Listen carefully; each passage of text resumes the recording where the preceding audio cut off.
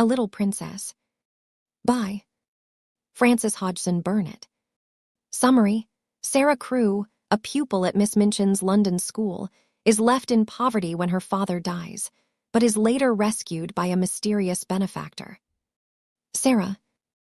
Once on a dark winter's day, when the yellow fog hung so thick and heavy in the streets of London that the lamps were lighted and the shop windows blazed with gas as they do at night, an odd-looking little girl sat in a cab with her father and was driven rather slowly through the big thoroughfares. She sat with her feet tucked under her and leaned against her father, who held her in his arm, as she stared out of the window at the passing people with a queer old-fashioned thoughtfulness in her big eyes. She was such a little girl that one did not expect to see such a look on her small face. It would have been an old look for a child of 12, and Sara Crewe was only 7. The fact was, however, that she was always dreaming and thinking odd things, and could not herself remember any time when she had not been thinking things about grown-up people and the world they belonged to. She felt as if she had lived a long, long time. At this moment, she was remembering the voyage she had just made from Bombay with her father, Captain Crewe. She was thinking of the big ship, of the Lascars passing silently to and fro on it, of the children playing about on the hot deck, and of some young officers' wives who used to try to make her talk to them and laugh at the things she said. Principally, she was thinking of what a queer thing it was that at one time one was in India in the blazing sun, and then in the middle of the ocean, and then driving in a strange vehicle through strange streets where the day was as dark as the night. She found this so puzzling that she moved closer to her father. "Papa," she said in a low, mysterious little voice which was almost a whisper. "Papa." "What is it, darling?" Captain Crewe answered, holding her closer and looking down into her face. "What is Sara thinking of? Is this the place?" Sara whispered, cuddling still closer to him. "Is it, Papa?" "Yes, little Sara, it is. We have reached it at last." And though she was only 7 years old, she knew that he felt sad when he said it. It seemed to her many years since he had begun to prepare her mind for the place, as she always called it. Her mother had died when she was born, so she had never known or missed her. Her young, handsome, rich, petting father seemed to be the only relation she had in the world. They had always played together and been fond of each other. She only knew he was rich because she had heard people say so when they thought she was not listening, and she had also heard them say that when she grew up she would be rich, too. She did not know all that being rich meant. She had always lived in a beautiful bungalow and had been used to seeing many servants who made salams to her and called her Missy Sahib and gave her her own way in everything. She had had toys and pets and an ayah who worshipped her, and she had gradually learned that people who were rich had these things. That, however, was all she knew about it. During her short life, only one thing had troubled her, and that thing was the place she was to be taken to someday. The climate of India was very bad for children, and as soon as possible they were sent away from it, generally to England and to school. She had seen other children go away, and had heard their fathers and mothers talk about the letters they received from them. She had known that she would be obliged to go also, and though sometimes her father's stories of the voyage and the new country had attracted her, she had been troubled by the thought that he could not stay with her. "Couldn't you go to that place with me, Papa?" she had asked when she was 5 years old. "Couldn't you go to school too? I would help you with your lessons." "But you will not have to stay for a very long time, little Sara," he had always said. "You will go to a nice house where there will be a lot of little girls, and you will play together, and I will send you plenty of books, and you will grow so fast that it will seem scarcely a year before you are big enough and clever enough to come back and take care of Papa." She had liked to think of that. To keep the house for her father, to ride with him and sit at the head of his table when he had dinner parties, to talk to him and read his books, that would be what she would like most in the world, and if one must go away to the place in England to attain it, she must make up her mind to go. She did not care very much for other little girls, but if she had plenty of books, she could console herself. She liked books more than anything else, and was, in fact, always inventing stories of beautiful things and telling them to herself. Sometimes she had told them to her father, and he had liked them as much as she did.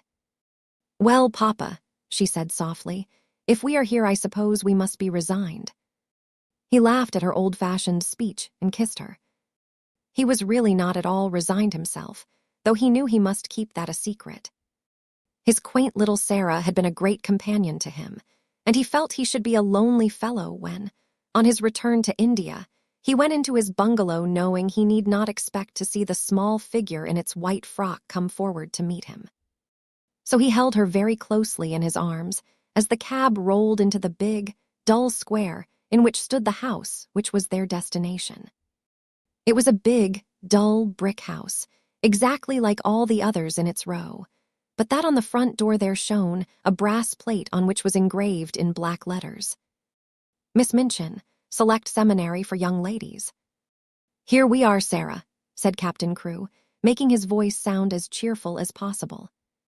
Then he lifted her out of the cab, and they mounted the steps and rang the bell. Sara often thought afterward that the house was somehow exactly like Miss Minchin.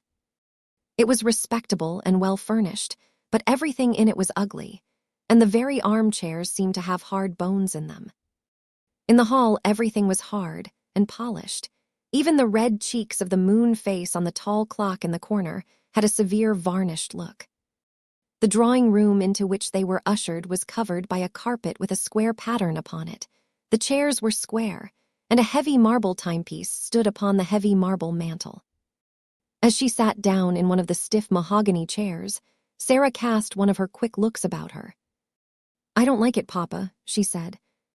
"But then I dare say soldiers, even brave ones, don't really like going into battle." Captain Crewe laughed outright at this. He was young and full of fun, and he never tired of hearing Sara's queer speeches. "Oh, little Sara," he said, "what shall I do when I have no one to say solemn things to me?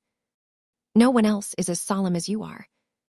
"But why do solemn things make you laugh so?" inquired Sara. "Because you are such fun when you say them," he answered, laughing still more.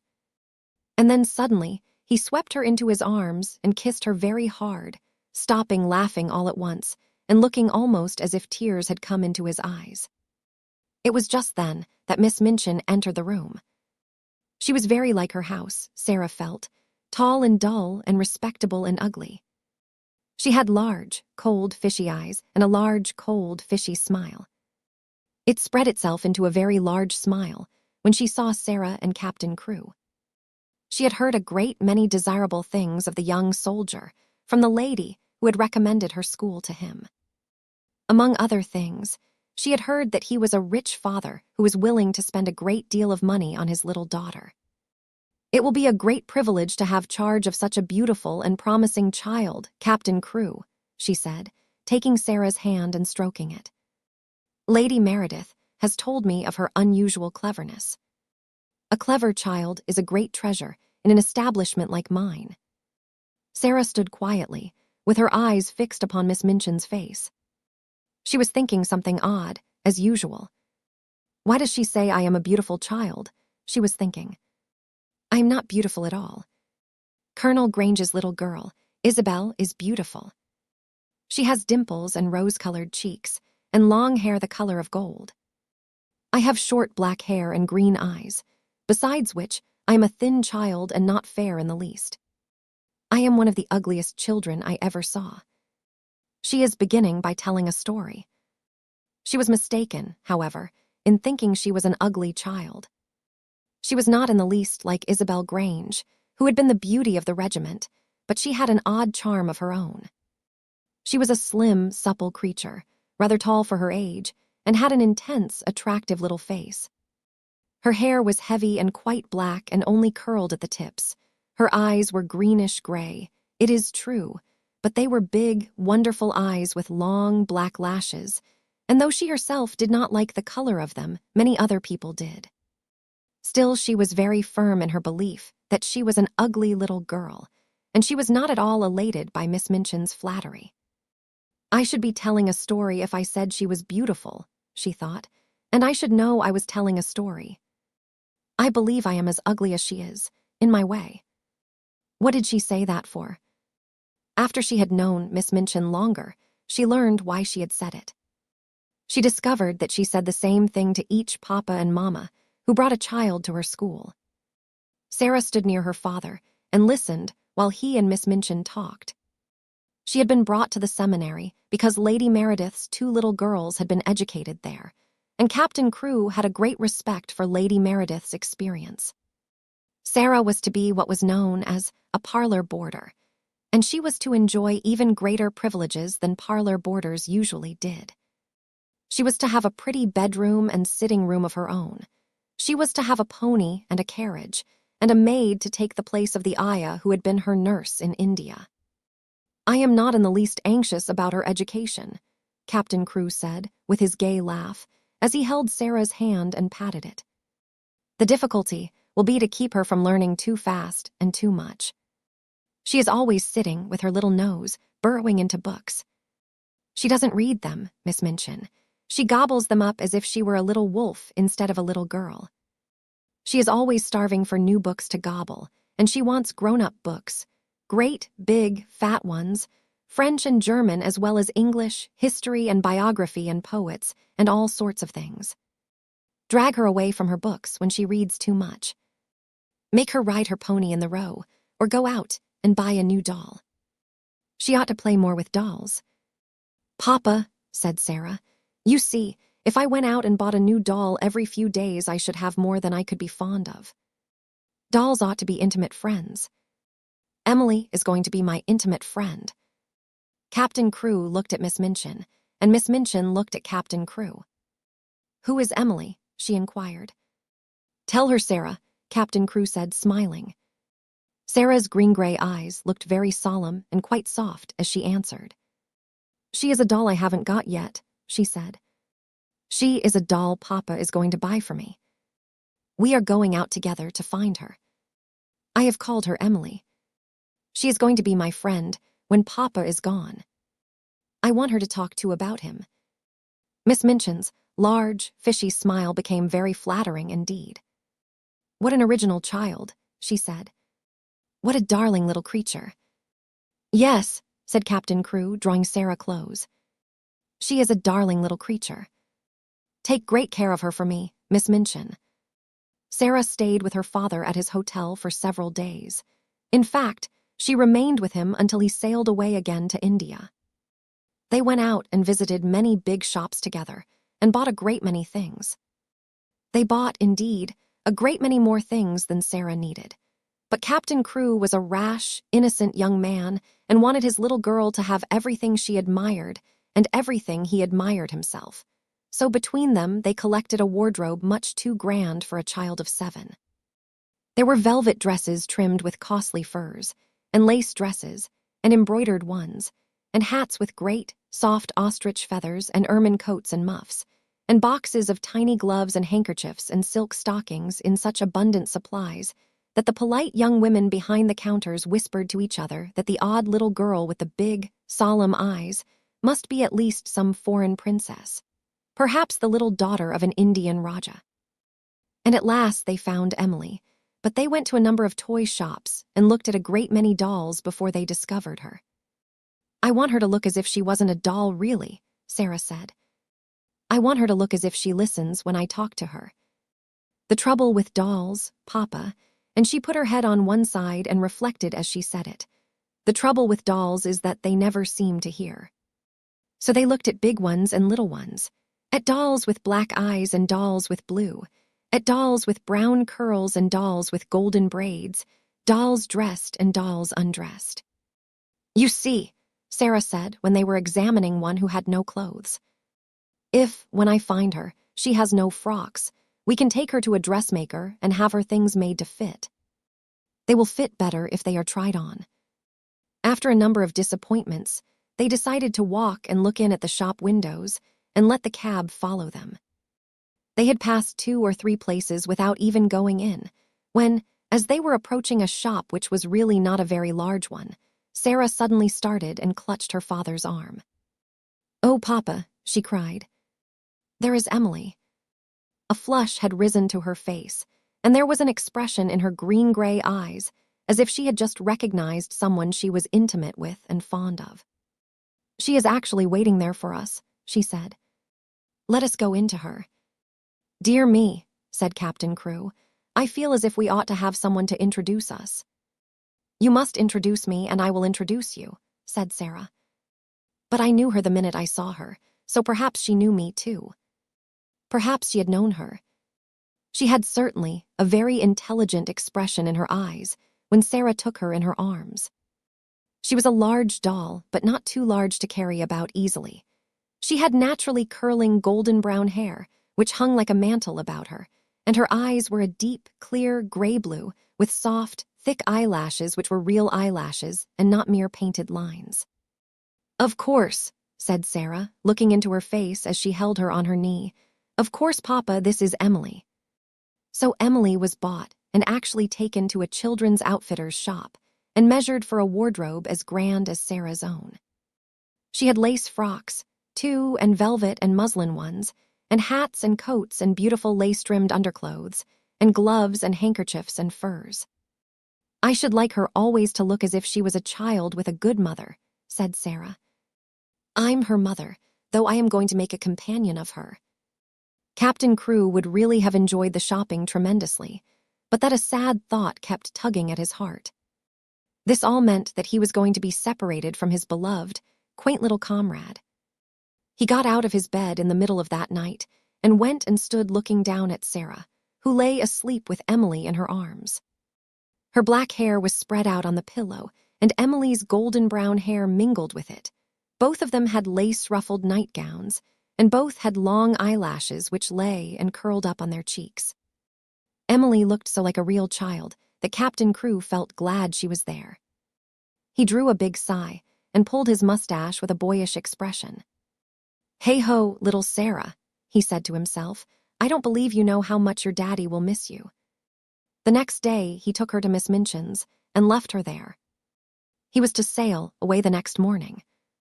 He explained to Miss Minchin that his solicitors, Messrs. Barrow and Skipworth, had charge of his affairs in England and would give her any advice she wanted, and that they would pay the bills she sent in for Sara's expenses. He would write to Sara twice a week, and she was to be given every pleasure she asked for. "She is a sensible little thing, and she never wants anything it isn't safe to give her," he said. Then he went with Sara into her little sitting room, and they bade each other goodbye. Sara sat on his knee and held the lapels of his coat in her small hands and looked long and hard at his face. "Are you learning me by heart, little Sara?" he said, stroking her hair. "No," she answered. "I know you by heart. You are inside my heart." And they put their arms round each other and kissed as if they would never let each other go. When the cab drove away from the door, Sara was sitting on the floor of her sitting room, with her hands under her chin and her eyes following it until it had turned the corner of the square. Emily was sitting by her, and she looked after it too. When Miss Minchin sent her sister, Miss Amelia, to see what the child was doing, she found she could not open the door. "I have locked it," said a queer, polite little voice from inside. "I want to be quite by myself, if you please." Miss Amelia was fat and dumpy, and stood very much in awe of her sister. She was really the better-natured person of the two, but she never disobeyed Miss Minchin. She went downstairs again, looking almost alarmed. "I never saw such a funny, old-fashioned child sister," she said. "She has locked herself in, and she is not making the least particle of noise." "It is much better than if she kicked and screamed, as some of them do," Miss Minchin answered. "I expected that a child as much spoiled as she is would set the whole house in an uproar. If ever a child was given her own way in everything, she is." "I've been opening her trunks and putting her things away," said Miss Amelia. "I never saw anything like them, sable and ermine on her coats, and real Valenciennes lace on her underclothing. You have seen some of her clothes. What do you think of them?" "I think they are perfectly ridiculous," replied Miss Minchin, sharply. "But they will look very well at the head of the line when we take the schoolchildren to church on Sunday. She has been provided for as if she were a little princess. And upstairs in the locked room, Sara and Emily sat on the floor and stared at the corner round which the cab had disappeared, while Captain Crewe looked backward, waving and kissing his hand as if he could not bear to stop. A French lesson. When Sara entered the schoolroom the next morning, everybody looked at her with wide, interested eyes. By that time, every pupil, from Lavinia Herbert, who was nearly 13 and felt quite grown up, to Lottie Legg, who was only just 4 and the baby of the school, had heard a great deal about her. They knew very certainly that she was Miss Minchin's show pupil and was considered a credit to the establishment. One or two of them had even caught a glimpse of her French maid, Mariette, who had arrived the evening before. Lavinia had managed to pass Sara's room when the door was open, and had seen Mariette opening a box which had arrived late from some shop. It was full of petticoats with lace frills on them, frills and frills, she whispered to her friend Jessie as she bent over her geography. I saw her shaking them out. I heard Miss Minchin say to Miss Amelia that her clothes were so grand that they were ridiculous for a child. My mamma says that children should be dressed simply. She has got one of those petticoats on now. I saw it when she sat down. She has silk stockings on, whispered Jessie, bending over her geography also. And what little feet. I never saw such little feet. Oh, sniffed Lavinia spitefully, that is the way her slippers are made. My mamma says that even big feet can be made to look small if you have a clever shoemaker. I don't think she is pretty at all. Her eyes are such a queer color. She isn't pretty as other pretty people are, said Jessie, stealing a glance across the room, but she makes you want to look at her again. She has tremendously long eyelashes, but her eyes are almost green. Sara was sitting quietly in her seat, waiting to be told what to do. She had been placed near Miss Minchin's desk. She was not abashed at all by the many pairs of eyes watching her. She was interested and looked back quietly at the children who looked at her.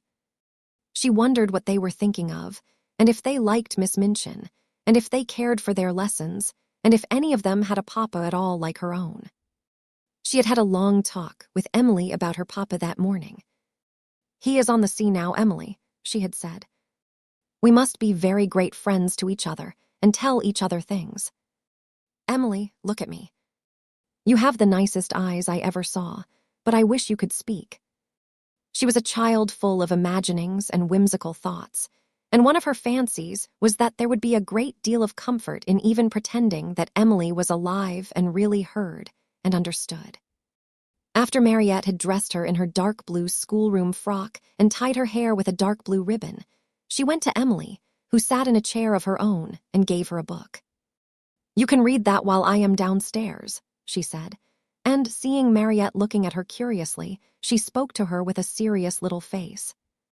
What I believe about dolls, she said, is that they can do things they will not let us know about. Perhaps, really, Emily can read and talk and walk, but she will only do it when people are out of the room. That is her secret. You see, if people knew that dolls could do things, they would make them work. So, perhaps, they have promised each other to keep it a secret. If you stay in the room, Emily will just sit there and stare. But if you go out, she will begin to read, perhaps, or go and look out of the window. Then if she heard either of us coming, she would just run back and jump into her chair and pretend she had been there all the time.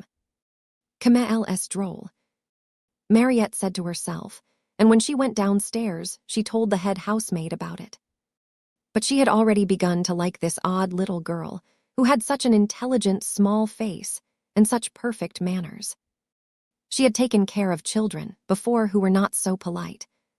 Sara was a very fine little person and had a gentle, appreciative way of saying, "If you please, Mariette." "Thank you, Mariette," which was very charming. Mariette told the head housemaid that she thanked her as if she was thanking a lady. "Elle est d'une princesse, cette petite," she said. Indeed, she was very much pleased with her new little mistress and liked her place greatly. After Sara had sat in her seat in the schoolroom for a few minutes, being looked at by the pupils, Miss Minchin rapped in a dignified manner upon her desk. "Young ladies," she said. "I wish to introduce you to your new companion."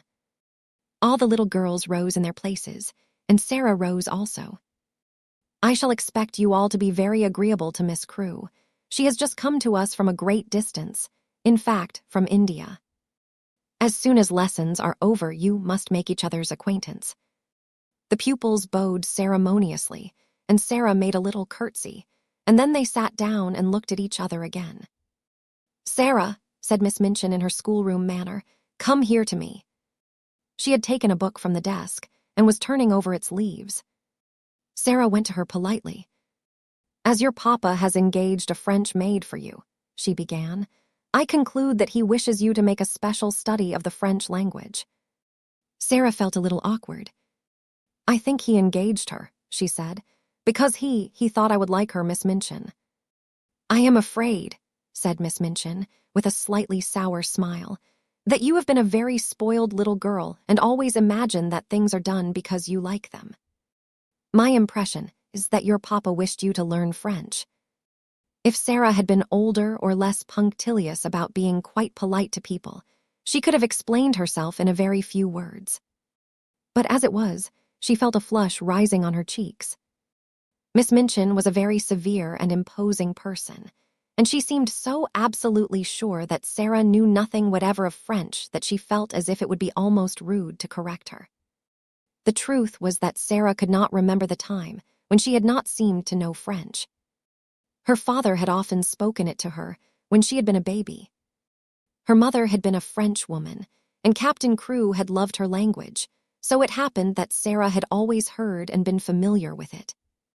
I have never really learned French, but, she began, trying shyly to make herself clear. One of Miss Minchin's chief secret annoyances was that she did not speak French herself, and was desirous of concealing the irritating fact.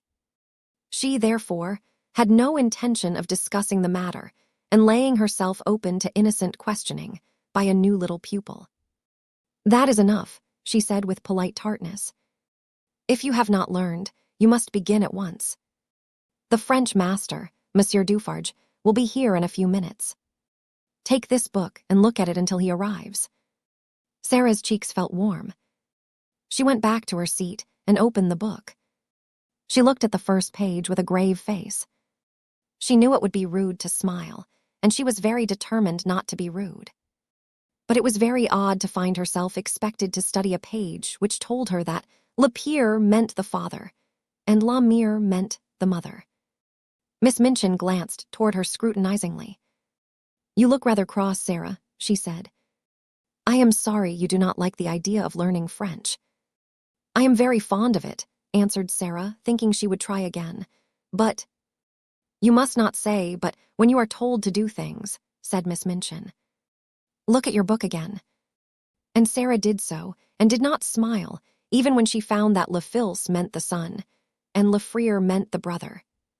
"When Monsieur Dufarge comes," she thought, "I can make him understand." Monsieur Dufarge arrived very shortly afterward. He was a very nice, intelligent, middle-aged Frenchman, and he looked interested when his eyes fell upon Sara, trying politely to seem absorbed in her little book of phrases. "Is this a new pupil for me, madame?" he said to Miss Minchin. "I hope that is my good fortune. Her papa, Captain Crewe, is very anxious that she should begin the language. But I am afraid she has a childish prejudice against it. She does not seem to wish to learn," said Miss Minchin. "I am sorry of that, mademoiselle," he said kindly to Sara. "Perhaps, when we begin to study together, I may show you that it is a charming tongue." Little Sara rose in her seat. She was beginning to feel rather desperate, as if she were almost in disgrace. She looked up into Monsieur Dufarge's face with her big, green-gray eyes, and they were quite innocently appealing. She knew that he would understand as soon as she spoke. She began to explain quite simply in pretty and fluent French. Madame had not understood. She had not learned French exactly, not out of books, but her papa and other people had always spoken it to her, and she had read it and written it as she had read and written English. Her papa loved it, and she loved it because he did. Her dear mamma, who had died when she was born, had been French. She would be glad to learn anything Monsieur would teach her, but what she had tried to explain to Madame was that she already knew the words in this book, and she held out the little book of phrases. When she began to speak, Miss Minchin started quite violently and sat staring at her over her eyeglasses, almost indignantly, until she had finished. Monsieur Dufarge began to smile, and his smile was one of great pleasure. To hear this pretty childish voice speaking his own language so simply and charmingly made him feel almost as if he were in his native land, which in dark, foggy days in London sometimes seemed worlds away. When she had finished, he took the phrase book from her with a look almost affectionate. But he spoke to Miss Minchin. "Ah, Madame," he said, "there is not much I can teach her. She has not learned French. She is French. Her accent is exquisite." "You ought to have told me," exclaimed Miss Minchin, much mortified, turning to Sara. I tried," said Sara. I suppose I did not begin right." Miss Minchin knew she had tried, and that it had not been her fault that she was not allowed to explain. And when she saw that the pupils had been listening, and that Lavinia and Jessie were giggling behind their French grammars, she felt infuriated. "Silence, young ladies," she said severely, rapping upon the desk. "Silence at once." And she began from that minute to feel rather a grudge against her show pupil. Ermengarde. On that first morning, when Sara sat at Miss Minchin's side, aware that the whole schoolroom was devoting itself to observing her, she had noticed very soon one little girl, about her own age, who looked at her very hard with a pair of light, rather dull, blue eyes. She was a fat child who did not look as if she were in the least clever, but she had a good-naturedly pouting mouth. Her flaxen hair was braided in a tight pigtail, tied with a ribbon, and she had pulled this pigtail around her neck and was biting the end of the ribbon, resting her elbows on the desk, as she stared wonderingly at the new pupil. When Monsieur Dufarge began to speak to Sara, she looked a little frightened, and when Sara stepped forward and, looking at him with the innocent, appealing eyes, answered him, without any warning, in French, the fat little girl gave a startled jump and grew quite red in her awed amazement. Having wept hopeless tears for weeks in her efforts to remember that la mère meant the mother, and le père, the father, when one spoke sensible English, it was almost too much for her suddenly to find herself listening to a child her own age who seemed not only quite familiar with these words, but apparently knew any number of others and could mix them up with verbs as if they were mere trifles. She stared so hard and bit the ribbon on her pigtail so fast that she attracted the attention of Miss Minchin, who, feeling extremely cross at the moment, immediately pounced upon her. "Miss St. John," she exclaimed severely, "what do you mean by such conduct? Remove your elbows. Take your ribbon out of your mouth. Sit up at once." Upon which Miss St. John gave another jump, and when Lavinia and Jessie tittered, she became redder than ever, so red, indeed, that she almost looked as if tears were coming into her poor, dull, childish eyes. And Sara saw her and was so sorry for her that she began rather to like her and want to be her friend. It was a way of hers always to want to spring into any fray in which someone was made uncomfortable or unhappy. If Sara had been a boy and lived a few centuries ago, her father used to say, she would have gone about the country with her sword drawn, rescuing and defending everyone in distress. She always wants to fight when she sees people in trouble. So she took rather a fancy to fat, slow little Miss St. John, and kept glancing toward her through the morning. She saw that lessons were no easy matter to her, and that there was no danger of her ever being spoiled by being treated as a show pupil. Her French lesson was a pathetic thing. Her pronunciation made even Monsieur Dufarge smile in spite of himself, and Lavinia and Jessie and the more fortunate girls either giggled or looked at her in wondering disdain. But Sara did not laugh. She tried to look as if she did not hear when Miss St. John called "Le bon pain," Li Bong Pang. She had a fine, hot little temper of her own, and it made her feel rather savage when she heard the titters and saw the poor, stupid, distressed child's face. "It isn't funny, really," she said between her teeth as she bent over her book. "They ought not to laugh. When lessons were over and the pupils gathered together in groups to talk, Sara looked for Miss St. John, and finding her bundled rather disconsolately in a window seat, she walked over to her and spoke. She only said the kind of thing little girls always say to each other by way of beginning an acquaintance, but there was something friendly about Sara, and people always felt it. "What is your name?" she said. To explain Miss St. John's amazement, one must recall that a new pupil is, for a short time, a somewhat uncertain thing. And of this new pupil, the entire school had talked the night before until it fell asleep quite exhausted by excitement and contradictory stories. A new pupil with a carriage and a pony and a maid and a voyage from India to discuss was not an ordinary acquaintance. "My name's Ermengarde St. John," she answered. "Mine is Sara Crewe," said Sara. "Yours is very pretty. It sounds like a story book." "Do you like it?" fluttered Ermengarde. I like yours." Miss St. John's chief trouble in life was that she had a clever father. Sometimes this seemed to her a dreadful calamity. If you have a father who knows everything, who speaks 7 or 8 languages, and has thousands of volumes which he has apparently learned by heart, he frequently expects you to be familiar with the contents of your lesson books at least. And it is not improbable that he will feel you ought to be able to remember a few incidents of history and to write a French exercise. Ermengarde was a severe trial to Mr. St. John. He could not understand how a child of his could be a notably and unmistakably dull creature who never shone in anything. "Good heavens," he had said more than once as he stared at her, "there are times when I think she is as stupid as her Aunt Eliza." If her Aunt Eliza had been slow to learn and quick to forget a thing entirely when she had learned it, Ermengarde was strikingly like her. She was the monumental dunce of the school, and it could not be denied. "She must be made to learn," her father said to Miss Minchin. Consequently, Ermengarde spent the greater part of her life in disgrace or in tears. She learned things and forgot them. Or, if she remembered them, she did not understand them. So it was natural that, having made Sara's acquaintance, she should sit and stare at her with profound admiration. "You can speak French, can't you?" she said respectfully. Sara got on to the window seat, which was a big, deep one, and tucking up her feet, sat with her hands clasped round her knees. "I can speak it because I have heard it all my life," she answered. "You could speak it if you had always heard it." "Oh no, I couldn't," said Ermengarde. "I never could speak it." "Why?" inquired Sara curiously. Ermengarde shook her head so that the pigtail wobbled. "You heard me just now," she said. "I'm always like that. I can't say the words. They're so queer."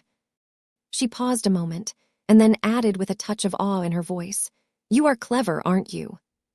Sara looked out of the window into the dingy square, where the sparrows were hopping and twittering on the wet, iron railings and the sooty branches of the trees. She reflected a few moments. She had heard it said very often that she was clever, and she wondered if she was, and if she was, how it had happened. "I don't know," she said. "I can't tell." Then, seeing a mournful look on the round, chubby face, she gave a little laugh and changed the subject. "Would you like to see Emily?" she inquired. "Who is Emily?" Ermengarde asked, just as Miss Minchin had done. "Come up to my room and see," said Sara, holding out her hand. They jumped down from the window seat together and went upstairs. "Is it true," Ermengarde whispered, as they went through the hall, "is it true that you have a playroom all to yourself?" "Yes," Sara answered. "Papa asked Miss Minchin to let me have one, because, well, it was because when I play I make up stories and tell them to myself, and I don't like people to hear me. It spoils it if I think people listen." They had reached the passage leading to Sara's room by this time, and Ermengarde stopped short, staring and quite losing her breath. "You make up stories," she gasped. "Can you do that as well as speak French, can you?" Sara looked at her in simple surprise. "Why, anyone can make up things," she said. "Have you never tried?" She put her hand warningly on Ermengarde's. "Let us go very quietly to the door," she whispered, And then I will open it quite suddenly. Perhaps we may catch her." She was half laughing, but there was a touch of mysterious hope in her eyes which fascinated Ermengarde, though she had not the remotest idea what it meant, or whom it was she wanted to catch, or why she wanted to catch her. Whatsoever she meant, Ermengarde was sure it was something delightfully exciting. So, quite thrilled with expectation, she followed her on tiptoe along the passage. They made not the least noise until they reached the door. Then Sara suddenly turned the handle and threw it wide open. Its opening revealed the room quite neat and quiet, a fire gently burning in the grate, and a wonderful doll sitting in a chair by it, apparently reading a book. "Oh, she got back to her seat before we could see her," Sara explained. "Of course they always do. They are as quick as lightning." Ermengarde looked from her to the doll and back again. "Can she walk?" she asked breathlessly. "Yes," answered Sara. "At least I believe she can. At least I pretend I believe she can. And that makes it seem as if it were true. Have you never pretended things?" "No," said Ermengarde. "Never." Tell me about it."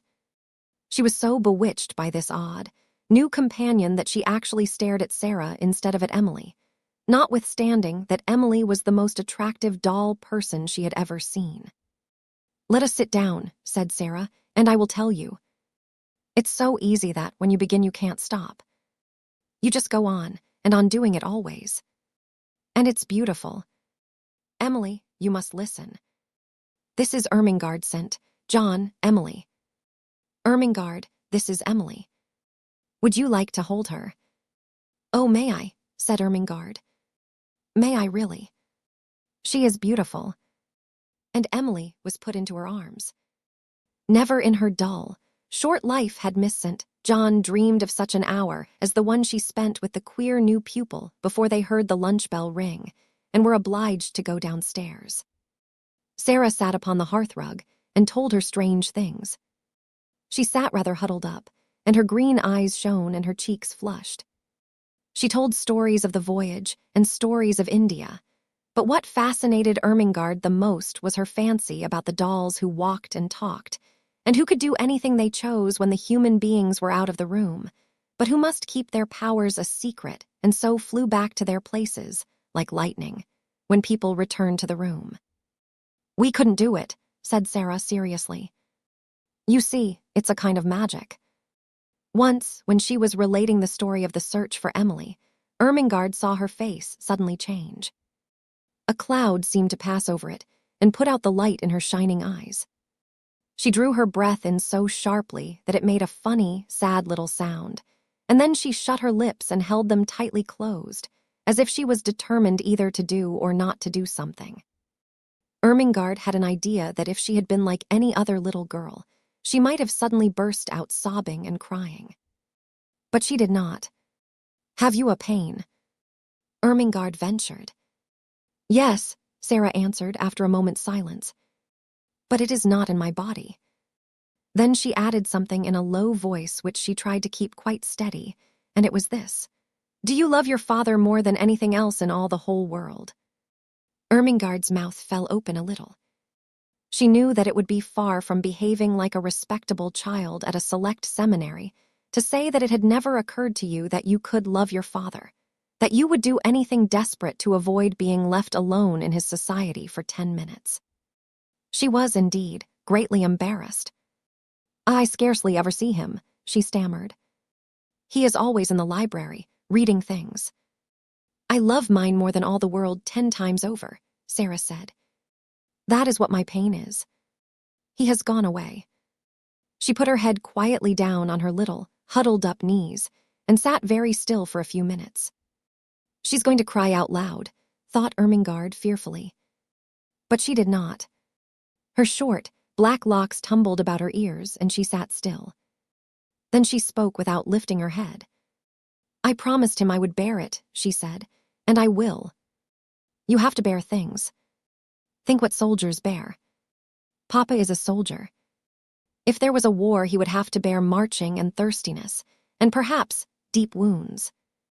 And he would never say a word, not one word. Ermengarde could only gaze at her, but she felt that she was beginning to adore her. She was so wonderful and different from anyone else. Presently, she lifted her face and shook back her black locks with a queer little smile. "If I go on talking and talking," she said, "and telling you things about pretending, I shall bear it better." "You don't forget, but you bear it better." Ermengarde did not know why a lump came into her throat, and her eyes felt as if tears were in them. "Lavinia and Jessie are best friends," she said rather huskily. "I wish we could be best friends. Would you have me for yours? You're clever, and I'm the stupidest child in the school, but I do so like you." "I'm glad of that," said Sara. "It makes you thankful when you're liked. Yes. We will be friends. And I'll tell you what," a sudden gleam lighting her face, "I can help you with your French lessons." Lottie. If Sara had been a different kind of child, the life she led at Miss Minchin's select seminary for the next few years would not have been at all good for her. She was treated more as if she were a distinguished guest at the establishment than as if she were a mere little girl. If she had been a self-opinionated, domineering child, she might have become disagreeable enough to be unbearable through being so much indulged and flattered. If she had been an indolent child, she would have learned nothing. Privately, Miss Minchin disliked her, but she was far too worldly a woman to do or say anything which might make such a desirable pupil wish to leave her school. She knew quite well that if Sara wrote to her papa to tell him she was uncomfortable or unhappy, Captain Crewe would remove her at once. Miss Minchin's opinion was that if a child were continually praised and never forbidden to do what she liked, she would be sure to be fond of the place where she was so treated. Accordingly, Sara was praised for her quickness at her lessons, for her good manners, for her amiability to her fellow pupils, for her generosity if she gave sixpence to a beggar out of her full little purse. The simplest thing she did was treated as if it were a virtue, and if she had not had a disposition and a clever little brain, she might have been a very self-satisfied young person. But the clever little brain told her a great many sensible and true things about herself and her circumstances, and now and then she talked these things over to Ermengarde as time went on. "Things happen to people by accident," she used to say. "A lot of nice accidents have happened to me. It just happened that I always liked lessons and books, and could remember things when I learned them. It just happened that I was born with a father who was beautiful and nice and clever, and could give me everything I liked. Perhaps I have not really a good temper at all, but if you have everything you want and everyone is kind to you, how can you help but be good-tempered? I don't know," looking quite serious, "how I shall ever find out whether I am really a nice child or a horrid one. Perhaps I'm a hideous child, and no one will ever know, just because I never have any trials." "Lavinia has no trials," said Ermengarde stolidly, "and she is horrid enough." Sara rubbed the end of her little nose reflectively as she thought the matter over. "Well," she said at last, perhaps that is because Lavinia is growing." This was the result of a charitable recollection of having heard Miss Amelia say that Lavinia was growing so fast that she believed it affected her health and temper. Lavinia, in fact, was spiteful. She was inordinately jealous of Sara. Until the new pupil's arrival, she had felt herself the leader in the school. She had led because she was capable of making herself extremely disagreeable if the others did not follow her. She domineered over the little children and assumed grand airs with those big enough to be her companions. She was rather pretty and had been the best-dressed pupil in the procession when the select seminary walked out 2 by 2, until Sara's velvet coats and sable muffs appeared, combined with drooping ostrich feathers, and were led by Miss Minchin at the head of the line. This, at the beginning, had been bitter enough, but as time went on it became apparent that Sara was a leader, too, and not because she could make herself disagreeable, but because she never did. "There's one thing about Sara Crewe," Jessie had enraged her best friend by saying honestly. "She's never grand about herself the least bit, and you know she might be, Lavy." "I believe I couldn't help being, just a little, if I had so many fine things and was made such a fuss over. It's disgusting, the way Miss Minchin shows her off when parents come. "Dear Sara must come into the drawing room and talk to Mrs. Musgrave about India," mimicked Lavinia, in her most highly flavored imitation of Miss Minchin. "Dear Sara must speak French to Lady Pitkin. Her accent is so perfect. She didn't learn her French at the seminary, at any rate. And there's nothing so clever in her knowing it. She says herself she didn't learn it at all. She just picked it up because she always heard her papa speak it. And, as to her papa, there is nothing so grand in being an Indian officer." "Well," said Jessie slowly, "he's killed tigers. He killed the one in the skin Sara has in her room. That's why she likes it so. She lies on it and strokes its head and talks to it as if it was a cat." "She's always doing something silly," snapped Lavinia. "My mama says that way of hers of pretending things is silly. She says she will grow up eccentric." It was quite true that Sara was never grand. She was a friendly little soul and shared her privileges and belongings with a free hand. The little ones, who were accustomed to being disdained and ordered out of the way by mature ladies aged 10 and 12, were never made to cry by this most envied of them all. She was a motherly young person, and when people fell down and scraped their knees, she ran and helped them up and patted them, or found in her pocket a bonbon or some other article of a soothing nature. She never pushed them out of her way or alluded to their years as a humiliation and a blot upon their small characters. "If you are four, you are four," she said severely to Lavinia on an occasion of her having, it must be confessed, slapped Lottie and called her a brat. "But you will be 5 next year and 6 the year after that." And, opening large, convicting eyes, "It takes 16 years to make you 20. "Dear me," said Lavinia, "how we can calculate." In fact, it was not to be denied that 16 and 4 made 20, and 20 was an age the most daring were scarcely bold enough to dream of. So the younger children adored Sara. More than once she had been known to have a tea party, made up of these despised ones, in her own room.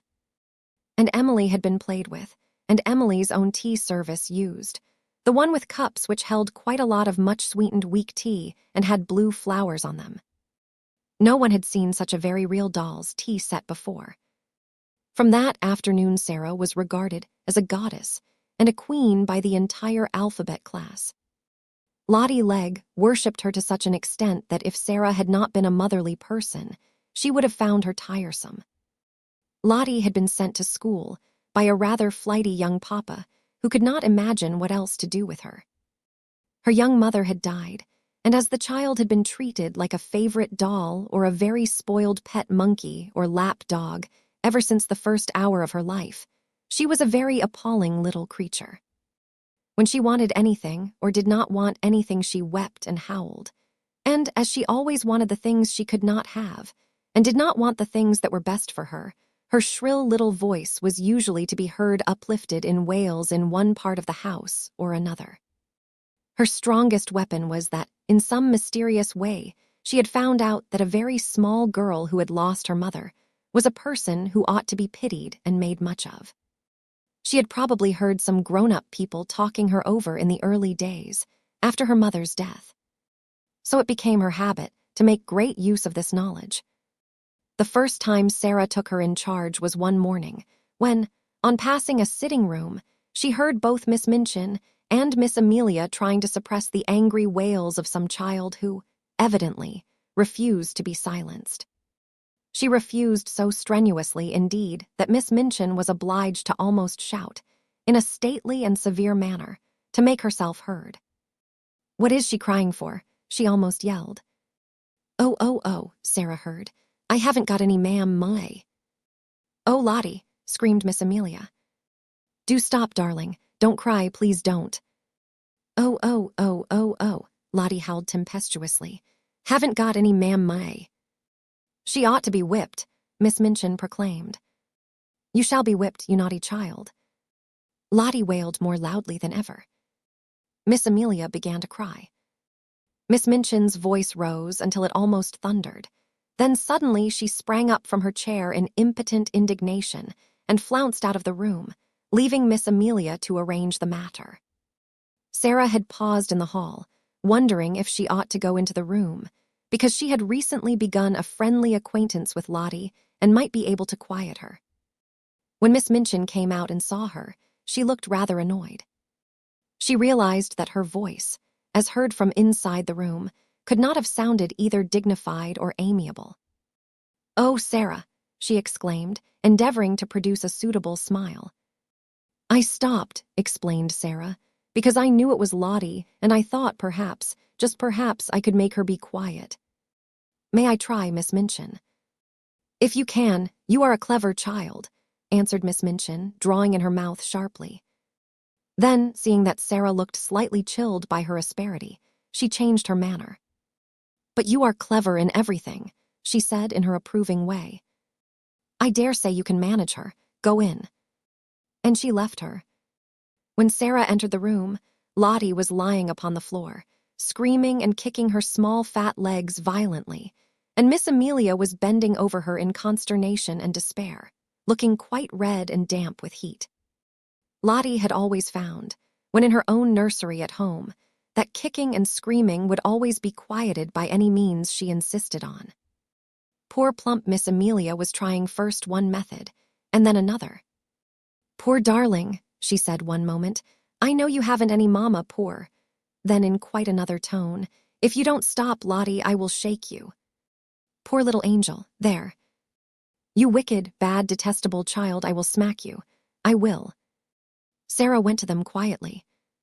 She did not know at all what she was going to do, but she had a vague inward conviction that it would be better not to say such different kinds of things quite so helplessly and excitedly. "Miss Amelia," she said in a low voice, "Miss Minchin says I may try to make her stop, may I?" Miss Amelia turned and looked at her hopelessly. "Oh, do you think you can?" she gasped. "I don't know whether I can," answered Sara, still in her half-whisper, "but I will try." Miss Amelia stumbled up from her knees with a heavy sigh, and Lottie's fat little legs kicked as hard as ever. "If you will steal out of the room," said Sara, "I will stay with her." "Oh, Sara," almost whimpered Miss Amelia. "We never had such a dreadful child before. I don't believe we can keep her." But she crept out of the room, and was very much relieved to find an excuse for doing it. Sara stood by the howling, furious child for a few moments, and looked down at her without saying anything. Then she sat down flat on the floor beside her and waited. Except for Lottie's angry screams, the room was quite quiet. This was a new state of affairs for little Miss Legg, who was accustomed, when she screamed, to hear other people protest and implore and command and coax by turns. To lie and kick and shriek, and find the only person near you not seeming to mind in the least, attracted her attention. She opened her tight-shut, streaming eyes to see who this person was. And it was only another little girl. But it was the one who owned Emily and all the nice things. And she was looking at her steadily, and as if she was merely thinking. Having paused for a few seconds to find this out, Lottie thought she must begin again, but the quiet of the room and of Sara's odd, interested face made her first howl rather half-hearted. "I haven't any ma, she announced, but her voice was not so strong. Sara looked at her still more steadily, but with a sort of understanding in her eyes. "Neither have I," she said. This was so unexpected that it was astounding. Lottie actually dropped her legs, gave a wriggle, and lay and stared. A new idea will stop a crying child when nothing else will.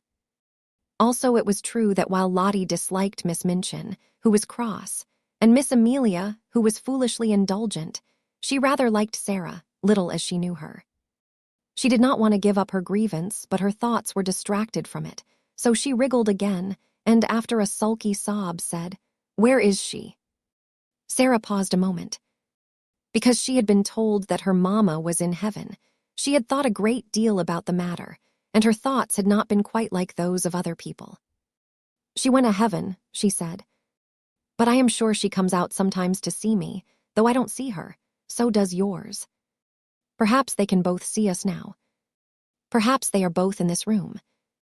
Lottie sat bolt upright and looked about her. She was a pretty, little, curly-headed creature, and her round eyes were like wet forget-me-nots. If her mama had seen her during the last half hour, she might not have thought her the kind of child who ought to be related to an angel. Sara went on talking. Perhaps some people might think that what she said was rather like a fairy story, but it was all so real to her own imagination that Lottie began to listen in spite of herself. She had been told that her mama had wings and a crown, and she had been shown pictures of ladies in beautiful white nightgowns who were said to be angels. But Sara seemed to be telling a real story about a lovely country where real people were. "There are fields and fields of flowers," she said, forgetting herself, as usual when she began, and talking rather as if she were in a dream. "Fields and fields of lilies, and when the soft wind blows over them, it wafts the scent of them into the air, and everybody always breathes it because the soft wind is always blowing. And little children run about in the lily fields and gather armfuls of them, and laugh and make little wreaths. And the streets are shining. And people are never tired, however far they walk. They can float anywhere they like. And there are walls made of pearl and gold all round the city, but they are low enough for the people to go and lean on them, and look down onto the earth and smile, and send beautiful messages." Whatsoever story she had begun to tell, Lottie would, no doubt, have stopped crying and been fascinated into listening, but there was no denying that this story was prettier than most others. She dragged herself close to Sara and drank in every word until the end came, far too soon. When it did come, she was so sorry that she put up her lip ominously. "I want to go there," she cried. "I haven't any mama in this school." Sara saw the danger signal and came out of her dream. She took hold of the chubby hand and pulled her close to her side with a coaxing little laugh. "I will be your mama," she said. "We will play that you are my little girl. And Emily shall be your sister." Lottie's dimples all began to show themselves. "Shall she?" she said. "Yes," answered Sara, jumping to her feet. "Let us go and tell her. And then I will wash your face and brush your hair." To which Lottie agreed quite cheerfully, and trotted out of the room and upstairs with her, without seeming even to remember that the whole of the last hour's tragedy had been caused by the fact that she had refused to be washed and brushed for lunch, and Miss Minchin had been called in to use her majestic authority. And from that time, Sara was an adopted mother. Becky. Of course, the greatest power Sara possessed, and the one which gained her even more followers than her luxuries, and the fact that she was the show pupil.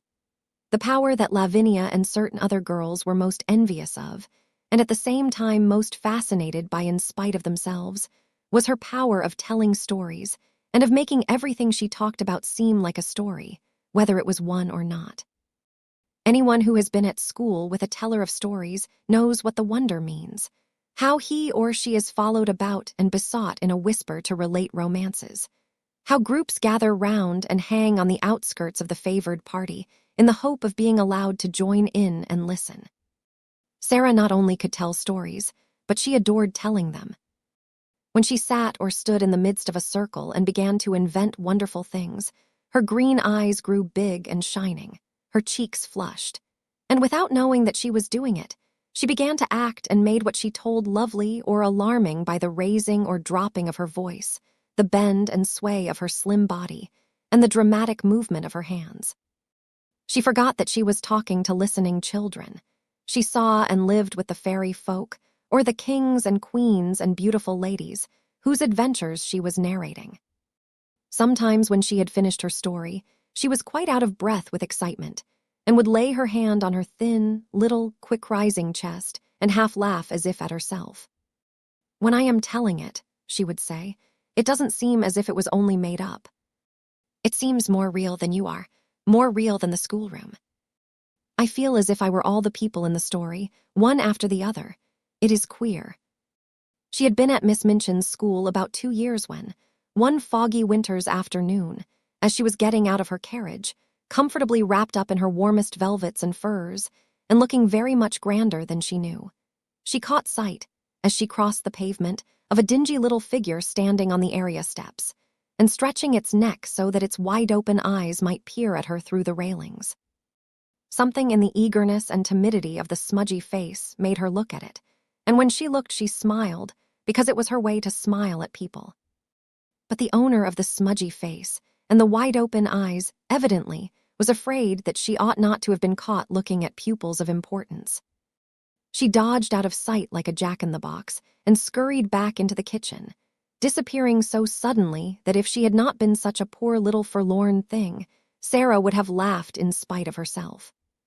That very evening, as Sara was sitting in the midst of a group of listeners in a corner of the schoolroom telling one of her stories, the very same figure timidly entered the room, carrying a coal box much too heavy for her, and knelt down upon the hearth rug to replenish the fire and sweep up the ashes. She was cleaner than she had been when she peeped through the area railings, but she looked just as frightened. She was evidently afraid to look at the children, or seem to be listening. She put on pieces of coal cautiously with her fingers so that she might make no disturbing noise, and she swept about the fire irons very softly. But Sara saw in 2 minutes that she was deeply interested in what was going on, and that she was doing her work slowly in the hope of catching a word here and there. And realizing this, she raised her voice and spoke more clearly.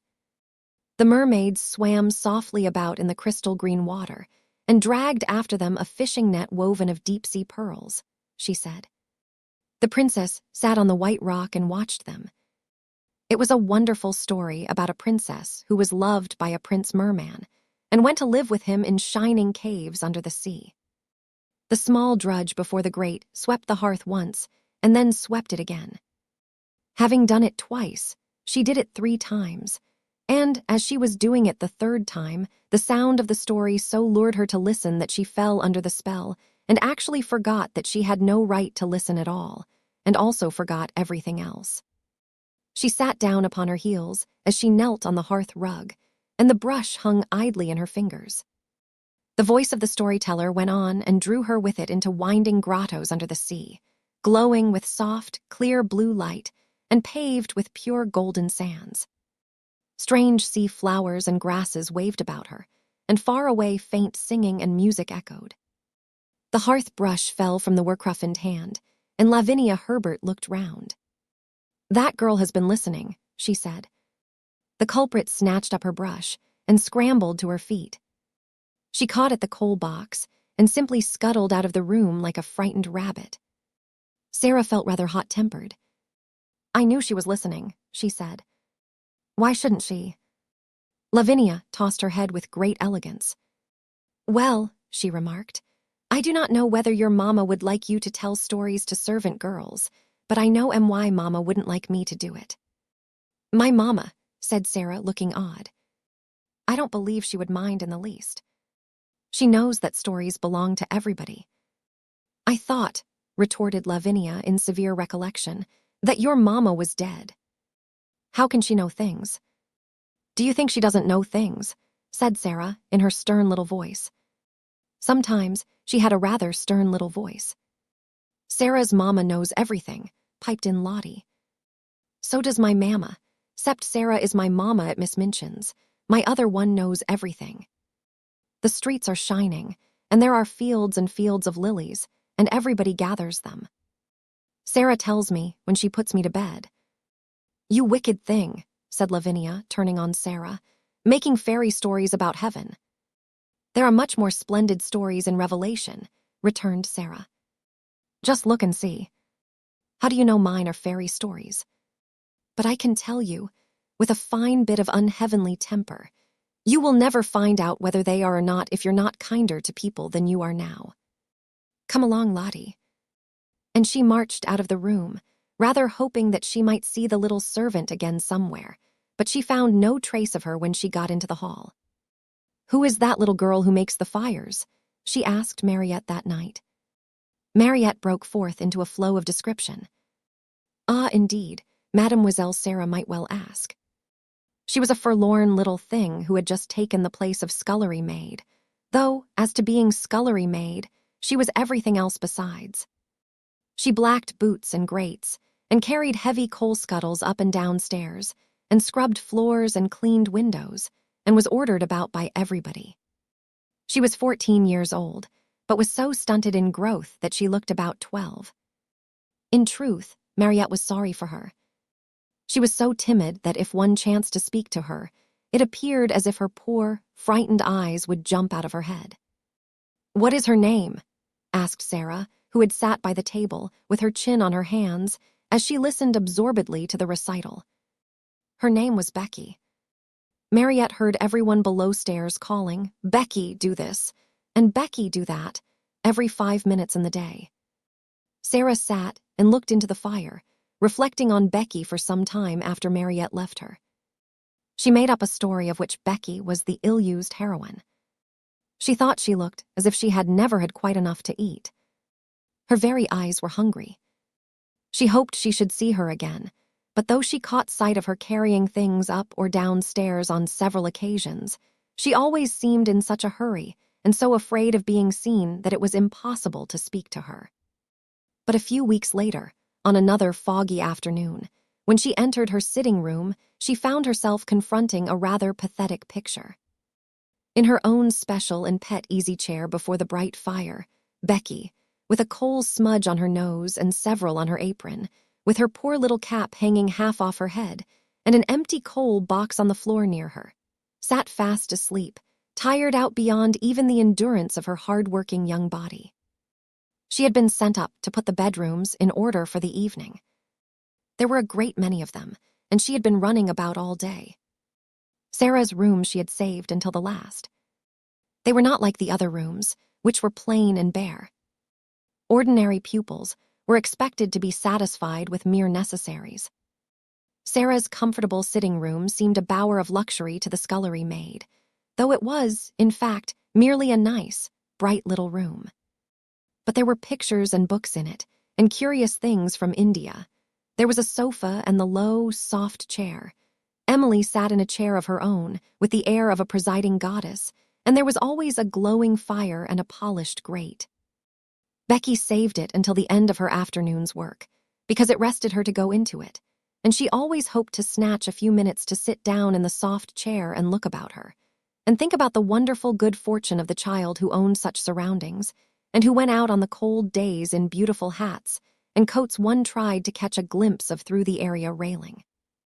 On this afternoon, when she had sat down, the sensation of relief to her short, aching legs had been so wonderful and delightful that it had seemed to soothe her whole body, and the glow of warmth and comfort from the fire had crept over her like a spell, until, as she looked at the red coals, a tired, slow smile stole over her smudged face.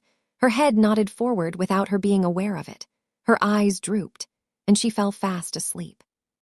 She had really been only about 10 minutes in the room when Sara entered, but she was in as deep a sleep as if she had been, like the Sleeping Beauty, slumbering for 100 years. But she did not look, poor Becky, like a Sleeping Beauty at all. She looked only like an ugly, stunted, worn-out little scullery drudge. Sara seemed as much unlike her as if she were a creature from another world. On this particular afternoon, she had been taking her dancing lesson, and the afternoon on which the dancing master appeared was rather a grand occasion at the seminary, though it occurred every week. The pupils were attired in their prettiest frocks, and as Sara danced particularly well, she was very much brought forward, and Mariette was requested to make her as diaphanous and fine as possible. Today a frock, the color of a rose, had been put on her, and Mariette had bought some real buds and made her a wreath to wear on her black locks. She had been learning a new, delightful dance in which she had been skimming and flying about the room, like a large, rose-colored butterfly, and the enjoyment and exercise had brought a brilliant, happy glow into her face. When she entered the room, she floated in with a few of the butterfly steps, and there sat Becky, nodding her cap sideways off her head. "Oh," cried Sara softly when she saw her. "That poor thing." It did not occur to her to feel cross at finding her pet chair occupied by the small, dingy figure. To tell the truth, she was quite glad to find it there. When the ill-used heroine of her story wakened, she could talk to her. She crept toward her quietly and stood looking at her. Becky gave a little snore. "I wish she'd waken herself," Sara said. "I don't like to waken her. But Miss Minchin would be cross if she found out." I'll just wait a few minutes." She took a seat on the edge of the table and sat swinging her slim, rose-colored legs and wondering what it would be best to do. Miss Amelia might come in at any moment, and if she did, Becky would be sure to be scolded. But she is so tired, she thought. She is so tired. A piece of flaming coal ended her perplexity for her that very moment. It broke off from a large lump and fell onto the fender. Becky started and opened her eyes with a frightened gasp. She did not know she had fallen asleep. She had only sat down for one moment and felt the beautiful glow, and here she found herself staring in wild alarm at the wonderful pupil, who sat perched quite near her, like a rose-colored fairy with interested eyes. She sprang up and clutched at her cap. She felt it dangling over her ear and tried wildly to put it straight. Oh, she had got herself into trouble now with a vengeance. To have impudently fallen asleep on such a young lady's chair. She would be turned out of doors without wages. She made a sound like a big breathless sob. Oh, miss," she stuttered. "I arst your pardon, miss." "Oh, I do, miss." Sara jumped down and came quite close to her. "Don't be frightened," she said, quite as if she had been speaking to a little girl like herself. "It doesn't matter the least bit." "I didn't go to do it, miss," protested Becky. "It was the warm fire and me bane so tired. It wasn't impertience." Sara broke into a friendly little laugh and put her hand on her shoulder. "You were tired," she said. "You could not help it. You are not really awake yet." How poor Becky stared at her. In fact, she had never heard such a nice, friendly sound in anyone's voice before. She was used to being ordered about and scolded, and having her ears boxed. And this one, in her rose-colored dancing afternoon splendor, was looking at her as if she were not a culprit at all, as if she had a right to be tired, even to fall asleep. The touch of the soft, slim little paw on her shoulder was the most amazing thing she had ever known. Ain't yer angry, miss?" she gasped. "Ain't yer goin' to tell the missus?" "No," cried out Sara. "Of course I'm not." The woeful fright in the coal-smutted face made her suddenly so sorry that she could scarcely bear it. One of her queer thoughts rushed into her mind. She put her hand against Becky's cheek. "Why," she said, "we are just the same. I am only a little girl like you. It's just an accident that I am not you, and you are not me." Becky did not understand in the least. Her mind could not grasp such amazing thoughts, and an accident meant to her a calamity in which someone was run over or fell off a ladder and was carried to the orspital. "A accident, miss," she fluttered respectfully. "Is it?" "Yes," Sara answered, and she looked at her dreamily for a moment. But the next she spoke in a different tone. She realized that Becky did not know what she meant. "Have you done your work?" she asked. "Dare you stay here a few minutes?" Becky lost her breath again. "Here, miss, me." Sara ran to the door, opened it, and looked out and listened. "No one is anywhere about," she explained. "If your bedrooms are finished, perhaps you might stay a tiny while.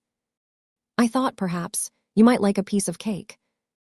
The next 10 minutes seemed to Becky like a sort of delirium. Sara opened a cupboard and gave her a thick slice of cake. She seemed to rejoice when it was devoured in hungry bites. She talked and asked questions and laughed until Becky's fears actually began to calm themselves, and she once or twice gathered boldness enough to ask a question or so herself, daring as she felt it to be. "Is that," she ventured, looking longingly at the rose-colored frock. And she asked it almost in a whisper. "Is that they're your best?" "It is one of my dancing frocks," answered Sara.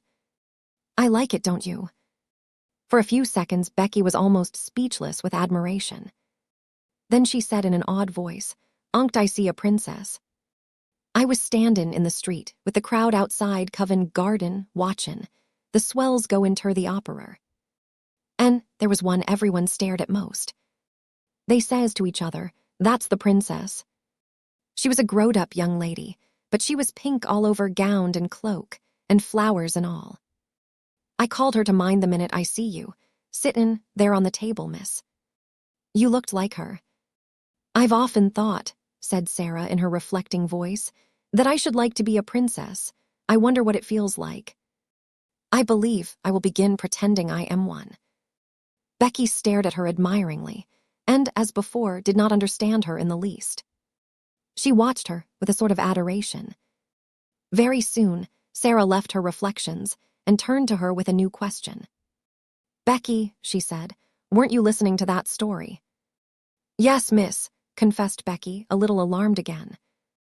I knowed I had an order, but it was that beautiful I couldn't help it. I liked you to listen to it, said Sara. If you tell stories, you like nothing so much as to tell them to people who want to listen. I don't know why it is.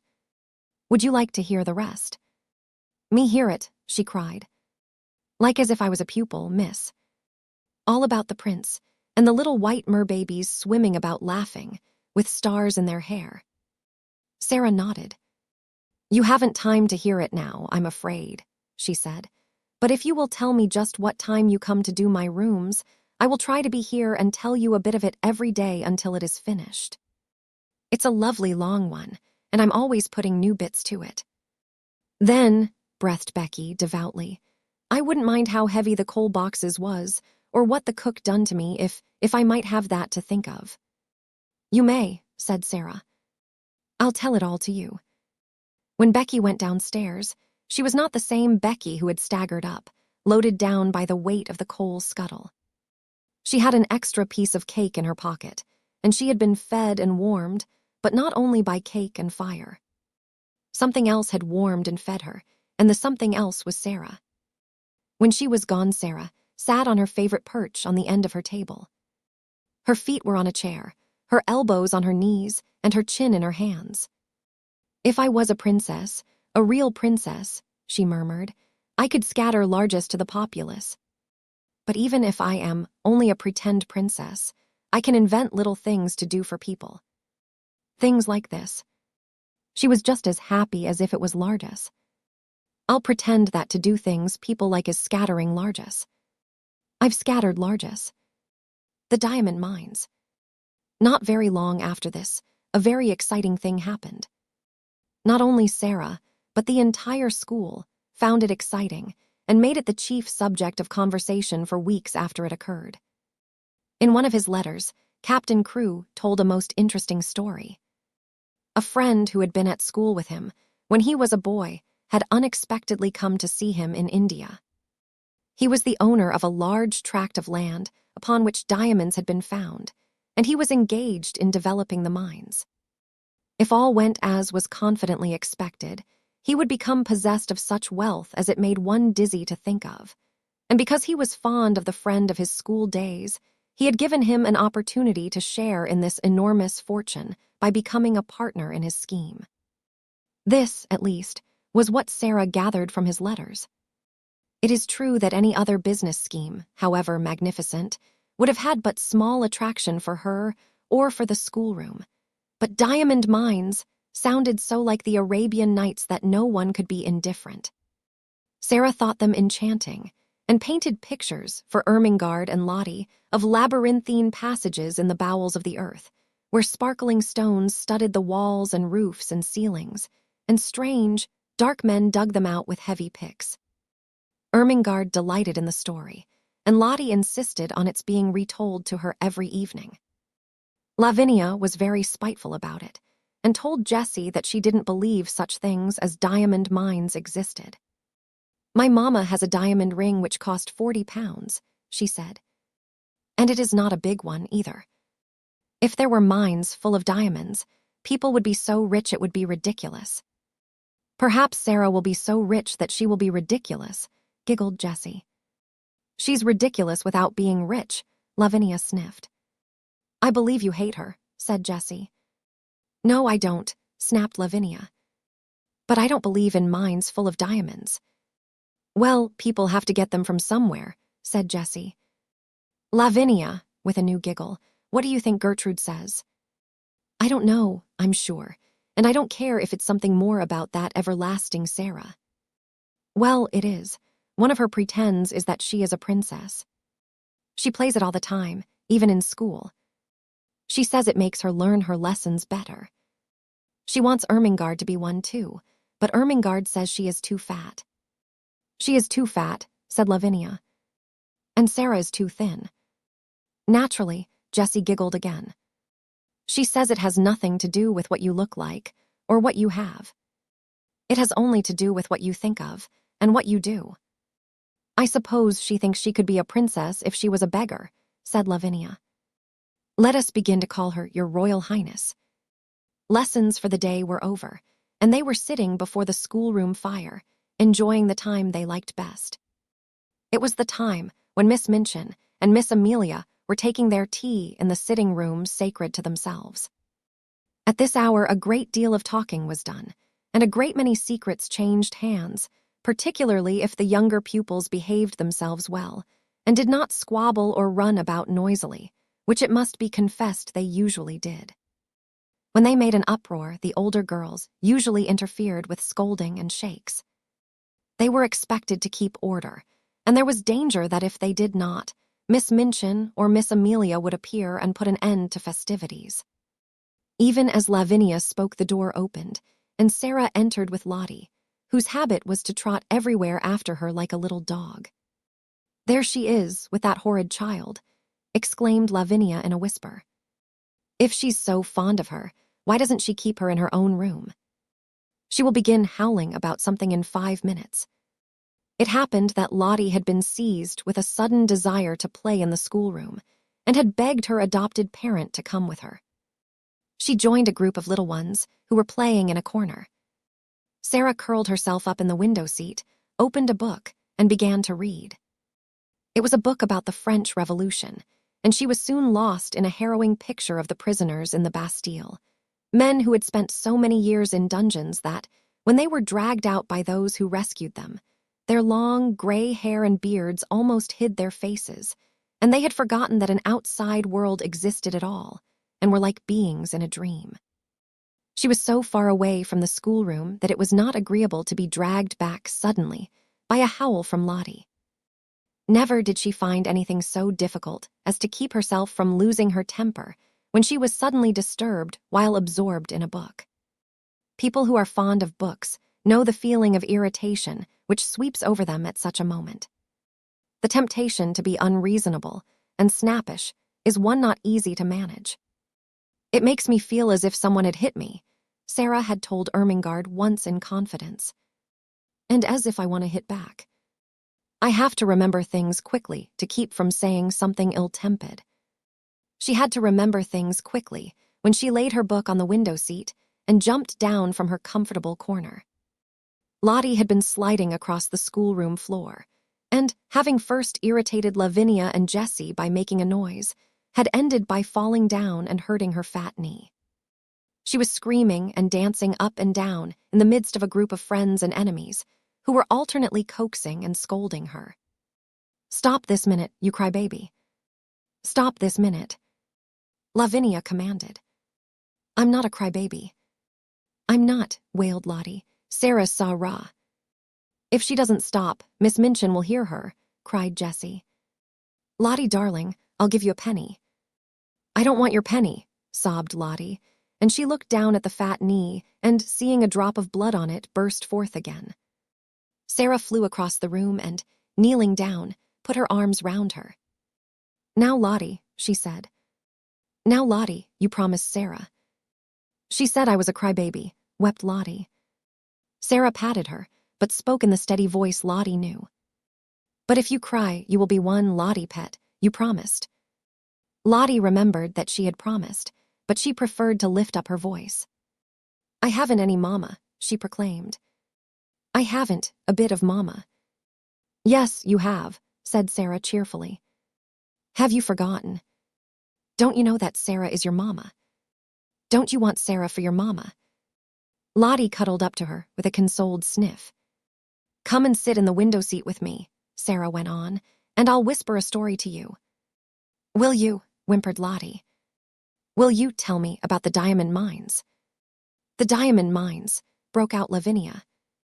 "Nasty, little spoiled thing, I should like to slap her." Sara got up quickly on her feet. It must be remembered that she had been very deeply absorbed in the book about the Bastille, and she had had to recall several things rapidly when she realized that she must go and take care of her adopted child. She was not an angel, and she was not fond of Lavinia. "Well," she said with some fire, "I should like to slap you, but I don't want to slap you," restraining herself. "At least I both want to slap you, and I should like to slap you, but I won't slap you. We are not little gutter children. We are both old enough to know better." Here was Lavinia's opportunity. "Ah, yes, Your Royal Highness," she said. "We are princesses, I believe. At least one of us is. The school ought to be very fashionable. Now, Miss Minchin has a princess for a pupil." Sara started toward her. She looked as if she were going to box her ears. Perhaps she was. Her trick of pretending things was the joy of her life. She never spoke of it to girls she was not fond of. Her new pretend about being a princess was very near to her heart, and she was shy and sensitive about it. She had meant it to be rather a secret, and here was Lavinia deriding it before nearly all the school. She felt the blood rush up into her face and tingle in her ears. She only just saved herself. If you were a princess, you did not fly into rages. Her hand dropped, and she stood quite still a moment. When she spoke, it was in a quiet, steady voice. She held her head up, and everybody listened to her. "It's true," she said. "Sometimes I do pretend I am a princess. I pretend I am a princess, so that I can try and behave like one." Lavinia could not think of exactly the right thing to say. Several times, she had found that she could not think of a satisfactory reply when she was dealing with Sara. The reason for this was that, somehow, the rest always seemed to be vaguely in sympathy with her opponent. She saw now that they were pricking up their ears interestedly. The truth was, they liked princesses, and they all hoped they might hear something more definite about this one, and drew nearer Sara accordingly. Lavinia could only invent one remark, and it fell rather flat. "Dear me," she said, "I hope when you ascend the throne you won't forget us." "I won't," said Sara, and she did not utter another word, but stood quite still, and stared at her steadily as she saw her take Jessie's arm and turn away. After this, the girls who were jealous of her used to speak of her as Princess Sara, whenever they wished to be particularly disdainful, and those who were fond of her gave her the name among themselves as a term of affection. No one called her Princess instead of Sara, but her adorers were much pleased with the picturesqueness and grandeur of the title, and Miss Minchin, hearing of it, mentioned it more than once to visiting parents, feeling that it rather suggested a sort of royal boarding school. To Becky it seemed the most appropriate thing in the world. The acquaintance begun on the foggy afternoon when she had jumped up terrified from her sleep in the comfortable chair, had ripened and grown, though it must be confessed that Miss Minchin and Miss Amelia knew very little about it. They were aware that Sara was kind to the scullery maid, but they knew nothing of certain delightful moments snatched perilously when, the upstairs rooms being set in order with lightning rapidity, Sara's sitting room was reached, and the heavy coal box set down with a sigh of joy. At such times stories were told by installments. Things of a satisfying nature were either produced and eaten or hastily tucked into pockets to be disposed of at night, when Becky went upstairs to her attic to bed. "But I has to eat 'em careful, miss," she said once. "'Cause if I leaves crumbs the rats come out to get 'em." "Rats!" exclaimed Sara in horror. "Are there rats there?" "Lots of 'em, miss," Becky answered in quite a matter-of-fact manner. "There mostly is rats and mice in attics. You gets used to the noise, they make scuttling about. I've got so I don't mind a mess, long as they don't run over my pillar." Said Sara. "You gets used to anything after a bit," said Becky. "You have to, miss, if you're born a scullery maid. I'd rather have rats than cockroaches." "So would I," said Sara. "I suppose you might make friends with a rat in time, but I don't believe I should like to make friends with a cockroach." Sometimes Becky did not dare to spend more than a few minutes in the bright, warm room, and when this was the case perhaps only a few words could be exchanged, and a small purchase slipped into the old-fashioned pocket Becky carried under her dress skirt, tied round her waist with a band of tape. The search for and discovery of satisfying things to eat which could be packed into small compass added a new interest to Sara's existence. When she drove or walked out, she used to look into shop windows eagerly. The first time it occurred to her to bring home 2 or 3 little meat pies, she felt that she had hit upon a discovery. When she exhibited them, Becky's eyes quite sparkled. "Oh, miss," she murmured, "them will be nice and fillin'. It's fillin'ness that's best. Sponge cake's a evenly thing, but it melts away like, if you understand, miss. These'll just stay in your stomach." "Well," hesitated Sara, "I don't think it would be good if they stayed always, but I do believe they will be satisfying." They were satisfying, and so were beef sandwiches bought at a cook shop, and so were rolls and bologna sausage. In time, Becky began to lose her hungry, tired feeling, and the coal box did not seem so unbearably heavy. However heavy it was, and whatsoever the temper of the cook, and the hardness of the work heaped upon her shoulders, she had always the chance of the afternoon to look forward to, the chance that Miss Sara would be able to be in her sitting room. In fact, the mere seeing of Miss Sara would have been enough without meat pies. If there was time only for a few words, they were always friendly, merry words that put heart into one. And if there was time for more, then there was an installment of a story to be told, or some other thing one remembered afterward, and sometimes lay awake in one's bed in the attic to think over. Sara, who was only doing what she unconsciously liked better than anything else, nature having made her for a giver, had not the least idea what she meant to poor Becky, and how wonderful a benefactor she seemed. If nature has made you for a giver, your hands are borne open, and so is your heart. And though there may be times when your hands are empty, your heart is always full, and you can give things out of that, warm things, kind things, sweet things, help and comfort and laughter. And sometimes gay, kind laughter is the best help of all. Becky had scarcely known what laughter was through all her poor, little hard-driven life. Sara made her laugh and laughed with her, and though neither of them quite knew it, the laughter was as fillin' as the meat pies. A few weeks before Sara's 11th birthday, a letter came to her from her father, which did not seem to be written in such boyish high spirits as usual. He was not very well, and was evidently overweighted by the business connected with the diamond mines. "You see, little Sara," he wrote, "your daddy is not a businessman at all, and figures and documents bother him. He does not really understand them, and all this seems so enormous. Perhaps, if I was not feverish, I should not be awake, tossing about, one half of the night and spend the other half in troublesome dreams. If my little missus were here, I dare say she would give me some solemn, good advice. You would, wouldn't you, little missus?" One of his many jokes had been to call her his little missus, because she had such an old-fashioned air. He had made wonderful preparations for her birthday. Among other things, a new doll had been ordered in Paris, and her wardrobe was to be, indeed, a marvel of splendid perfection. When she had replied to the letter asking her if the doll would be an acceptable present, Sara had been very quaint. "I am getting very old," she wrote. "You see, I shall never live to have another doll given me. This will be my last doll. There is something solemn about it. If I could write poetry, I am sure a poem about a last doll would be very nice. But I cannot write poetry. I have tried, and it made me laugh. It did not sound like Watts or Coleridge or Shakespeare at all. No one could ever take Emily's place, but I should respect the last doll very much, and I am sure the school would love it. They all like dolls, though some of the big ones, the almost 15 ones, pretend they are too grown up." Captain Crewe had a splitting headache when he read this letter in his bungalow in India. The table before him was heaped with papers and letters which were alarming him and filling him with anxious dread, but he laughed as he had not laughed for weeks. "Oh," he said, "she's better fun every year she lives.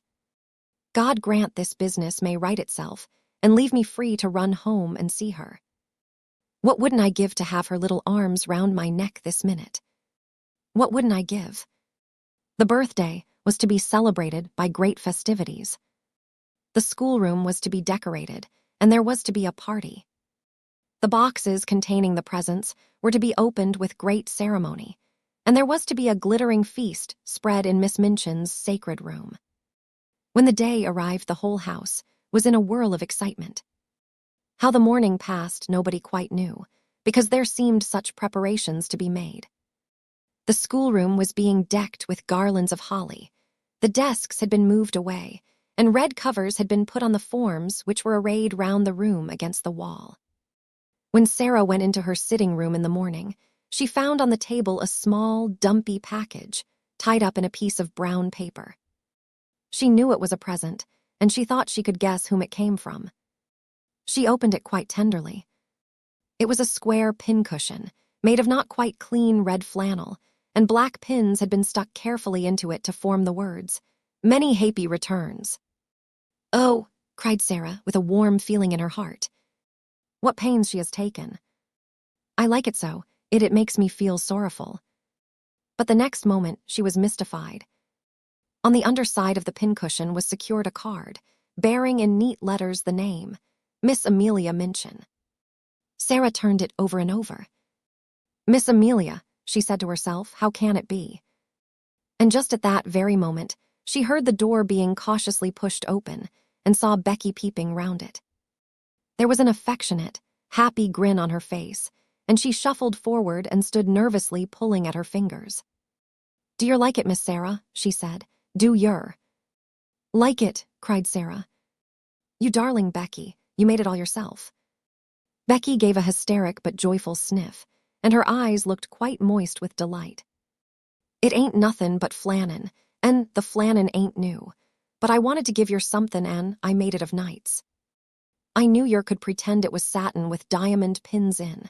I tried to when I was mackin' it." "The card, miss," rather doubtfully. "'T warn't wrong of me to pick it up out o' the dustbin, was it?" Miss Mellier had throwed it away. "I hadn't no card o' my own, and I knowed it wouldn't be a proper precinct if I didn't pin a card on, so I pinned Miss Mellier's." Sara flew at her and hugged her. She could not have told herself, or anyone else, why there was a lump in her throat.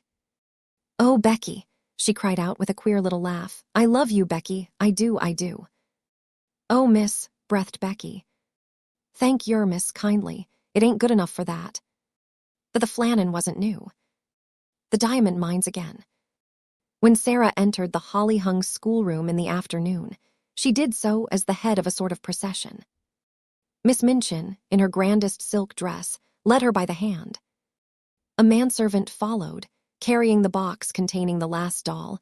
A housemaid carried a second box, and Becky brought up the rear, carrying a third and wearing a clean apron and a new cap. Sara would have much preferred to enter in the usual way, but Miss Minchin had sent for her, and, after an interview in her private sitting room, had expressed her wishes. "This is not an ordinary occasion," she said. "I do not desire that it should be treated as one." So Sara was led grandly in and felt shy when, on her entry, the big girls stared at her and touched each other's elbows, and the little ones began to squirm joyously in their seats. "Silence, young ladies," said Miss Minchin at the murmur which arose. "James, place the box on the table and remove the lid. Emma, put yours upon a chair. Becky," suddenly and severely. Becky had quite forgotten herself in her excitement, and was grinning at Lottie, who was wriggling with rapturous expectation. She almost dropped her box, the disapproving voice so startled her, and her frightened, bobbing curtsy of apology was so funny that Lavinia and Jessie tittered. "It is not your place to look at the young ladies," said Miss Minchin. "You forget yourself. Put your box down." Becky obeyed with alarmed haste and hastily backed toward the door. "You may leave us," Miss Minchin announced to the servants with a wave of her hand.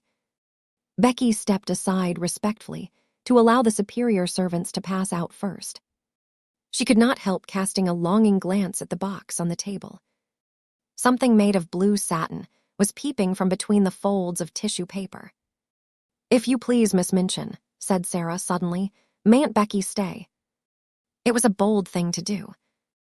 Miss Minchin was betrayed into something like a slight jump. Then she put her eyeglass up and gazed at her show pupil disturbedly. "Becky," she exclaimed. "My dearest Sara." Sara advanced a step toward her. "I want her because I know she will like to see the presents," she explained. "She is a little girl, too, you know." Miss Minchin was scandalized. She glanced from one figure to the other. "My dear Sara," she said, "Becky is the scullery maid." Scullery maids, are not little girls. It really had not occurred to her to think of them in that light. Scullery maids were machines who carried coal scuttles and made fires. "But Becky is," said Sara, "and I know she would enjoy herself. Please let her stay, because it is my birthday." Miss Minchin replied with much dignity. "As you ask it as a birthday favor, she may stay." Rebecca thanked Miss Sara for her great kindness. Becky had been backing into the corner, twisting the hem of her apron in delighted suspense. She came forward, bobbing curtsies, but between Sara's eyes and her own, there passed a gleam of friendly understanding, while her words tumbled over each other. "Oh, if you please, miss. I'm that grateful, miss. I did want to see the doll, miss, that I did. Thank you, miss. And thank you, ma'am," turning and making an alarmed bob to Miss Minchin, "for letting me take the liberty." Miss Minchin waved her hand again. This time it was in the direction of the corner near the door. "Go and stand there," she commanded. "Not too near the young ladies." Becky went to her place, grinning. She did not care where she was sent, so that she might have the luck of being inside the room, instead of being downstairs in the scullery, while these delights were going on. She did not even mind when Miss Minchin cleared her throat ominously and spoke again. "Now, young ladies, I have a few words to say to you," she announced. "She's going to make a speech," whispered one of the girls. "I wish it was over." Sara felt rather uncomfortable. As this was her party, it was probable that the speech was about her. It is not agreeable to stand in a schoolroom and have a speech made about you. "You are aware, young ladies," the speech began, for it was a speech, "that dear Sara is 11 years old today." "Dear Sara," murmured Lavinia. "Several of you here have also been 11 years old, but Sara's birthdays are rather different from other little girls' birthdays. When she is older, she will be heiress to a large fortune, which it will be her duty to spend in a meritorious manner." "The diamond mines," giggled Jessie in a whisper. Sara did not hear her, but as she stood with her green-gray eyes fixed steadily on Miss Minchin, she felt herself growing rather hot. When Miss Minchin talked about money, she felt somehow that she always hated her, and of course, it was disrespectful to hate grown-up people. "When her dear papa, Captain Crewe, brought her from India and gave her into my care," the speech proceeded, "he said to me, in a jesting way, 'I am afraid she will be very rich, Miss Minchin.' My reply was, 'Her education at my seminary, Captain Crewe, shall be such as will adorn the largest fortune.' Sara has become my most accomplished pupil. Her French and her dancing are a credit to the seminary. Her manners, which have caused you to call her Princess Sara, are perfect. Her amiability she exhibits by giving you this afternoon's party. I hope you appreciate her generosity. I wish you to express your appreciation of it by saying aloud all together, 'Thank you, Sara.'" The entire schoolroom rose to its feet, as it had done the morning Sara remembered so well. "Thank you, Sara," it said, and it must be confessed that Lottie jumped up and down. Sara looked rather shy for a moment. She made a curtsy, and it was a very nice one. "Thank you," she said, "for coming to my party." "Very pretty indeed, Sara," approved Miss Minchin. "That is what a real princess does when the populace applauds her." "Lavinia," scathingly, "the sound you just made was extremely like a snort. If you are jealous of your fellow pupil, I beg you will express your feelings in some more ladylike manner. Now I will leave you to enjoy yourselves." The instant she had swept out of the room, the spell her presence always had upon them was broken. The door had scarcely closed before every seat was empty. The little girls jumped or tumbled out of theirs. The older ones wasted no time in deserting theirs. There was a rush toward the boxes. Sara had bent over one of them with a delighted face. "These are books, I know," she said. The little children broke into a rueful murmur, and Ermengarde looked aghast. "Does your papa send you books for a birthday present?" she exclaimed. "Why, he's as bad as mine." "Don't open them, Sara." "I like them," Sara laughed, but she turned to the biggest box. When she took out the last doll, it was so magnificent that the children uttered delighted groans of joy, and actually drew back to gaze at it in breathless rapture. "She is almost as big as Lottie," someone gasped. Lottie clapped her hands and danced about, giggling. "She's dressed for the theater," said Lavinia. "Her cloak is lined with ermine." "Oh," cried Ermengarde, darting forward. "She has an opera glass in her hand, a blue and gold one." "Here is her trunk," said Sara. "Let us open it and look at her things." She sat down upon the floor and turned the key. The children crowded clamoring around her as she lifted tray after tray and revealed their contents. Never had the schoolroom been in such an uproar. There were lace collars and silk stockings and handkerchiefs.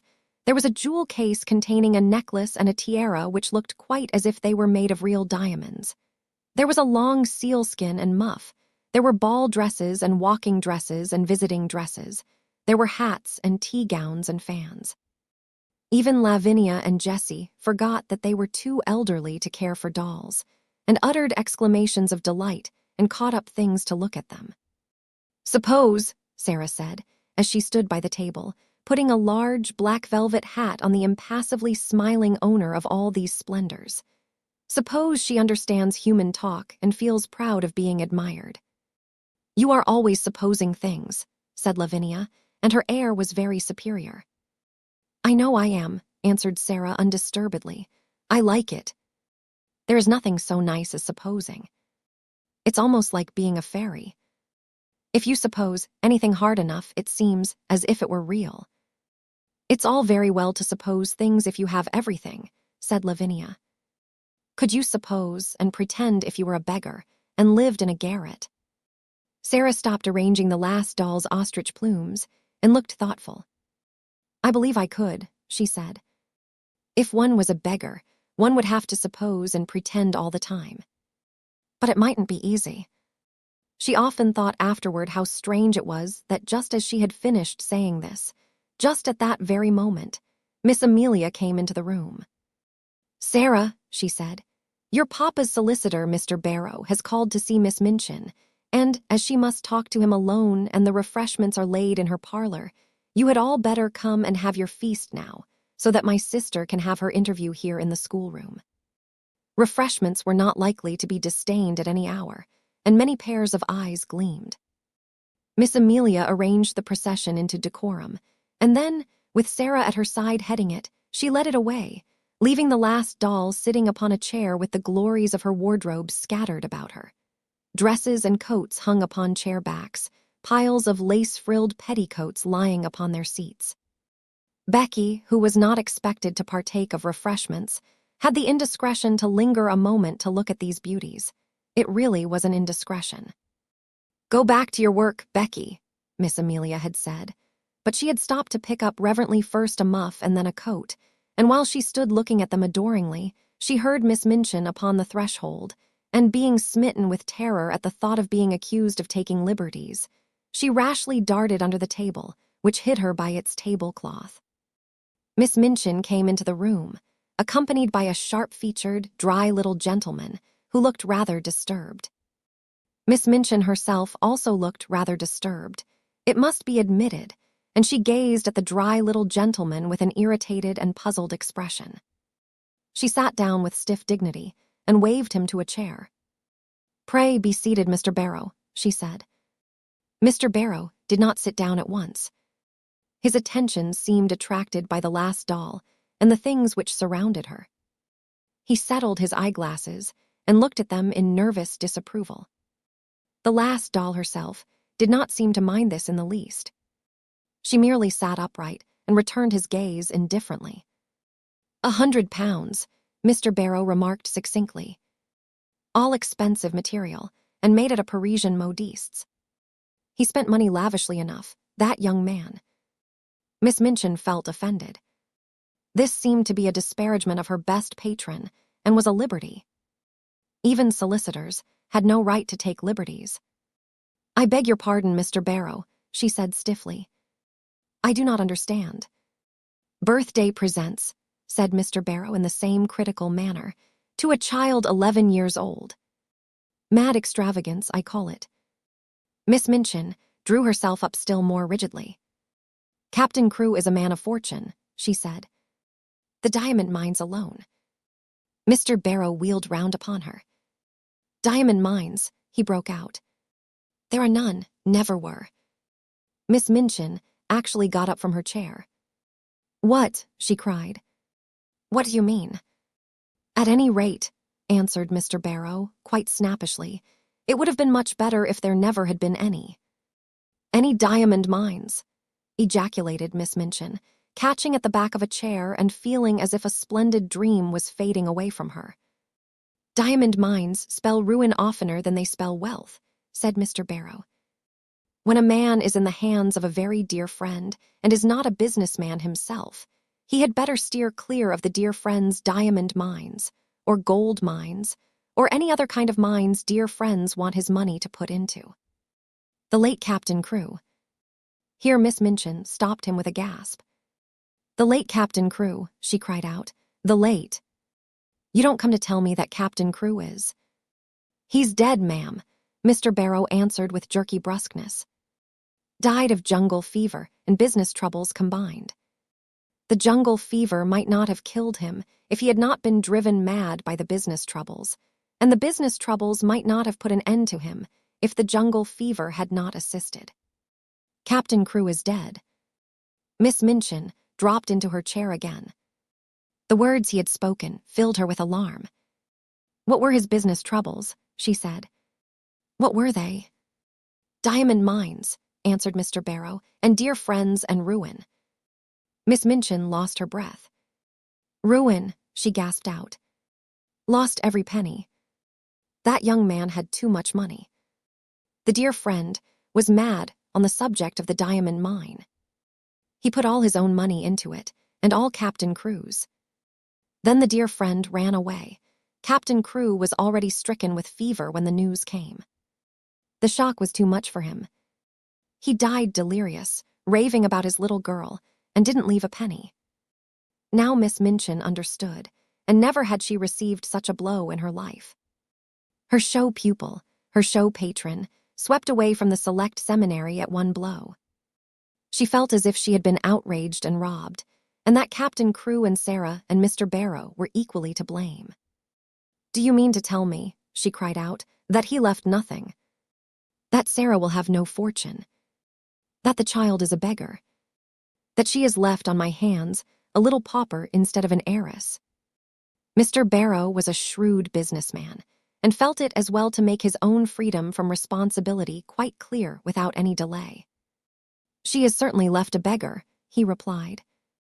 And she is certainly left on your hands, ma'am, as she hasn't a relation in the world that we know of. Miss Minchin started forward. She looked as if she was going to open the door and rush out of the room to stop the festivities going on joyfully, and rather noisily, that moment over the refreshments. It is monstrous, she said. She's in my sitting room at this moment, dressed in silk gauze and lace petticoats, giving a party at my expense. She's giving it at your expense, madam, if she's giving it, said Mr. Barrow calmly. Barrow and Skipworth are not responsible for anything. There never was a cleaner sweep-maid of a man's fortune. Captain Crewe died without paying our last bill, and it was a big one. Miss Minchin turned back from the door in increased indignation. This was worse than anyone could have dreamed of its being. That is what has happened to me, she cried. I was always so sure of his payments that I went to all sorts of ridiculous expenses for the child. I paid the bills for that ridiculous doll and her ridiculous fantastic wardrobe. The child was to have anything she wanted. She has a carriage and a pony and a maid, and I've paid for all of them since the last check came." Mr. Barrow evidently did not intend to remain to listen to the story of Miss Minchin's grievances after he had made the position of his firm clear and related the mere dry facts. He did not feel any particular sympathy for irate keepers of boarding schools. "You had better not pay for anything more, ma'am," he remarked, "unless you want to make presents to the young lady. No one will remember you. She hasn't a brass farthing to call her own." "But what am I to do?" demanded Miss Minchin, as if she felt it entirely his duty to make the matter right. "What am I to do?" "There isn't anything to do," said Mr. Barrow, folding up his eyeglasses and slipping them into his pocket. "Captain Crewe is dead. The child is left a pauper. Nobody is responsible for her but you. I am not responsible for her, and I refuse to be made responsible." Miss Minchin became quite white with rage. Mr. Barrow turned to go. "I have nothing to do with that, madam," he said uninterestedly. "Barrow and Skipworth are not responsible. Very sorry the thing has happened, of course. If you think she is to be foisted off on me, you are greatly mistaken," Miss Minchin gasped. "I have been robbed and cheated. I will turn her into the street." If she had not been so furious, she would have been too discreet to say quite so much. She saw herself burdened with an extravagantly brought-up child whom she had always resented, and she lost all self-control. Mr. Barrow undisturbedly moved toward the door. "I wouldn't do that, madam," he commented. "It wouldn't look well.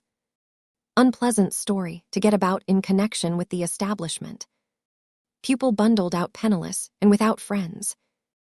He was a clever businessman, and he knew what he was saying. He also knew that Miss Minchin was a businesswoman and would be shrewd enough to see the truth. She could not afford to do a thing which would make people speak of her as cruel and hard-hearted. Better keep her and make use of her," he added. "She's a clever child, I believe. You can get a good deal out of her as she grows older." "I will get a good deal out of her before she grows older," exclaimed Miss Minchin. "I am sure you will, ma'am," said Mr. Barrow with a little sinister smile. "I am sure you will. Good morning." He bowed himself out and closed the door, and it must be confessed that Miss Minchin stood for a few moments and glared at it. What he had said was quite true. She knew it. She had absolutely no redress. Her show pupil had melted into nothingness, leaving only a friendless, beggared little girl. Such money as she herself had advanced was lost and could not be regained. And as she stood there breathless under her sense of injury, there fell upon her ears a burst of gay voices from her own sacred room, which had actually been given up to the feast. She could at least stop this. But as she started toward the door, it was opened by Miss Amelia, who, when she caught sight of the changed, angry face, fell back a step in alarm. "What is the matter, sister?" she ejaculated. Miss Minchin's voice was almost fierce when she answered. "Where's Sara Crewe?" Miss Amelia was bewildered. "Sara," she stammered. "Why, she's with the children in your room, of course. Has she a black frock in her sumptuous wardrobe?" In bitter irony. "A black frock?"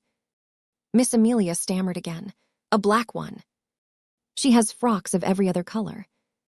Has she a black one?" Miss Amelia began to turn pale. "No, yes," she said. "But it is too short for her.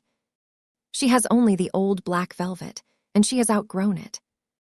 Go and tell her to take off that preposterous pink silk gauze and put the black one on, whether it is too short or not. She has done with finery." Then Miss Amelia began to wring her fat hands and cry. "Oh, sister," she sniffed. "Oh, sister. What can have happened?" Miss Minchin wasted no words. "Captain Crewe is dead," she said. "He has died without a penny. That spoiled, pampered, fanciful child is left a pauper on my hands." Miss Amelia sat down quite heavily in the nearest chair. "Hundreds of pounds have I spent on nonsense for her, and I shall never see a penny of it. Put a stop to this ridiculous party of hers. Go and make her change her frock at once." "I," panted Miss Amelia. "Must I go and tell her now?" This moment was the fierce answer. Don't sit staring like a goose. Go. Poor Miss Amelia was accustomed to being called a goose. She knew, in fact, that she was rather a goose, and that it was left to geese to do a great many disagreeable things.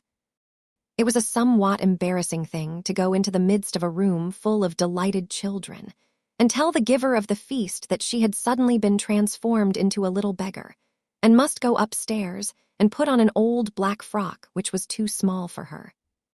But the thing must be done. This was evidently not the time when questions might be asked. She rubbed her eyes with her handkerchief until they looked quite red. After which she got up and went out of the room, without venturing to say another word.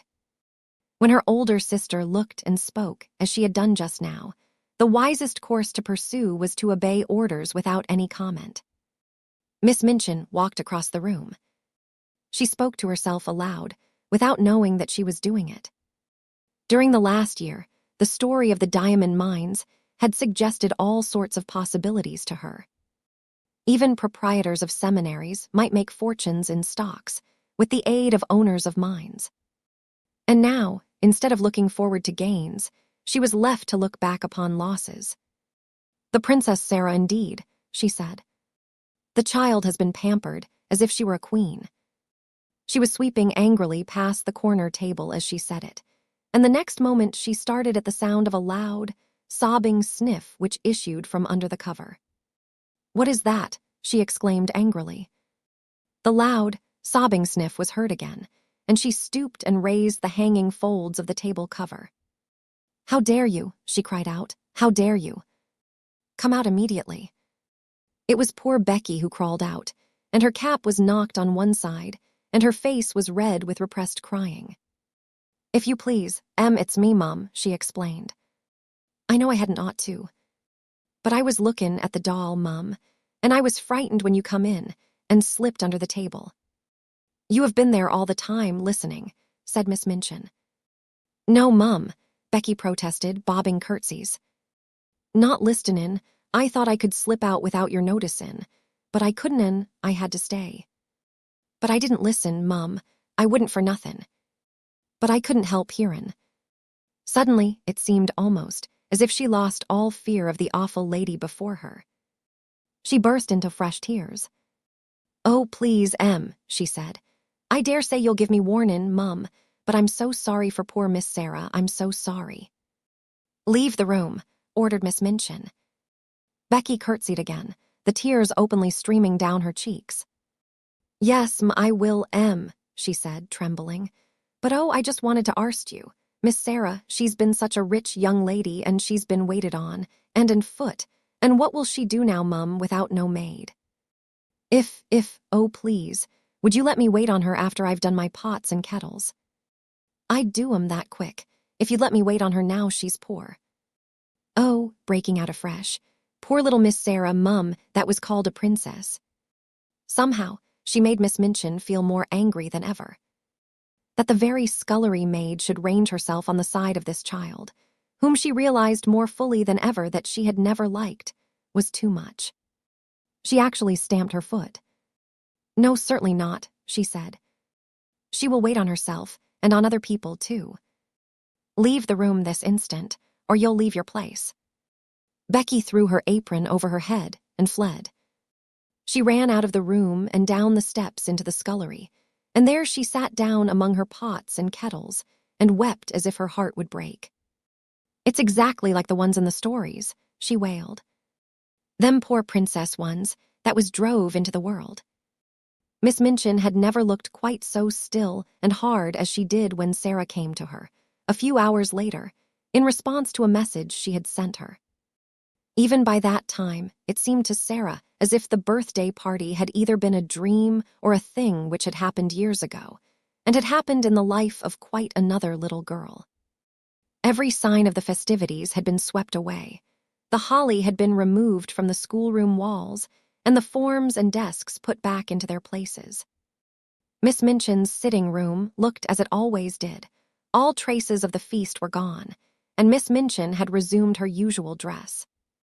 The pupils had been ordered to lay aside their party frocks, And this having been done, they had returned to the schoolroom and huddled together in groups, whispering and talking excitedly. "Tell Sara to come to my room," Miss Minchin had said to her sister, "and explain to her clearly that I will have no crying or unpleasant scenes." "Sister," replied Miss Amelia, "she is the strangest child I ever saw. She has actually made no fuss at all. You remember she made none when Captain Crewe went back to India. When I told her what had happened, she just stood quite still and looked at me without making a sound. Her eyes seemed to get bigger and bigger, and she went quite pale. When I had finished, she still stood staring for a few seconds, and then her chin began to shake, and she turned round and ran out of the room and upstairs. Several of the other children began to cry, but she did not seem to hear them or to be alive to anything but just what I was saying. It made me feel quite queer not to be answered, and when you tell anything sudden and strange, you expect people will say something, whatever it is. Nobody but Sara herself ever knew what had happened in her room after she had run upstairs and locked her door.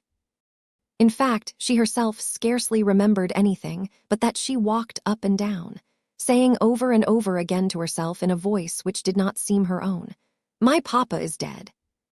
My papa is dead." Once she stopped before Emily, who sat watching her from her chair, and cried out wildly, "Emily, do you hear? Do you hear? Papa is dead. He is dead in India, thousands of miles away." When she came into Miss Minchin's sitting room in answer to her summons, her face was white and her eyes had dark rings around them. Her mouth was set, as if she did not wish it to reveal what she had suffered and was suffering.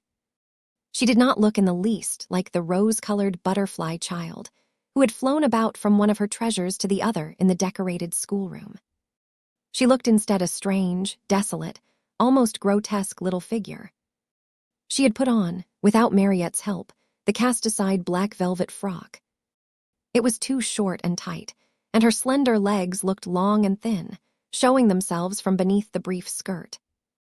As she had not found a piece of black ribbon, her short, thick black hair tumbled loosely about her face and contrasted strongly with its pallor. She held Emily tightly in one arm, and Emily was swathed in a piece of black material. "Put down your doll," said Miss Minchin. "What do you mean by bringing her here?" "No," Sara answered. "I will not put her down. She is all I have. My papa gave her to me." She had always made Miss Minchin feel secretly uncomfortable, and she did so now. She did not speak with rudeness so much as with a cold steadiness with which Miss Minchin felt it difficult to cope, perhaps because she knew she was doing a heartless and inhuman thing. "You will have no time for dolls in future," she said. "You will have to work and improve yourself and make yourself useful." Sara kept her big, strange eyes fixed on her and said not a word. "Everything will be very different now," Miss Minchin went on. "I suppose Miss Amelia has explained matters to you." "Yes," answered Sara. "My papa is dead. He left me no money. I am quite poor." "You are a beggar," said Miss Minchin, her temper rising at the recollection of what all this meant. "It appears that you have no relations and no home, and no one to take care of you." For a moment the thin, pale little face twitched, but Sara again said nothing. "What are you staring at?" demanded Miss Minchin sharply. "Are you so stupid that you cannot understand? I tell you that you are quite alone in the world, and have no one to do anything for you, unless I choose to keep you here out of charity." "I understand," answered Sara in a low tone, and there was a sound as if she had gulped down something which rose in her throat. "I understand." "That doll," cried Miss Minchin, pointing to the splendid birthday gift seated near. "That ridiculous doll, with all her nonsensical, extravagant things. I actually paid the bill for her." Sara turned her head toward the chair. "The last doll," she said. "The last doll." And her little mournful voice had an odd sound. "The last doll, indeed," said Miss Minchin. "And she is mine, not yours. Everything you own is mine." "Please take it away from me, then," said Sara. "I do not want it." If she had cried and sobbed and seemed frightened, Miss Minchin might almost have had more patience with her. She was a woman who liked to domineer and feel her power, and as she looked at Sara's pale little steadfast face and heard her proud little voice, she quite felt as if her might was being set at naught. "Don't put on grand airs," she said. "The time for that sort of thing is past. You are not a princess any longer. Your carriage and your pony will be sent away. Your maid will be dismissed. You will wear your oldest and plainest clothes. Your extravagant ones are no longer suited to your station. You are like Becky. You must work for your living." To her surprise, a faint gleam of light came into the child's eyes, a shade of relief. "Can I work?" she said.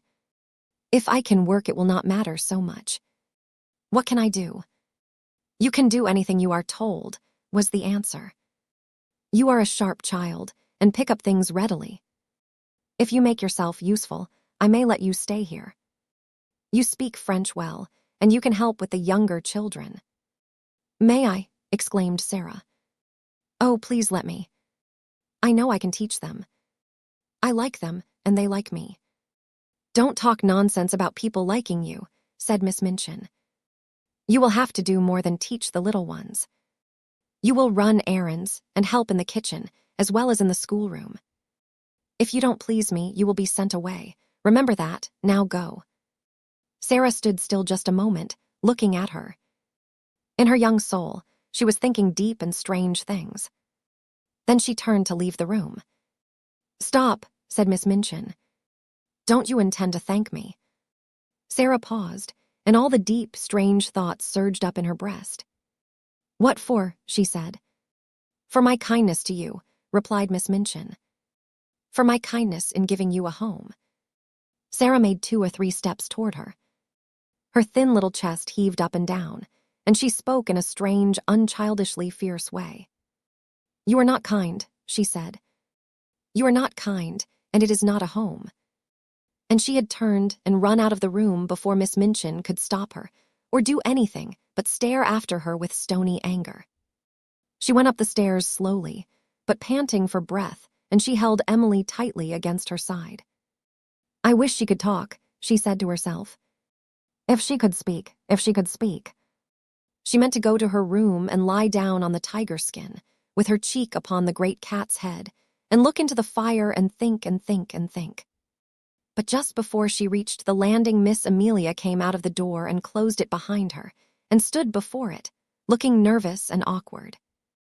The truth was that she felt secretly ashamed of the thing she had been ordered to do. You are not to go in there," she said. "Not go in," exclaimed Sara, and she fell back a pace. "That is not your room now," Miss Amelia answered, reddening a little. Somehow, all at once, Sara understood. She realized that this was the beginning of the change Miss Minchin had spoken of. "Where is my room?" she asked, hoping very much that her voice did not shake. "You are to sleep in the attic next to Becky." Sara knew where it was. Becky had told her about it. She turned and mounted up 2 flights of stairs. The last one was narrow and covered with shabby strips of old carpet.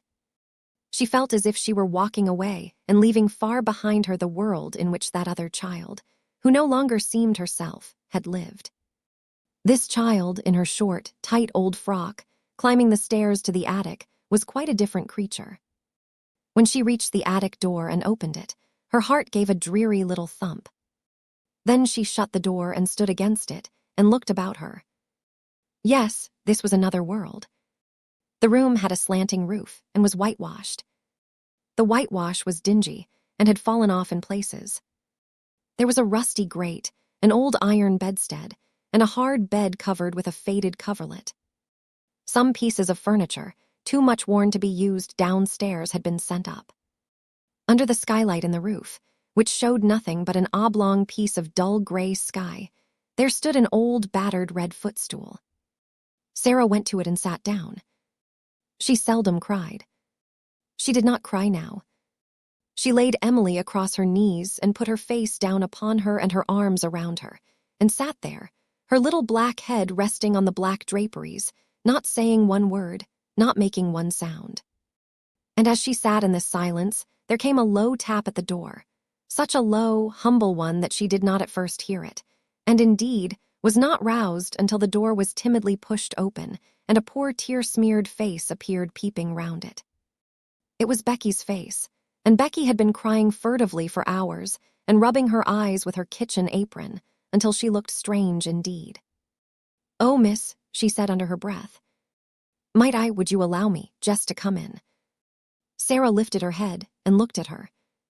She tried to begin a smile, and somehow she could not. Suddenly, and it was all through the loving mournfulness of Becky's streaming eyes, her face looked more like a child's not so much too old for her years. She held out her hand and gave a little sob. "Oh, Becky," she said. "I told you we were just the same, only two little girls, just two little girls. You see how true it is. There's no difference now. I'm not a princess anymore." Becky ran to her and caught her hand, and hugged it to her breast, kneeling beside her and sobbing with love and pain. "Yes, miss, you are," she cried, and her words were all broken. "Whatsever appends to you, whatsever, you'd be a princess all the same, and nothing couldn't make you nothing different." In the attic. The first night she spent in her attic was a thing Sara never forgot. During its passing, she lived through a wild, unchildlike woe of which she never spoke to anyone about her. There was no one who would have understood. It was, indeed, well for her that as she lay awake in the darkness, her mind was forcibly distracted, now and then, by the strangeness of her surroundings. It was, perhaps, well for her that she was reminded by her small body of material things. If this had not been so, the anguish of her young mind might have been too great for a child to bear. But really, while the night was passing, she scarcely knew that she had a body at all, or remembered any other thing than one. "My papa is dead," she kept whispering to herself. "My papa is dead."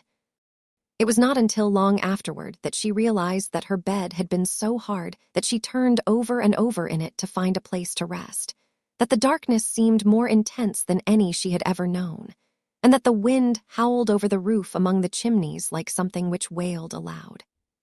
Then there was something worse.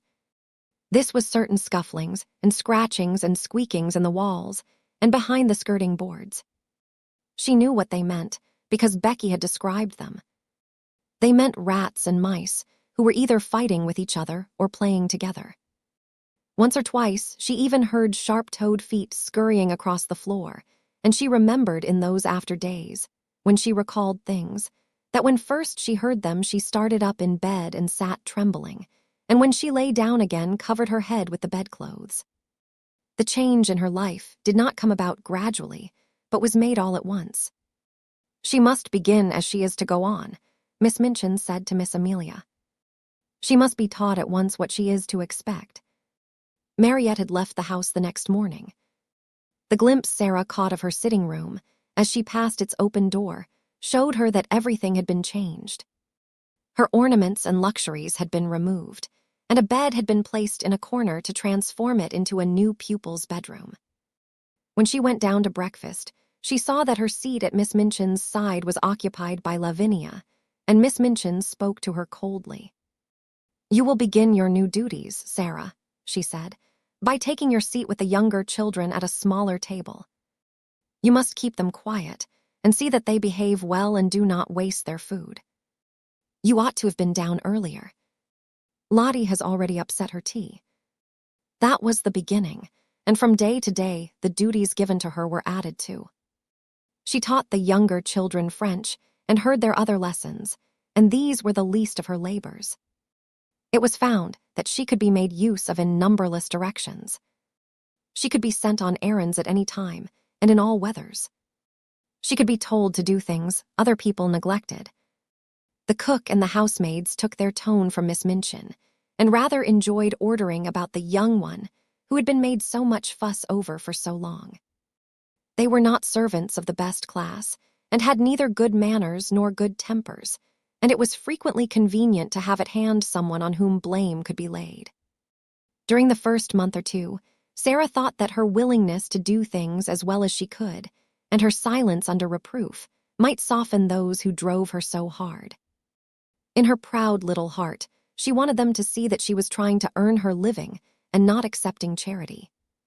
But the time came when she saw that no one was softened at all.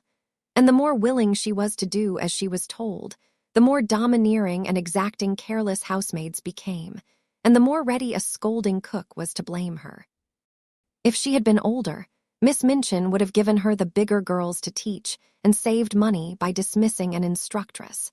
But while she remained and looked like a child, she could be made more useful as a sort of little superior errand girl and maid of all work.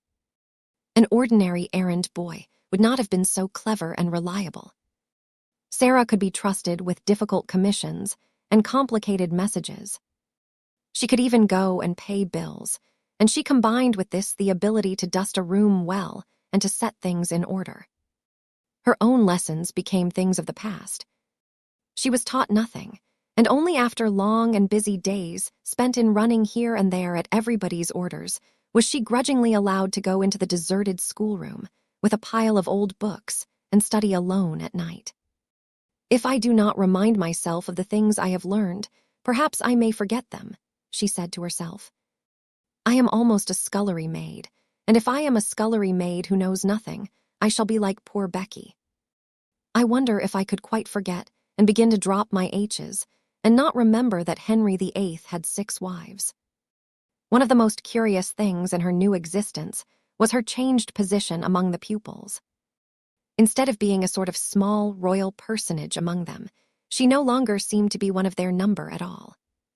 She was kept so constantly at work that she scarcely ever had an opportunity of speaking to any of them, and she could not avoid seeing that Miss Minchin preferred that she should live a life apart from that of the occupants of the schoolroom.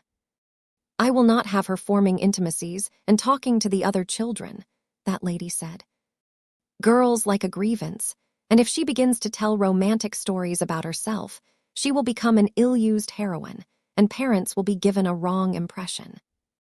It is better that she should live a separate life, one suited to her circumstances. I am giving her a home, and that is more than she has any right to expect from me." Sara did not expect much, and was far too proud to try to continue to be intimate with girls who evidently felt rather awkward and uncertain about her. The fact was that Miss Minchin's pupils were a set of dull, matter-of-fact young people. They were accustomed to being rich and comfortable, and as Sara's frocks grew shorter and shabbier and queerer-looking, and it became an established fact that she wore shoes with holes in them and was sent out to buy groceries and carry them through the streets in a basket on her arm when the cook wanted them in a hurry, they felt rather as if, when they spoke to her, they were addressing an underservant. "To think that she was the girl with the diamond mines," Lavinia commented. "She does look an object. And she's queerer than ever. I never liked her much, but I can't bear that way she has now of looking at people without speaking, just as if she was finding them out." "I am," said Sara promptly when she heard of this. "That's what I look at some people for. I like to know about them. I think them over afterward." The truth was that she had saved herself annoyance several times by keeping her eye on Lavinia, who was quite ready to make mischief, and would have been rather pleased to have made it for the ex-show pupil. Sara never made any mischief herself, or interfered with anyone. She worked like a drudge. She tramped through the wet streets, carrying parcels and baskets. She labored with the childish inattention of the little one's French lessons. As she became shabbier and more forlorn-looking, she was told that she had better take her meals downstairs. She was treated as if she was nobody's concern, and her heart grew proud and sore, but she never told anyone what she felt. "Soldiers don't complain," she would say between her small, shut teeth. "I am not going to do it. I will pretend this is part of a war."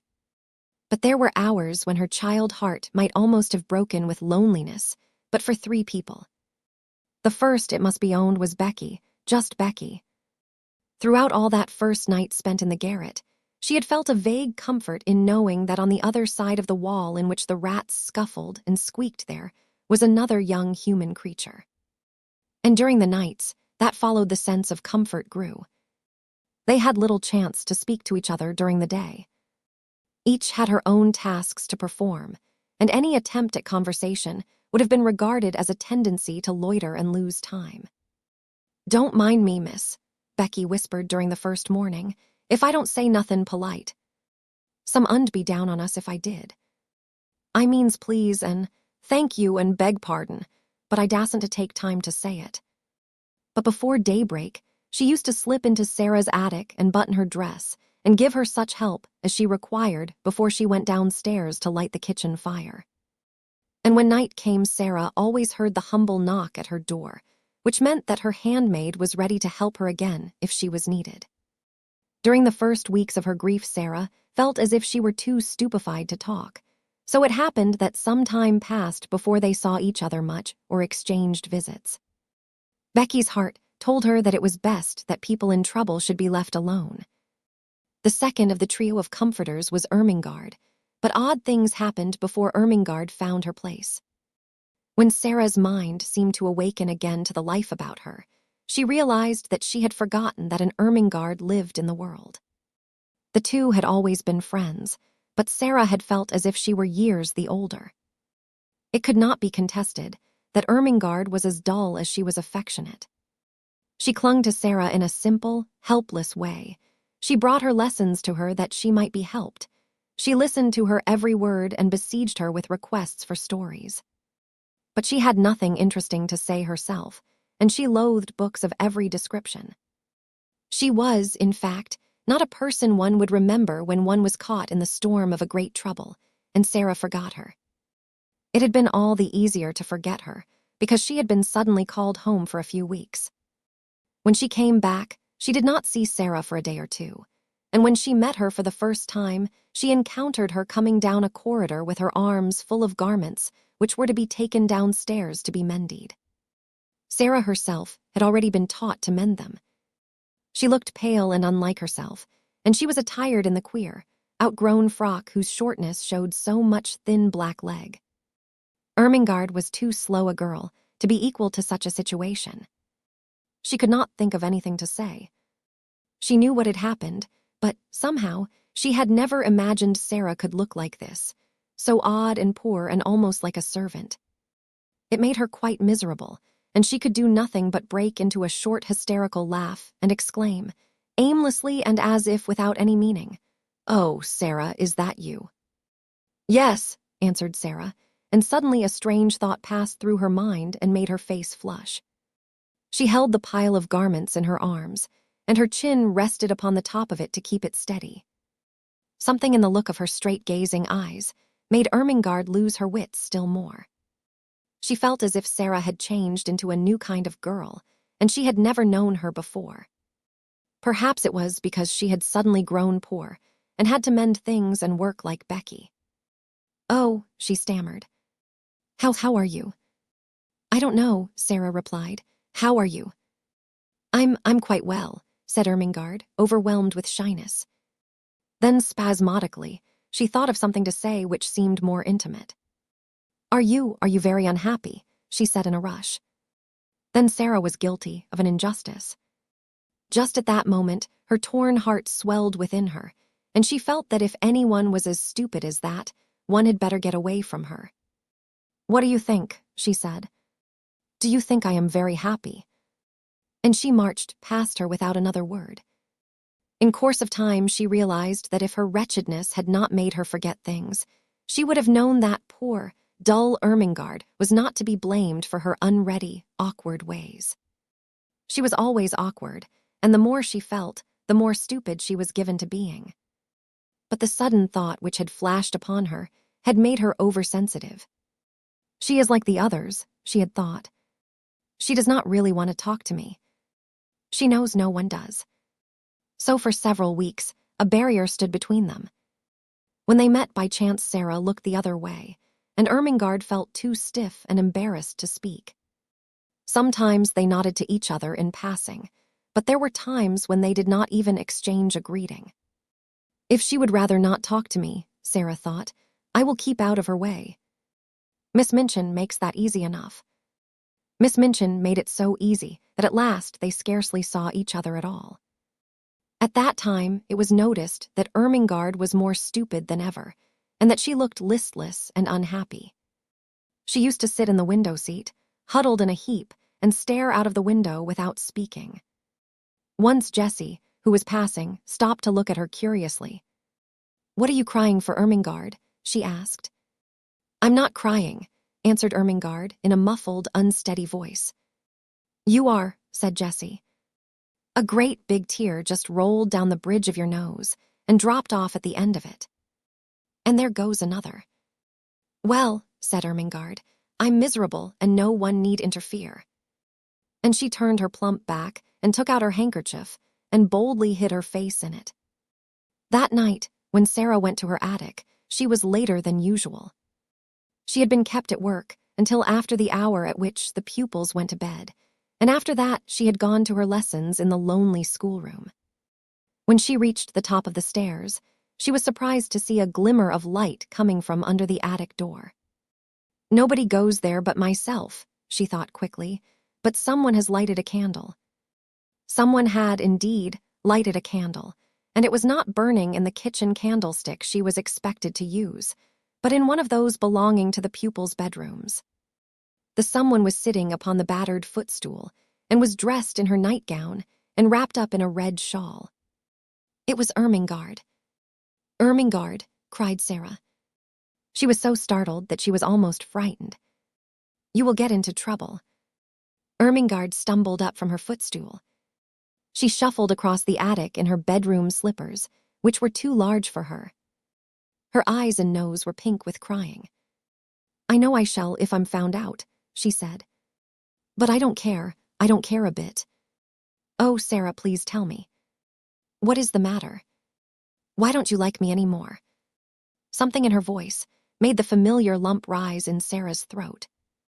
It was so affectionate and simple, so like the old Ermengarde who had asked her to be best friends.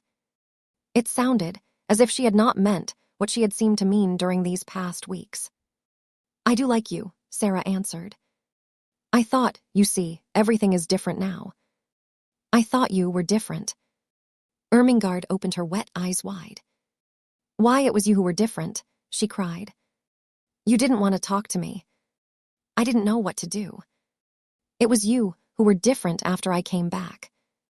Sara thought a moment. She saw she had made a mistake. "I am different," she explained, "though not in the way you think. Miss Minchin does not want me to talk to the girls. Most of them don't want to talk to me. I thought perhaps you didn't. So I tried to keep out of your way." "Oh, Sara," Ermengarde almost wailed in her reproachful dismay. And then, after one more look, they rushed into each other's arms. It must be confessed that Sara's small black head lay for some minutes on the shoulder, covered by the red shawl. When Ermengarde had seemed to desert her, she had felt horribly lonely. Afterward, they sat down upon the floor together, Sara clasping her knees with her arms, and Ermengarde rolled up in her shawl. Ermengarde looked at the odd, big-eyed little face adoringly. "I couldn't bear it any more," she said. "I dare say you could live without me, Sara, but I couldn't live without you. I was nearly dead. So tonight, when I was crying under the bedclothes, I thought all at once of creeping up here and just begging you to let us be friends again." "You are nicer than I am," said Sara. "I was too proud to try and make friends. You see, now that trials have come, they have shown that I am not a nice child. I was afraid they would. Perhaps," wrinkling her forehead wisely, "that is what they were sent for." "I don't see any good in them," said Ermengarde stoutly. "Neither do I, to speak the truth," admitted Sara frankly. "But I suppose there might be good in things, even if we don't see it.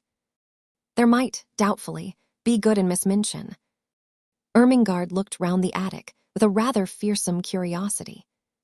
"Sara," she said, "do you think you can bear living here?" Sara looked round also.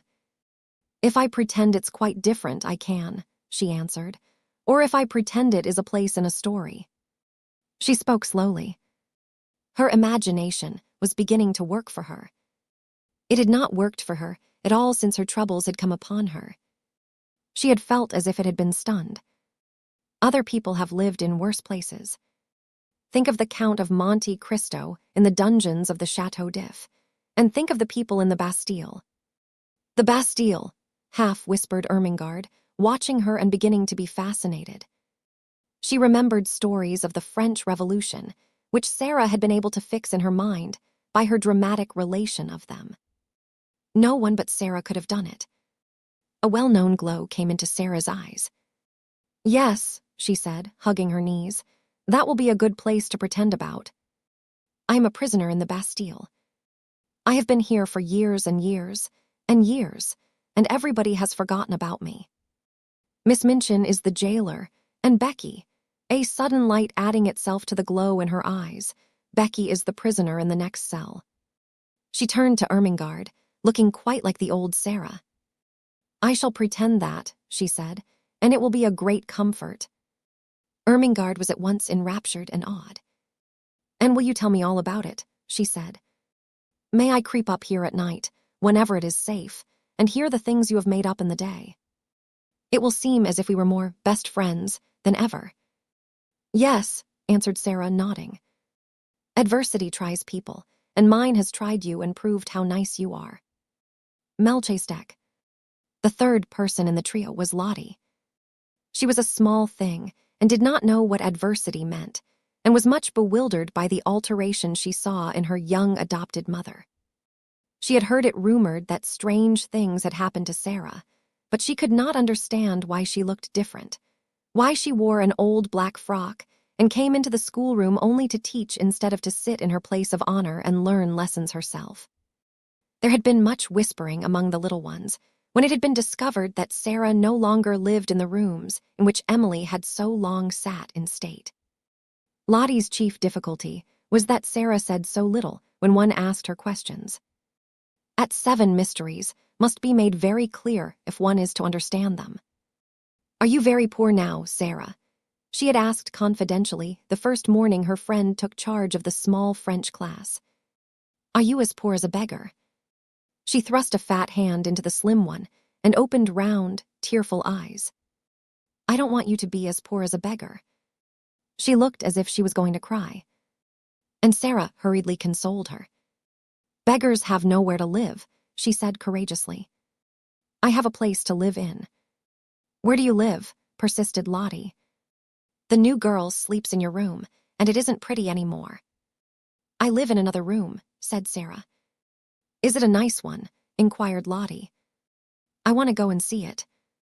"You must not talk," said Sara. "Miss Minchin is looking at us.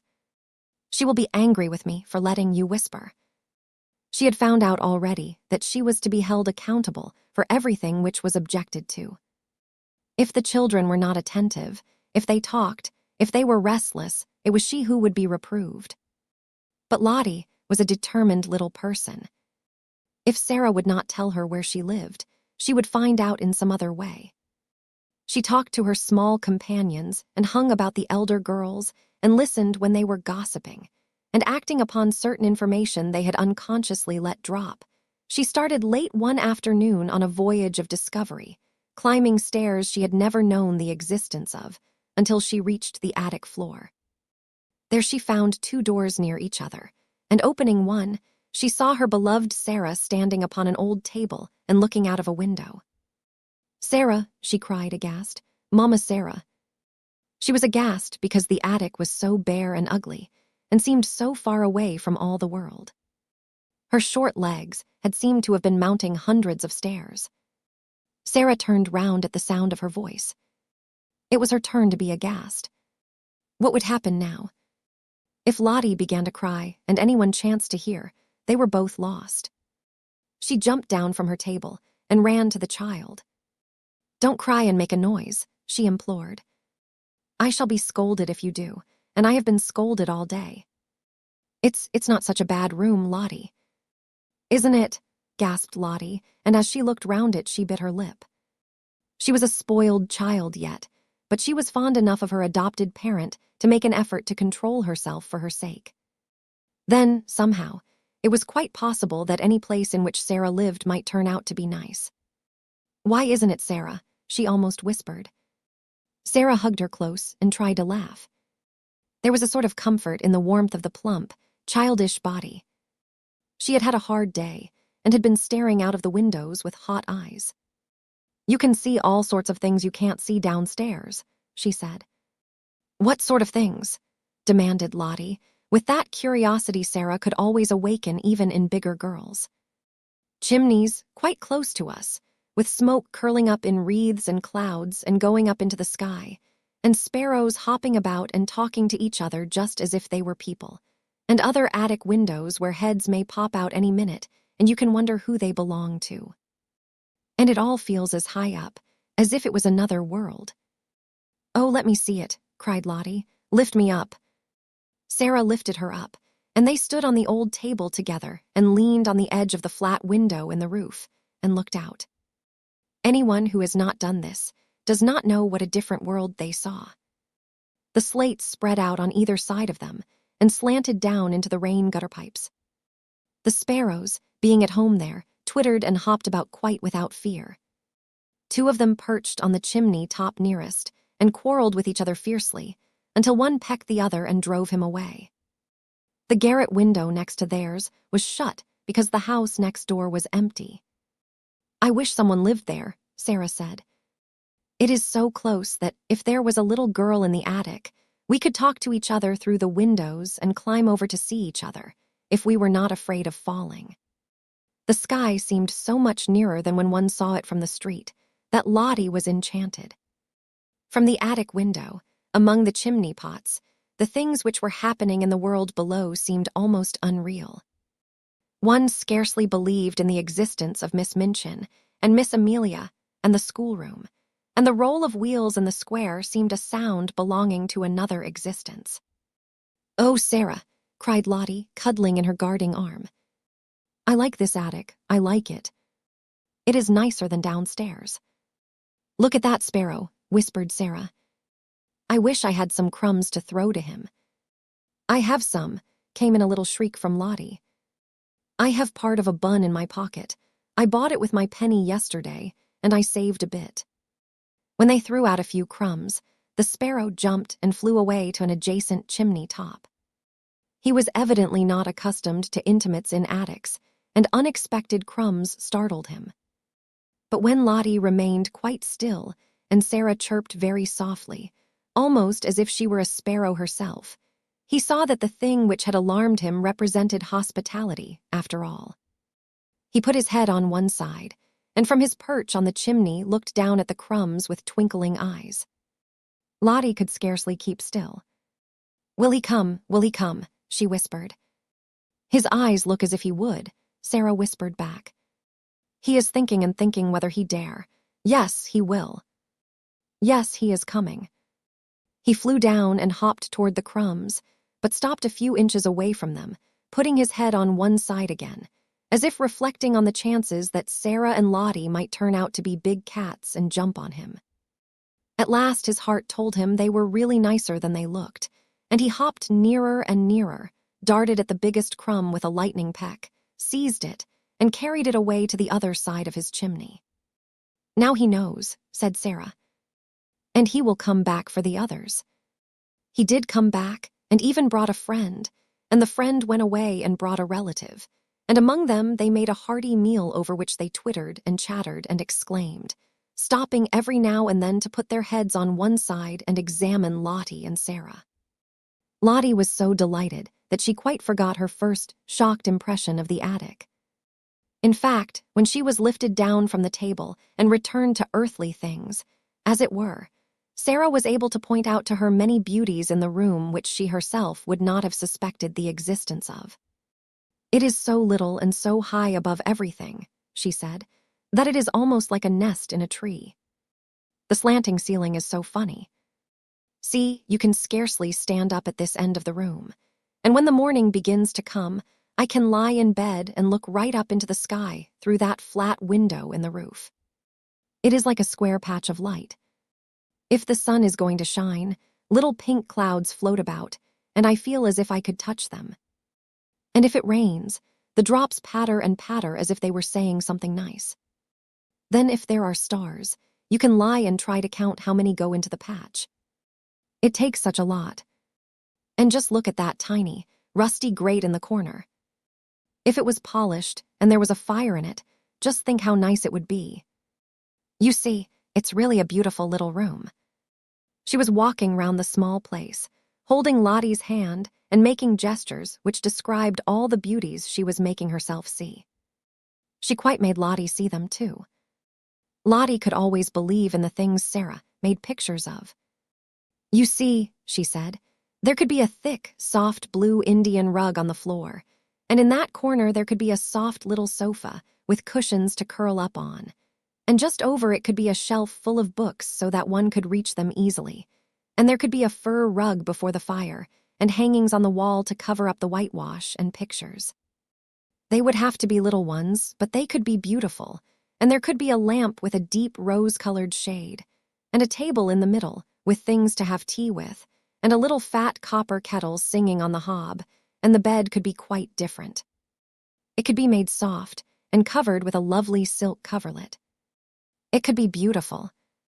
And perhaps we could coax the sparrows until we made such friends with them that they would come and peck at the window and ask to be let in. Oh, Sara, cried Lottie, I should like to live here. When Sara had persuaded her to go downstairs again, and after setting her on her way, had come back to her attic, she stood in the middle of it and looked about her. The enchantment of her imaginings for Lottie had died away. The bed was hard and covered with its dingy quilt. The whitewashed wall showed its broken patches, the floor was cold and bare, the grate was broken and rusty, and the battered footstool tilted sideways on its injured leg, the only seat in the room. She sat down on it for a few minutes and let her head drop in her hands. The mere fact that Lottie had come and gone away again made things seem a little worse, just as perhaps prisoners feel a little more desolate after visitors come and go, leaving them behind. It's a lonely place, she said. Sometimes it's the loneliest place in the world. She was sitting in this way when her attention was attracted by a slight sound near her. She lifted her head to see where it came from, and if she had been a nervous child, she would have left her seat on the battered footstool in a great hurry. A large rat was sitting up on his hind quarters and sniffing the air in an interested manner. Some of Lottie's crumbs had dropped upon the floor, and their scent had drawn him out of his hole. He looked so queer, and so like a gray-whiskered dwarf or gnome, that Sara was rather fascinated. He looked at her with his bright eyes, as if he were asking a question. He was evidently so doubtful that one of the child's queer thoughts came into her mind. I dare say it is rather hard to be a rat, she mused. Nobody likes you. People jump and run away and scream out, "Oh, a horrid rat." I shouldn't like people to scream and jump and say, "Oh, a horrid Sara," the moment they saw me, and set traps for me and pretend they were dinner. It's so different to be a sparrow. But nobody asked this rat if he wanted to be a rat when he was made. Nobody said, "Wouldn't you rather be a sparrow?" She had sat so quietly that the rat had begun to take courage. He was very much afraid of her, but perhaps he had a heart like the sparrow, and it told him that she was not a thing which pounced. He was very hungry. He had a wife and a large family in the wall, and they had had frightfully bad luck for several days. He had left the children crying bitterly, and felt he would risk a good deal for a few crumbs, so he cautiously dropped upon his feet. "Come on," said Sara, "I'm not a trap. You can have them, poor thing. Prisoners in the Bastille used to make friends with rats. Suppose I make friends with you. How it is that animals understand things I do not know, but it is certain that they do understand. Perhaps there is a language which is not made of words, and everything in the world understands it.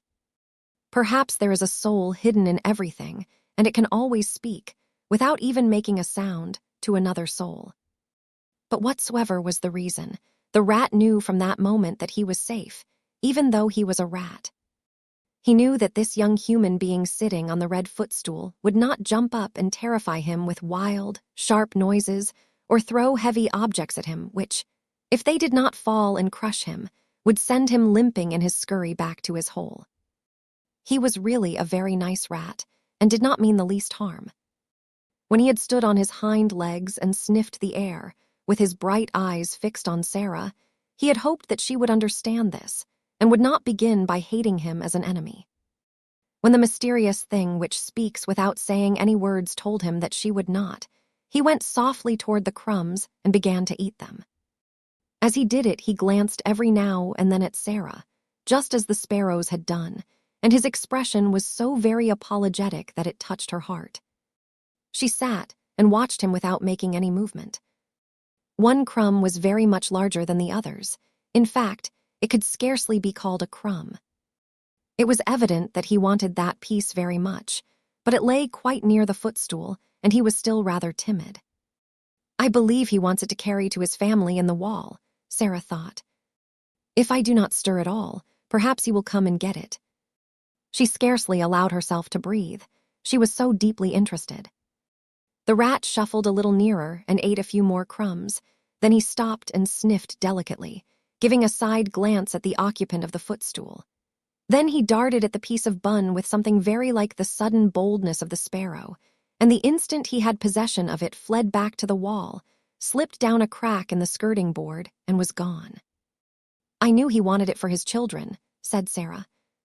I do believe I could make friends with him. A week or so afterward, on one of the rare nights when Ermengarde found it safe to steal up to the attic, when she tapped on the door with the tips of her fingers, Sara did not come to her for 2 or 3 minutes. There was, indeed, such a silence in the room at first that Ermengarde wondered if she could have fallen asleep. Then, to her surprise, she heard her utter a little low laugh and speak coaxingly to someone. There, Ermengarde heard her say. Take it and go home, Melchizedek. Go home to your wife. Almost immediately Sara opened the door, and when she did so, she found Ermengarde standing with alarmed eyes upon the threshold. Who are you talking to, Sara? She gasped out. Sara drew her in cautiously, but she looked as if something pleased and amused her. You must promise not to be frightened, not to scream the least bit, or I can't tell you, she answered. Ermengarde felt almost inclined to scream on the spot, but managed to control herself. She looked all round the attic and saw no one. And yet Sara had certainly been speaking to someone. She thought of ghosts. Is it something that will frighten me? She asked timorously. Some people are afraid of them, said Sara. I was at first, but I am not now. Was it a ghost? Quaked Ermengarde. No, said Sara, laughing. It was my rat. Ermengarde made one bound and landed in the middle of the little dingy bed. She tucked her feet under her nightgown and the red shawl. She did not scream, but she gasped with fright. Oh, she cried under her breath. A rat, a rat. I was afraid you would be frightened, said Sara. But you needn't be. I am making him tame. He actually knows me and comes out when I call him. Are you too frightened to want to see him? The truth was that, as the days had gone on, and with the aid of scraps brought up from the kitchen, her curious friendship had developed. She had gradually forgotten that the timid creature she was becoming familiar with was a mere rat. At first Ermengarde was too much alarmed to do anything but huddle in a heap upon the bed and tuck up her feet. But the sight of Sara's composed little countenance, and the story of Melchizedek's first appearance began at last to rouse her curiosity, and she leaned forward over the edge of the bed and watched Sara go and kneel down by the hole in the skirting board. He won't run out quickly and jump on the bed, will he? She said. No, answered Sara. He's as polite as we are. He is just like a person. Now watch. She began to make a low, whistling sound, so low and coaxing that it could only have been heard in entire stillness. She did it several times, looking entirely absorbed in it. Ermengarde thought she looked as if she were working a spell. And at last, evidently in response to it, a gray-whiskered, bright-eyed head peeped out of the hole. Sara had some crumbs in her hand. She dropped them, and Melchizedek came quietly forth and ate them.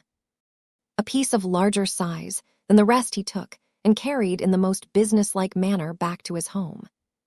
You see, said Sara, that is for his wife and children. He is very nice. He only eats the little bits. After he goes back, I can always hear his family squeaking for joy.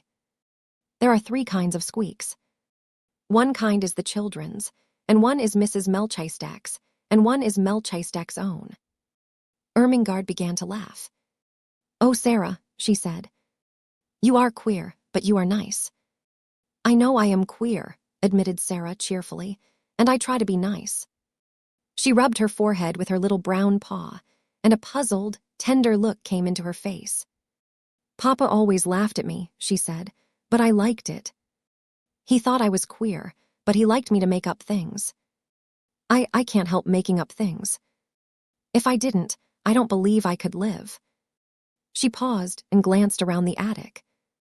"I'm sure I couldn't live here," she added in a low voice. Ermengarde was interested, as she always was.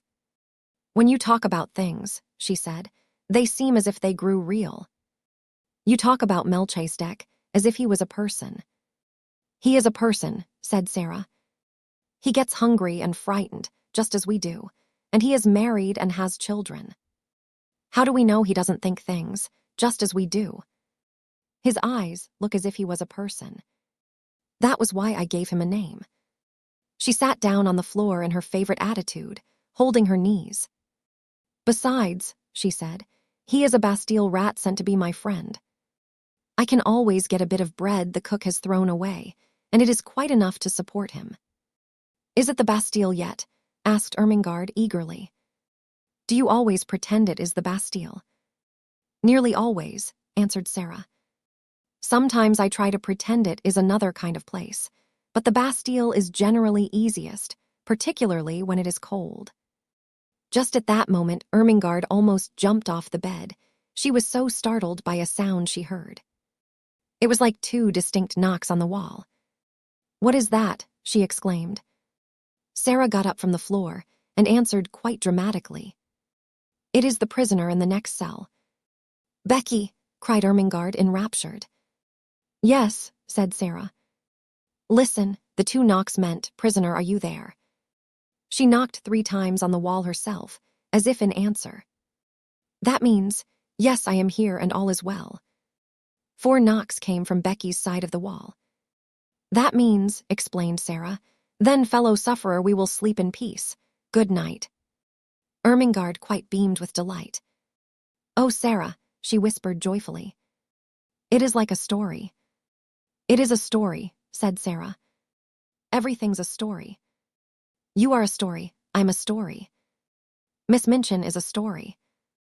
And she sat down again and talked until Ermengarde forgot that she was a sort of escaped prisoner herself, and had to be reminded by Sara that she could not remain in the Bastille all night, but must steal noiselessly downstairs again and creep back into her deserted bed. 10. The Indian Gentleman. But it was a perilous thing for Ermengarde and Lottie to make pilgrimages to the attic. They could never be quite sure when Sara would be there, and they could scarcely ever be certain that Miss Amelia would not make a tour of inspection through the bedrooms after the pupils were supposed to be asleep. So their visits were rare ones, and Sara lived a strange and lonely life. It was a lonelier life when she was downstairs than when she was in her attic. She had no one to talk to, and when she was sent out on errands and walked through the streets, a forlorn little figure carrying a basket or a parcel, trying to hold her hat on when the wind was blowing, and feeling the water soak through her shoes when it was raining, she felt as if the crowds hurrying past her made her loneliness greater. When she had been the Princess Sara, driving through the streets in her brougham, or walking, attended by Mariette, the sight of her bright, eager little face and picturesque coats and hats had often caused people to look after her. A happy, beautifully cared for little girl naturally attracts attention. Shabby, poorly dressed children are not rare enough and pretty enough to make people turn around to look at them and smile. No one looked at Sara in these days, and no one seemed to see her as she hurried along the crowded pavements. She had begun to grow very fast, and as she was dressed only in such clothes as the plainer remnants of her wardrobe would supply, she knew she looked very queer indeed. All her valuable garments had been disposed of, and such as had been left for her use she was expected to wear so long as she could put them on at all. Sometimes, when she passed a shop window with a mirror in it, she almost laughed outright on catching a glimpse of herself, and sometimes her face went red and she bit her lip and turned away. In the evening, when she passed houses whose windows were lighted up, she used to look into the warm rooms and amuse herself by imagining things about the people she saw sitting before the fires or about the tables. It always interested her to catch glimpses of rooms before the shutters were closed. There were several families in the square in which Miss Minchin lived, with which she had become quite familiar in a way of her own. The one she liked best she called the large family. She called it the large family not because the members of it were big, for, indeed, most of them were little, but because there were so many of them.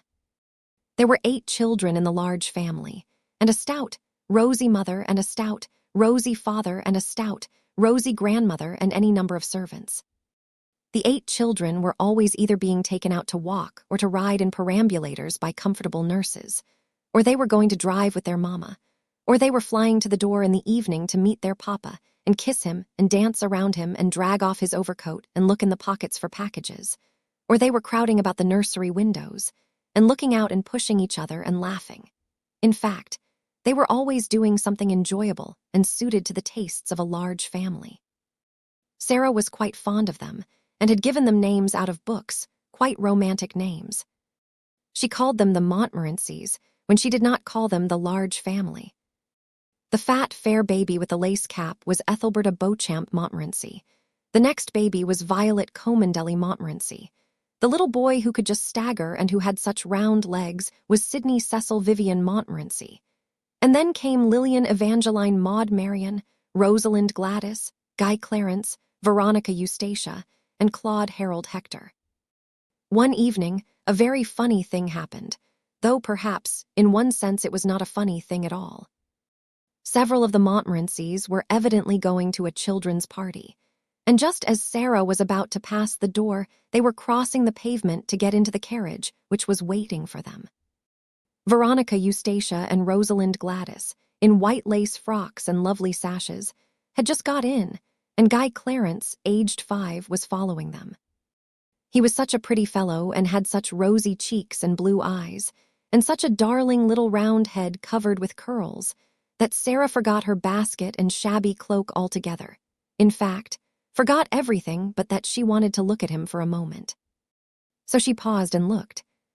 It was Christmas time, and the large family had been hearing many stories about children who were poor and had no mammas and papas to fill their stockings and take them to the pantomime. Children who were, in fact, cold and thinly clad and hungry. In the stories, kind people, sometimes little boys and girls with tender hearts, invariably saw the poor children and gave them money or rich gifts, or took them home to beautiful dinners. Guy Clarence had been affected to tears that very afternoon by the reading of such a story, and he had burned with a desire to find such a poor child and give her a certain sixpence he possessed, and thus provide for her for life. An entire sixpence, he was sure, would mean affluence forevermore. As he crossed the strip of red carpet laid across the pavement from the door to the carriage, he had this very sixpence in the pocket of his very short man-o'-war trousers. And just as Rosalind Gladys got into the vehicle and jumped on the seat in order to feel the cushions spring under her, he saw Sara standing on the wet pavement in her shabby frock and hat, with her old basket on her arm, looking at him hungrily. He thought that her eyes looked hungry because she had perhaps had nothing to eat for a long time. He did not know that they looked so because she was hungry for the warm, merry life his home held and his rosy face spoke of, and that she had a hungry wish to snatch him in her arms and kiss him. He only knew that she had big eyes and a thin face and thin legs and a common basket and poor clothes. So he put his hand in his pocket and found his sixpence and walked up to her benignly. "Here, poor little girl," he said. "Here is a sixpence. I will give it to you." Sara started, and all at once realized that she looked exactly like poor children she had seen, in her better days, waiting on the pavement to watch her as she got out of her brougham. And she had given them pennies many a time. Her face went red, and then it went pale, and for a second she felt as if she could not take the dear little sixpence. "Oh no," she said. "Oh no, thank you. I mustn't take it, indeed."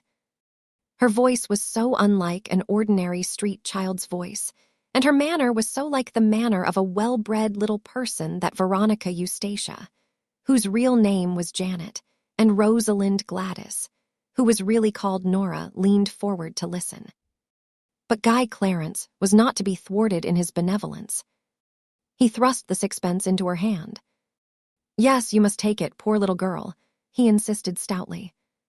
"You can buy things to eat with it. It is a whole sixpence." There was something so honest and kind in his face, and he looked so likely to be heartbrokenly disappointed if she did not take it, that Sara knew she must not refuse him. To be as proud as that would be a cruel thing. So she actually put her pride in her pocket, though it must be admitted her cheeks burned. "Thank you," she said. "You are a kind, kind little darling thing." And as he scrambled joyfully into the carriage, she went away, trying to smile, though she caught her breath quickly and her eyes were shining through a mist. She had known that she looked odd and shabby, but until now she had not known that she might be taken for a beggar. As the large family's carriage drove away, the children inside it were talking with interested excitement. "Oh, Donald," this was Guy Clarence's name, Janet exclaimed alarmedly. "Why did you offer that little girl your sixpence? I'm sure she is not a beggar." "She didn't speak like a beggar," cried Nora. "And her face didn't really look like a beggar's face." "Besides, she didn't beg," said Janet. "I was so afraid she might be angry with you.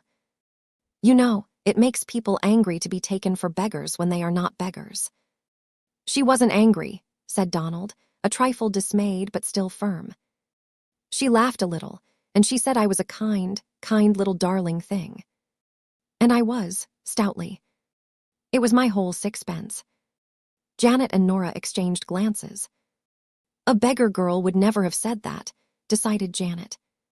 She would have said, "Thank your kindly little gentleman, thank yer, sir," and perhaps she would have bobbed a curtsy.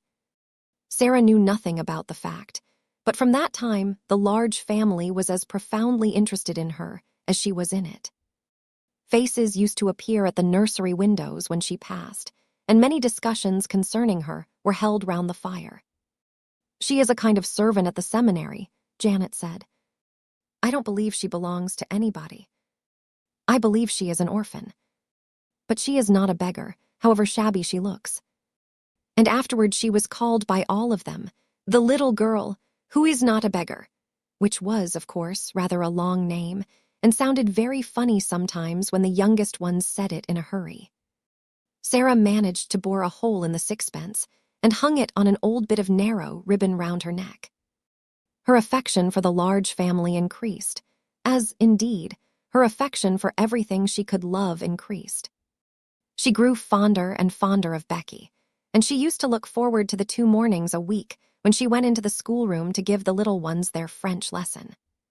Her small pupils loved her, and strove with each other for the privilege of standing close to her and insinuating their small hands into hers. It fed her hungry heart to feel them nestling up to her. She made such friends with the sparrows that, when she stood upon the table, put her head and shoulders out of the attic window, and chirped, she heard almost immediately a flutter of wings and answering twitters, and a little flock of dingy town birds appeared and alighted on the slates to talk to her and make much of the crumbs she scattered. With Melchizedek she had become so intimate that he actually brought Mrs. Melchizedek with him sometimes, and now and then 1 or 2 of his children. She used to talk to him, and somehow he looked quite as if he understood. There had grown in her mind rather a strange feeling about Emily, who always sat and looked on at everything. It arose in one of her moments of great desolateness. She would have liked to believe or pretend to believe that Emily understood and sympathized with her. She did not like to own to herself that her only companion could feel and hear nothing. She used to put her in a chair sometimes and sit opposite to her on the old red footstool and stare and pretend about her until her own eyes would grow large with something which was almost like fear. Particularly at night, when everything was so still, when the only sound in the attic was the occasional sudden scurry and squeak of Melchizedek's family in the wall. One of her pretends was that Emily was a kind of good witch who could protect her. Sometimes, after she had stared at her until she was wrought up to the highest pitch of fancifulness, she would ask her questions and find herself almost feeling as if she would presently answer. But she never did. "As to answering, though," said Sara, trying to console herself, "I don't answer very often. I never answer when I can help it. When people are insulting you, there is nothing so good for them as not to say a word, just to look at them and think. Miss Minchin turns pale with rage when I do it. Miss Amelia looks frightened, and so do the girls. When you will not fly into a passion, people know you are stronger than they are, because you are strong enough to hold in your rage, and they are not, and they say stupid things they wish they hadn't said afterward. There's nothing so strong as rage, except what makes you hold it in. That's stronger. It's a good thing not to answer your enemies. I scarcely ever do. Perhaps Emily is more like me than I am like myself. Perhaps she would rather not answer her friends, even. She keeps it all in her heart. But though she tried to satisfy herself with these arguments, she did not find it easy.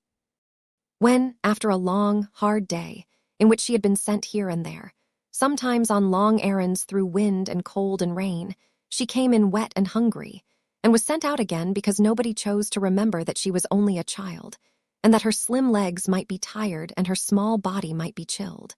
When she had been given only harsh words and cold, slighting looks for thanks. When the cook had been vulgar and insolent. When Miss Minchin had been in her worst mood, and when she had seen the girls sneering among themselves at her shabbiness. Then she was not always able to comfort her sore, proud, desolate heart with fancies when Emily merely sat upright in her old chair and stared. One of these nights, when she came up to the attic cold and hungry, with a tempest raging in her young breast, Emily's stare seemed so vacant, her sawdust legs and arms so inexpressive, that Sara lost all control over herself. There was nobody but Emily, no one in the world. And there she sat. "I shall die presently," she said at first. Emily simply stared. "I can't bear this," said the poor child, trembling. "I know I shall die. I'm cold, I'm wet, I'm starving to death. I've walked 1,000 miles today, and they have done nothing but scold me from morning until night. And because I could not find that last thing the cook sent me for, they would not give me any supper. Some men laughed at me, because my old shoes made me slip down in the mud. I'm covered with mud now. And they laughed, do you hear?" She looked at the staring glass eyes and complacent face, and suddenly a sort of heartbroken rage seized her. She lifted her little savage hand and knocked Emily off the chair, bursting into a passion of sobbing, Sara who never cried. "You are nothing but a doll," she cried. "Nothing but a doll, doll, doll. You care for nothing. You are stuffed with sawdust. You never had a heart. Nothing could ever make you feel. You are a doll." Emily lay on the floor, with her legs ignominiously doubled up over her head and a new flat place on the end of her nose. But she was calm, even dignified. Sara hid her face in her arms. The rats in the wall began to fight and bite each other and squeak and scramble. Melchizedek was chastising some of his family. Sara's sobs gradually quieted themselves. It was so unlike her to break down that she was surprised at herself. After a while, she raised her face and looked at Emily, who seemed to be gazing at her round the side of one angle, and, somehow, by this time actually with a kind of glassy-eyed sympathy.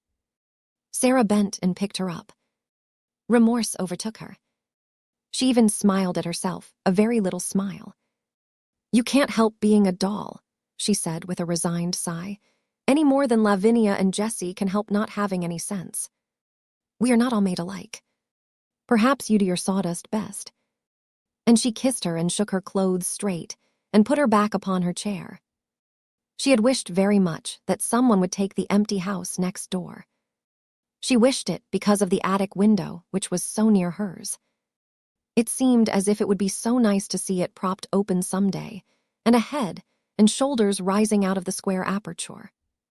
If it looked a nice head, she thought, I might begin by saying good morning, and all sorts of things might happen.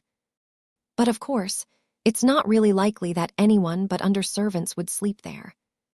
One morning, on turning the corner of the square after a visit to the grocers, the butchers, and the bakers, she saw, to her great delight, that during her rather prolonged absence, a van full of furniture had stopped before the next house.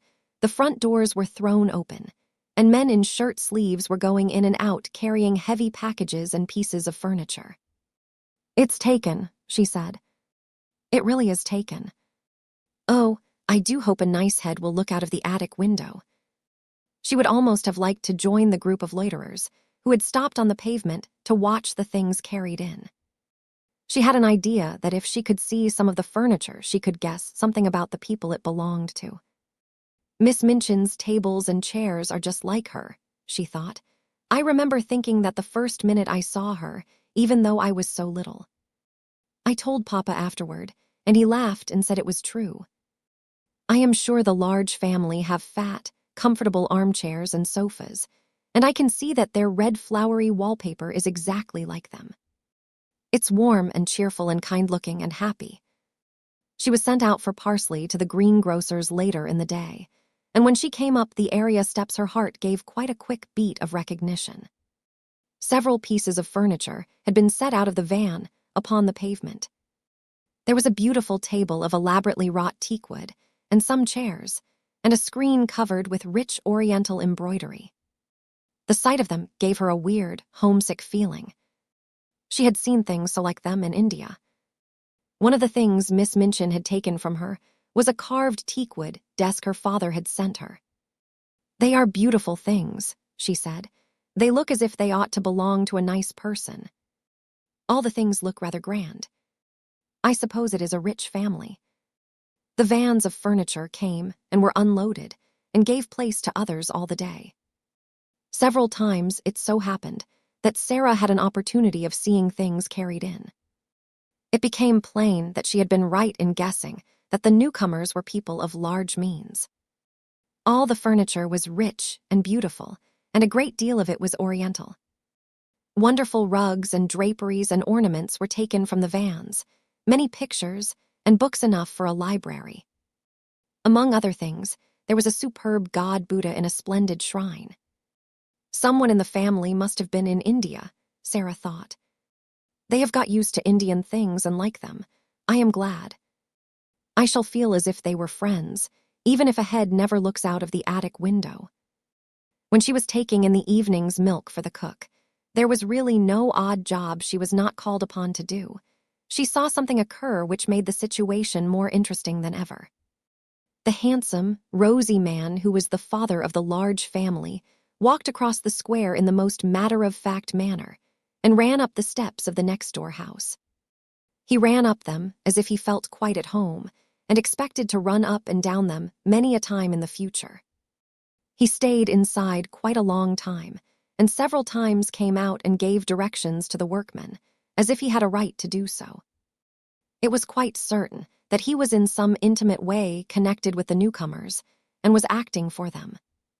If the new people have children, Sara speculated, the large family children will be sure to come and play with them, and they might come up into the attic just for fun. At night, after her work was done, Becky came in to see her fellow prisoner and bring her news. "It's an Indian gentleman that's common to live next door, miss," she said. "I don't know whether he's a black gentleman or not, but he's an Indian one. He's very rich, and he's ill, and the gentleman of the large family is his lawyer. He's had a lot of trouble, and it's made him ill and low in his mind. He worships idols, miss. He's an heathen and bows down to wood and stone. I seen a idol bane carried in for him to worship. Somebody had oughter send him a track. You can get a track for a penny." Sara laughed a little. "I don't believe he worships that idol," she said. "Some people like to keep them to look at because they are interesting. My papa had a beautiful one, and he did not worship it." But Becky was rather inclined to prefer to believe that the new neighbor was an heathen. It sounded so much more romantic than that he should merely be the ordinary kind of gentleman who went to church with a prayer book. She sat and talked long that night of what he would be like, of what his wife would be like if he had one, and of what his children would be like if they had children. Sara saw that privately she could not help hoping very much that they would all be black and would wear turbans, and above all that, like their parent, they would all be heathens. "I never lived next door to no heathens, miss," she said. "I should like to see what sort of ways they'd have." It was several weeks before her curiosity was satisfied, and then it was revealed that the new occupant had neither wife nor children. He was a solitary man with no family at all, and it was evident that he was shattered in health and unhappy in mind. A carriage drove up one day and stopped before the house. When the footman dismounted from the box and opened the door, the gentleman who was the father of the large family got out first. After him, there descended a nurse in uniform. Then came down the steps 2 men servants. They came to assist their master, who, when he was helped out of the carriage, proved to be a man with a haggard, distressed face and a skeleton body wrapped in furs. He was carried up the steps, and the head of the large family went with him, looking very anxious. Shortly afterward, a doctor's carriage arrived, and the doctor went in, plainly to take care of him. "There is such a yellow gentleman next door, Sara," Lottie whispered at the French class afterward. "Do you think he is a Chinny?" "The geography says the Chinny men are yellow." "No, he is not Chinese," Sara whispered back. "He is very ill." "Go on with your exercise, Lottie." "Non, monsieur. Gni pelicanif de mon oncle." That was the beginning of the story of the Indian gentleman. 11. Ram Dass. There were fine sunsets even in the square, sometimes. One could only see parts of them, however, between the chimneys and over the roofs. From the kitchen windows one could not see them at all, and could only guess that they were going on because the bricks looked warm and the air rosy or yellow for a while, or perhaps one saw a blazing glow strike a particular pane of glass somewhere. There was, however, one place from which one could see all the splendor of them: the piles of red or gold clouds in the west, or the purple ones edged with dazzling brightness, or the little fleecy, floating ones, tinged with rose color and looking like flights of pink doves scurrying across the blue in a great hurry if there was a wind. The place where one could see all this, and seem at the same time to breathe a purer air, was, of course, the attic window. When the square suddenly seemed to begin to glow in an enchanted way and look wonderful in spite of its sooty trees and railings, Sara knew something was going on in the sky, and when it was at all possible to leave the kitchen without being missed or called back, she invariably stole away and crept up the flights of stairs, and climbing on the old table, got her head and body as far out of the window as possible. When she had accomplished this, she always drew a long breath and looked all round her. It used to seem as if she had all the sky and the world to herself. No one else ever looked out of the other attics. Generally, the skylights were closed, but even if they were propped open to admit air, no one seemed to come near them. And there Sara would stand, sometimes turning her face upward to the blue which seemed so friendly and near, just like a lovely vaulted ceiling, sometimes watching the west and all the wonderful things that happened there. The clouds melting or drifting or waiting softly to be changed pink or crimson or snow white or purple or pale dove gray. Sometimes they made islands or great mountains enclosing lakes of deep turquoise blue or liquid amber or chrysoprase green. Sometimes dark headlands jutted into strange, lost seas. Sometimes slender strips of wonderful lands joined other wonderful lands together. There were places where it seemed that one could run or climb or stand and wait to see what next was coming, until, perhaps, as it all melted, one could float away. At least it seemed so to Sara, and nothing had ever been quite so beautiful to her as the things she saw as she stood on the table, her body half out of the skylight, the sparrows twittering with sunset softness on the slates. The sparrows always seemed to her to twitter with a sort of subdued softness, just when these marvels were going on. There was such a sunset as this a few days after the Indian gentleman was brought to his new home, and as it fortunately happened that the afternoon's work was done in the kitchen, and nobody had ordered her to go anywhere or perform any task, Sara found it easier than usual to slip away and go upstairs. She mounted her table and stood looking out. It was a wonderful moment. There were floods of molten gold covering the west, as if a glorious tide was sweeping over the world. A deep, rich yellow light filled the air. The birds flying across the tops of the houses showed quite black against it. "It's a splendid one," said Sara softly to herself. "It makes me feel almost afraid, as if something strange was just going to happen. The splendid ones always make me feel like that." She suddenly turned her head because she heard a sound a few yards away from her. It was an odd sound, like a queer little squeaky chattering. It came from the window of the next attic. Someone had come to look at the sunset, as she had. There was a head and a part of a body emerging from the skylight, but it was not the head or body of a little girl or a housemaid. It was the picturesque white-swathed form and dark-faced, gleaming-eyed, white-turbaned head of a native Indian manservant. "A Lasker," Sara said to herself quickly, and the sound she had heard came from a small monkey he held in his arms as if he were fond of it, and which was snuggling and chattering against his breast. As Sara looked toward him, he looked toward her. The first thing she thought was that his dark face looked sorrowful and homesick. She felt absolutely sure he had come up to look at the sun, because he had seen it so seldom in England that he longed for a sight of it. She looked at him interestedly for a second, and then smiled across the slates. She had learned to know how comforting a smile, even from a stranger, may be. Hers was evidently a pleasure to him. His whole expression altered, and he showed such gleaming white teeth as he smiled back that it was as if a light had been illuminated in his dusky face. The friendly look in Sara's eyes was always very effective when people felt tired or dull. It was perhaps in making his salute to her that he loosened his hold on the monkey. He was an impish monkey and always ready for adventure, and it is probable that the sight of a little girl excited him. He suddenly broke loose, jumped onto the slates, ran across them chattering, and actually leaped onto Sara's shoulder, and from there down into her attic room. It made her laugh and delighted her, but she knew he must be restored to his master, if the Lasker was his master, and she wondered how this was to be done. Would he let her catch him, or would he be naughty and refuse to be caught, and perhaps get away and run off over the roofs and be lost? That would not do at all. Perhaps he belonged to the Indian gentleman, and the poor man was fond of him. She turned to the Lasker, feeling glad that she remembered still some of the Hindustani she had learned when she lived with her father. She could make the man understand. She spoke to him in the language he knew. "Will he let me catch him?" she asked. She thought she had never seen more surprise and delight than the dark face expressed when she spoke in the familiar tongue. The truth was that the poor fellow felt as if his gods had intervened, and the kind little voice came from heaven itself. At once Sara saw that he had been accustomed to European children. He poured forth a flood of respectful thanks. He was the servant of Missy Sahib.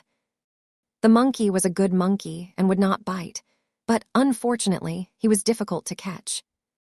He would flee from one spot to another, like the lightning. He was disobedient, though not evil. Ram Das knew him as if he were his child, and Ram Das he would sometimes obey, but not always. If Missy Sahib would permit Ram Das, he himself could cross the roof to her room, enter the windows, and regain the unworthy little animal. But he was evidently afraid Sara might think he was taking a great liberty, and perhaps would not let him come. But Sara gave him leave at once. "Can you get across?" she inquired. "In a moment," he answered her. "Then come," she said. "He is flying from side to side of the room as if he was frightened." Ram Das slipped through his attic window and crossed to hers as steadily and lightly as if he had walked on roofs all his life. He slipped through the skylight and dropped upon his feet without a sound. Then he turned to Sara and salaamed again. The monkey saw him and uttered a little scream. Ram Das hastily took the precaution of shutting the skylight and then went in chase of him. It was not a very long chase. The monkey prolonged it a few minutes evidently for the mere fun of it, But presently he sprang chattering on to Ram Dass's shoulder and sat there chattering and clinging to his neck with a weird little skinny arm. Ram Dass thanked Sara profoundly. She had seen that his quick native eyes had taken in at a glance all the bare shabbiness of the room, but he spoke to her as if he were speaking to the little daughter of a Raja and pretended that he observed nothing. He did not presume to remain more than a few moments after he had caught the monkey, and those moments were given to further deep and grateful obeisance to her in return for her indulgence. This little evil one, he said, stroking the monkey, was in truth not so evil as he seemed, and his master, who was ill, was sometimes amused by him. He would have been made sad if his favorite had run away and been lost. Then he salaamed once more and got through the skylight and across the slates again with as much agility as the monkey himself had displayed. When he had gone, Sara stood in the middle of her attic and thought of many things his face and his manner had brought back to her. The sight of his native costume and the profound reverence of his manner stirred all her past memories. It seemed a strange thing to remember that she, the drudge whom the cook had said insulting things to an hour ago, had only a few years ago been surrounded by people who all treated her as Ram Dass had treated her, who salaamed when she went by, whose foreheads almost touched the ground when she spoke to them, who were her servants and her slaves. It was like a sort of dream. It was all over, and it could never come back. It certainly seemed that there was no way in which any change could take place. She knew what Miss Minchin intended that her future should be. So long as she was too young to be used as a regular teacher, she would be used as an errand girl and servant, and yet expected to remember what she had learned, and in some mysterious way to learn more. The greater number of her evenings she was supposed to spend at study, and at various indefinite intervals she was examined, and knew she would have been severely admonished if she had not advanced as was expected of her. The truth, indeed, was that Miss Minchin knew that she was too anxious to learn to require teachers. Give her books, and she would devour them and end by knowing them by heart. She might be trusted to be equal to teaching a good deal in the course of a few years. This was what would happen. When she was older, she would be expected to drudge in the schoolroom as she drudged now in various parts of the house. They would be obliged to give her more respectable clothes, but they would be sure to be plain and ugly and to make her look somehow like a servant. That was all there seemed to be to look forward to, and Sara stood quite still for several minutes and thought it over. Then a thought came back to her, which made the color rise in her cheek and a spark light itself in her eyes. She straightened her thin little body and lifted her head. "Whatever comes," she said, "cannot alter one thing. If I am a princess in rags and tatters, I can be a princess inside. It would be easy to be a princess if I were dressed in cloth of gold, but it is a great deal more of a triumph to be one all the time when no one knows it. There was Marie Antoinette when she was in prison and her throne was gone, and she had only a black gown on, and her hair was white, and they insulted her and called her Widow Capet. She was a great deal more like a queen then than when she was so gay and everything was so grand. I like her best then. Those howling mobs of people did not frighten her. She was stronger than they were, even when they cut her head off. This was not a new thought, but quite an old one by this time. It had consoled her through many a bitter day, and she had gone about the house with an expression in her face which Miss Minchin could not understand, and which was a source of great annoyance to her, as it seemed as if the child were mentally living a life which held her above the rest of the world. It was as if she scarcely heard the rude and acid things said to her, or, if she heard them, did not care for them at all. Sometimes, when she was in the midst of some harsh, domineering speech, Miss Minchin would find the still, unchildish eyes fixed upon her with something like a proud smile in them. At such times, she did not know that Sara was saying to herself, "You don't know that you are saying these things to a princess, and that if I chose, I could wave my hand and order you to execution. I only spare you because I am a princess, and you are a poor, stupid, unkind, vulgar old thing, and don't know any better." This used to interest and amuse her more than anything else, and queer and fanciful as it was, she found comfort in it, and it was a good thing for her. While the thought held possession of her, she could not be made rude and malicious by the rudeness and malice of those about her. A princess must be polite, she said to herself. And so when the servants, taking their tone from their mistress, were insolent and ordered her about, she would hold her head erect and reply to them with a quaint civility which often made them stare at her. "She's got more airs and graces than if she come from Buckingham Palace, that young one," said the cook, chuckling a little sometimes. "I lose my temper with her often enough, but I will say she never forgets her manners. If you please, cook, will you be so kind, cook? I beg your pardon, cook. May I trouble you, cook?" She drops 'em about the kitchen as if they was nothing. The morning after the interview with Ram Dass and his monkey, Sara was in the schoolroom with her small pupils. Having finished giving them their lessons, she was putting the French exercise books together and thinking, as she did it, of the various things royal personages in disguise were called upon to do. Alfred the Great, for instance, burning the cakes and getting his ears boxed by the wife of the neatherd. How frightened she must have been when she found out what she had done. If Miss Minchin should find out that she, Sara, whose toes were almost sticking out of her boots, was a princess, a real one. The look in her eyes was exactly the look which Miss Minchin most disliked. She would not have it. She was quite near her and was so enraged that she actually flew at her and boxed her ears, exactly as the neatherd's wife had boxed King Alfred's. It made Sara start. She wakened from her dream at the shock and, catching her breath, stood still a second. Then, not knowing she was going to do it, she broke into a little laugh. "What are you laughing at, you bold, impudent child?" Miss Minchin exclaimed. It took Sara a few seconds to control herself sufficiently to remember that she was a princess. Her cheeks were red and smarting from the blows she had received. "I was thinking," she answered. "Beg my pardon immediately," said Miss Minchin. Sara hesitated a second before she replied. "I will beg your pardon for laughing if it was rude," she said then, "but I won't beg your pardon for thinking." "What were you thinking?" demanded Miss Minchin. "How dare you think?" "What were you thinking?" Jessie tittered, and she and Lavinia nudged each other in unison. All the girls looked up from their books to listen. Really, it always interested them a little when Miss Minchin attacked Sara. Sara always said something queer and never seemed the least bit frightened. She was not in the least frightened now, though her boxed ears were scarlet and her eyes were as bright as stars. "I was thinking," she answered grandly and politely, "that you did not know what you were doing." "That I did not know what I was doing?"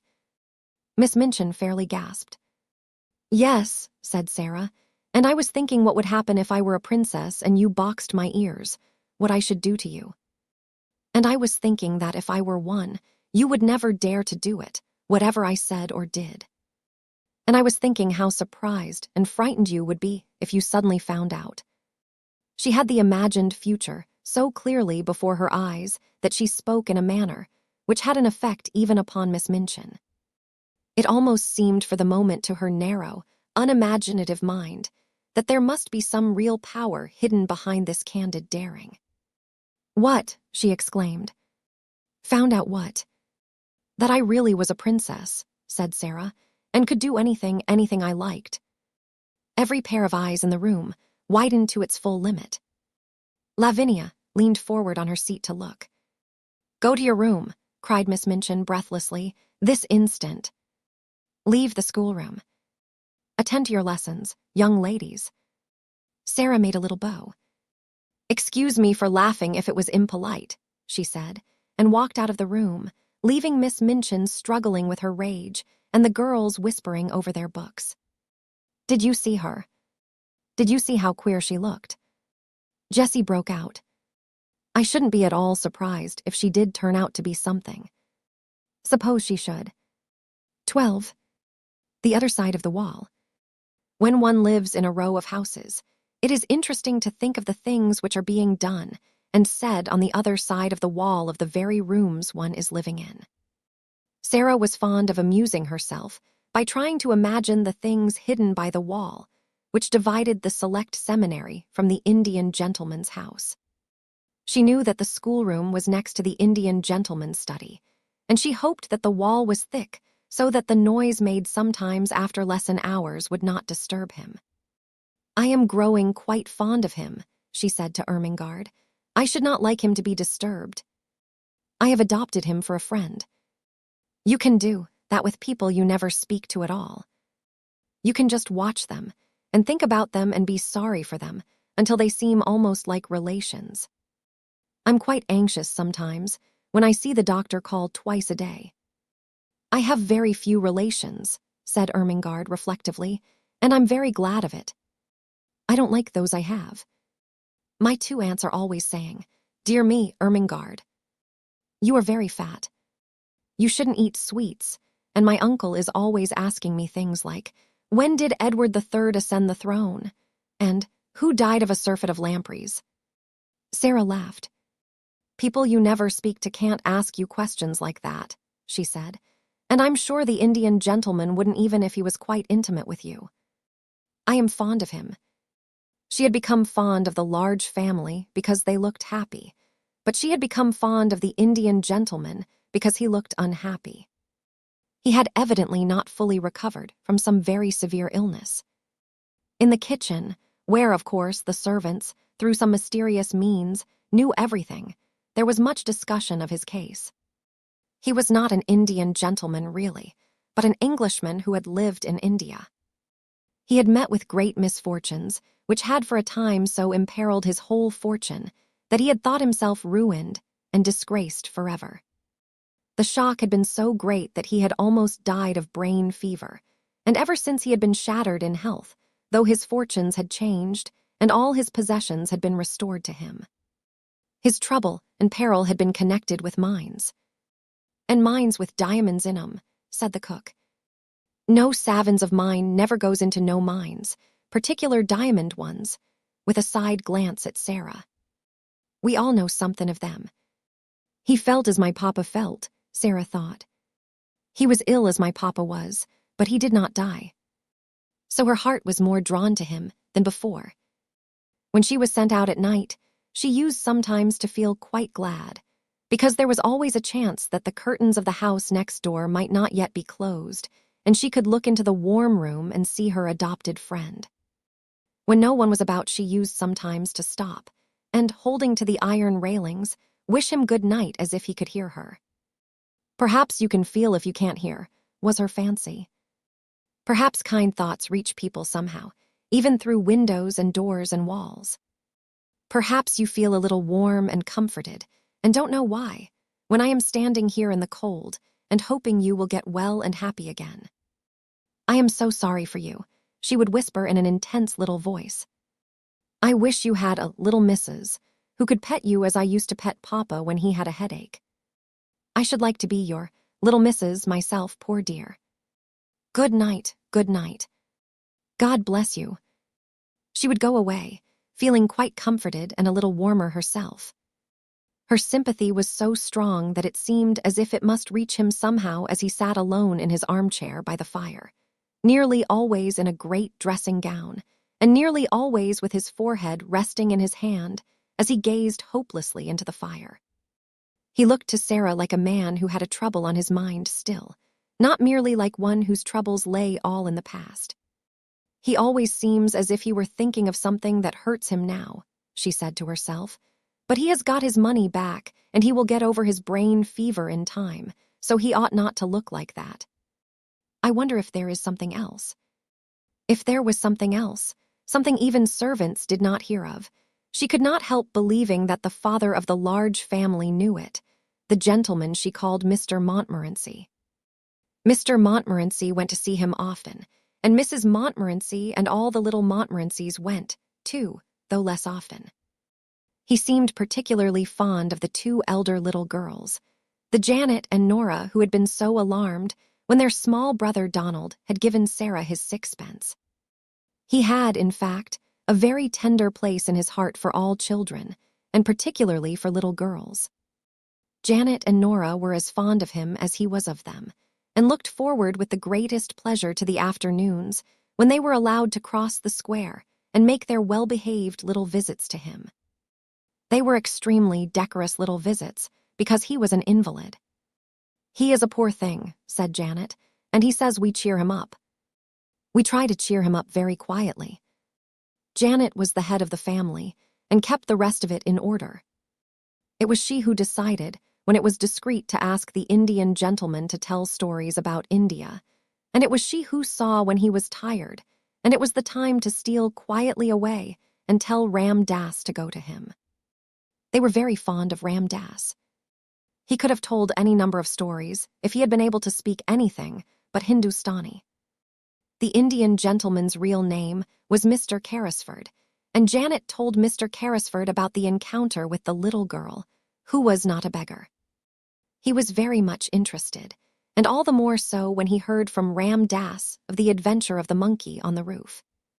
Ram Das made for him a very clear picture of the attic and its desolateness, of the bare floor and broken plaster, the rusty, empty grate, and the hard, narrow bed. "Carmichael," he said to the father of the large family, after he had heard this description, "I wonder how many of the attics in this square are like that one, and how many wretched little servant girls sleep on such beds, while I toss on my down pillows, loaded and harassed by wealth that is, most of it, not mine."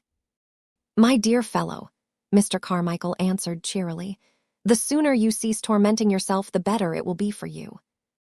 If you possessed all the wealth of all the Indies, you could not set right all the discomforts in the world, and if you began to refurnish all the attics in this square, there would still remain all the attics in all the other squares and streets to put in order. And there you are." Mr. Carrisford sat and bit his nails as he looked into the glowing bed of coals in the grate.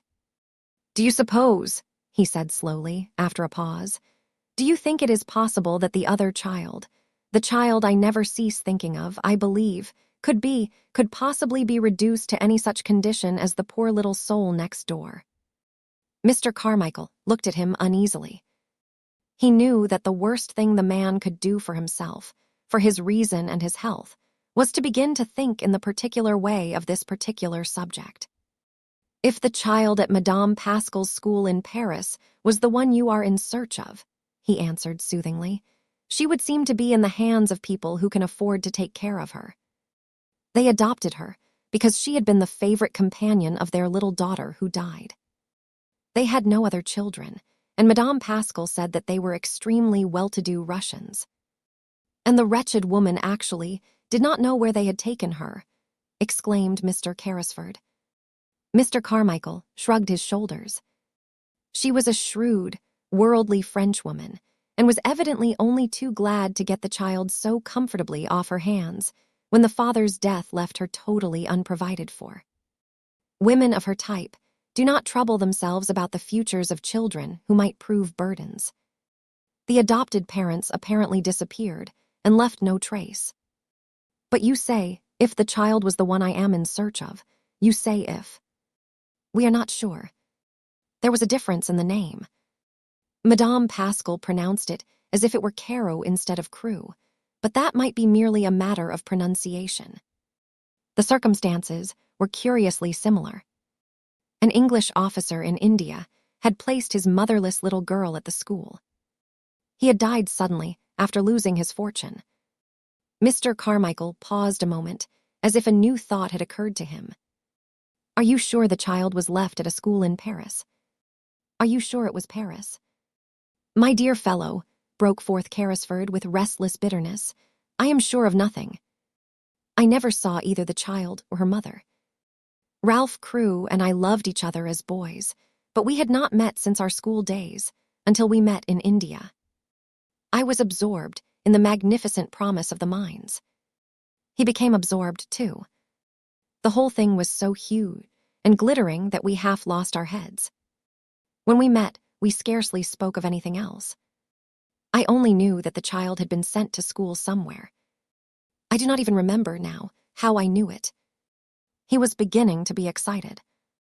He always became excited when his still weakened brain was stirred by memories of the catastrophes of the past. Mr. Carmichael watched him anxiously, It was necessary to ask some questions, but they must be put quietly and with caution. But you had reason to think the school was in Paris. Yes, was the answer, because her mother was a Frenchwoman, and I had heard that she wished her child to be educated in Paris. It seemed only likely that she would be there. Yes, Mr. Carmichael said, it seems more than probable. The Indian gentleman leaned forward and struck the table with a long, wasted hand. Carmichael, he said, I must find her. If she is alive, she is somewhere. If she is friendless and penniless, it is through my fault.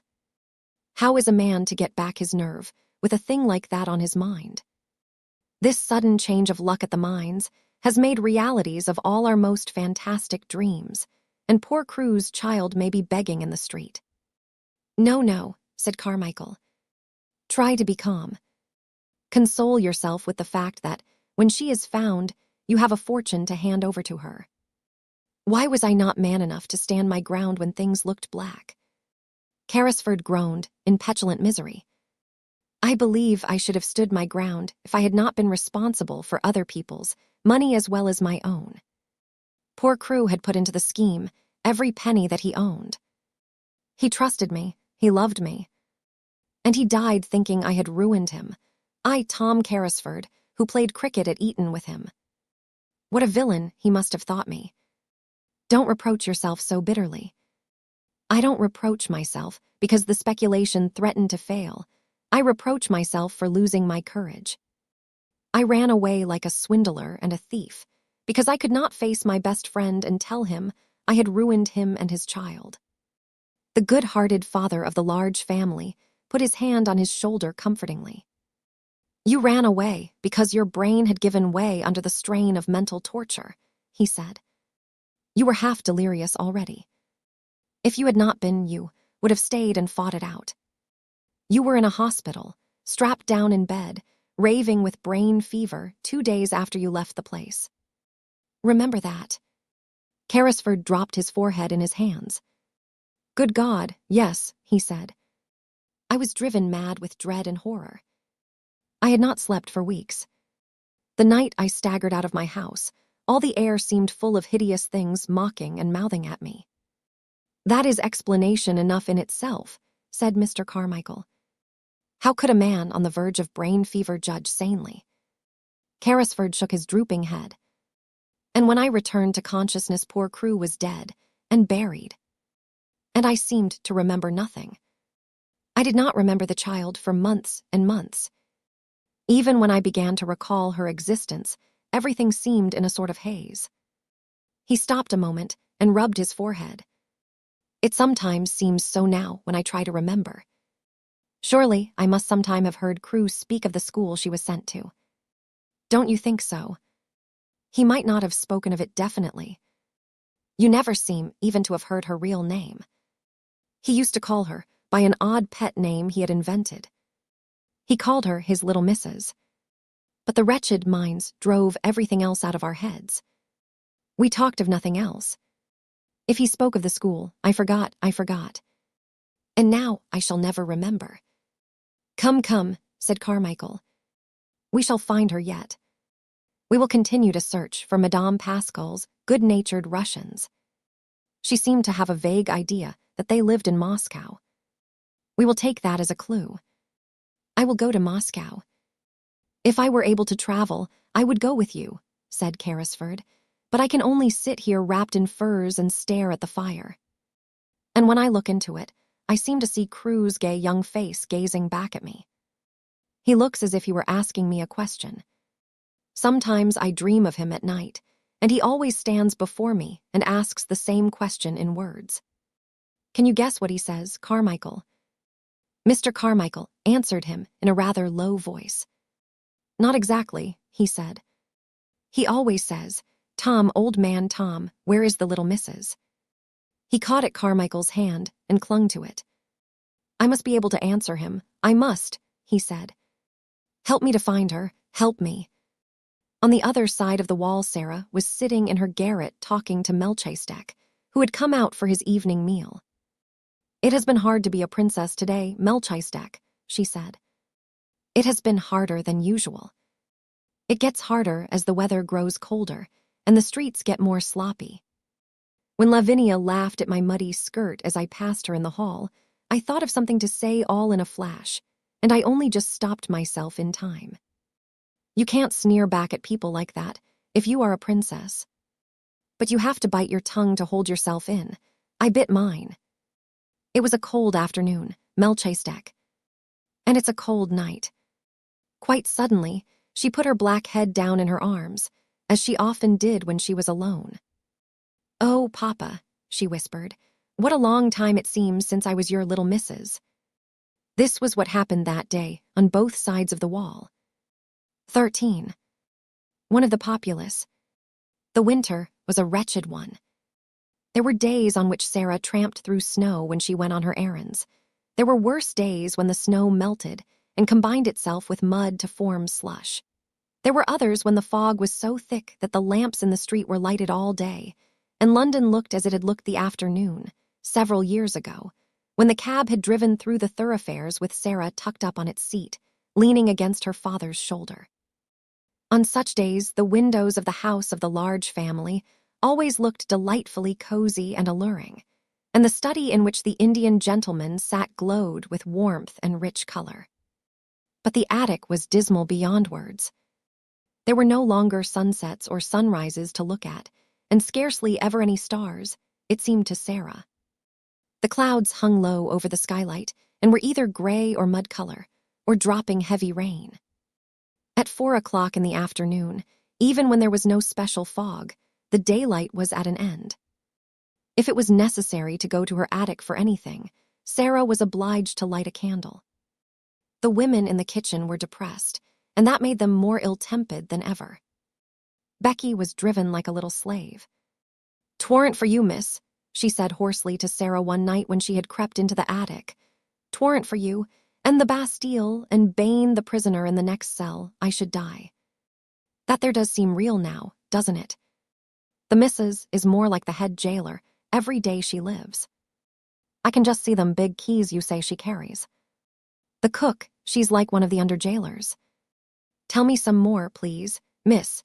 Tell me about the subterranean passage we've dug under the walls." "I'll tell you something warmer," shivered Sara. "Get your coverlet and wrap it round you, and I'll get mine, and we will huddle close together on the bed, and I'll tell you about the tropical forest where the Indian gentleman's monkey used to live. When I see him sitting on the table near the window and looking out into the street with that mournful expression, I always feel sure he is thinking about the tropical forest where he used to swing by his tail from coconut trees. I wonder who caught him, and if he left a family behind who had depended on him for coconuts." "That is warmer, miss," said Becky gratefully.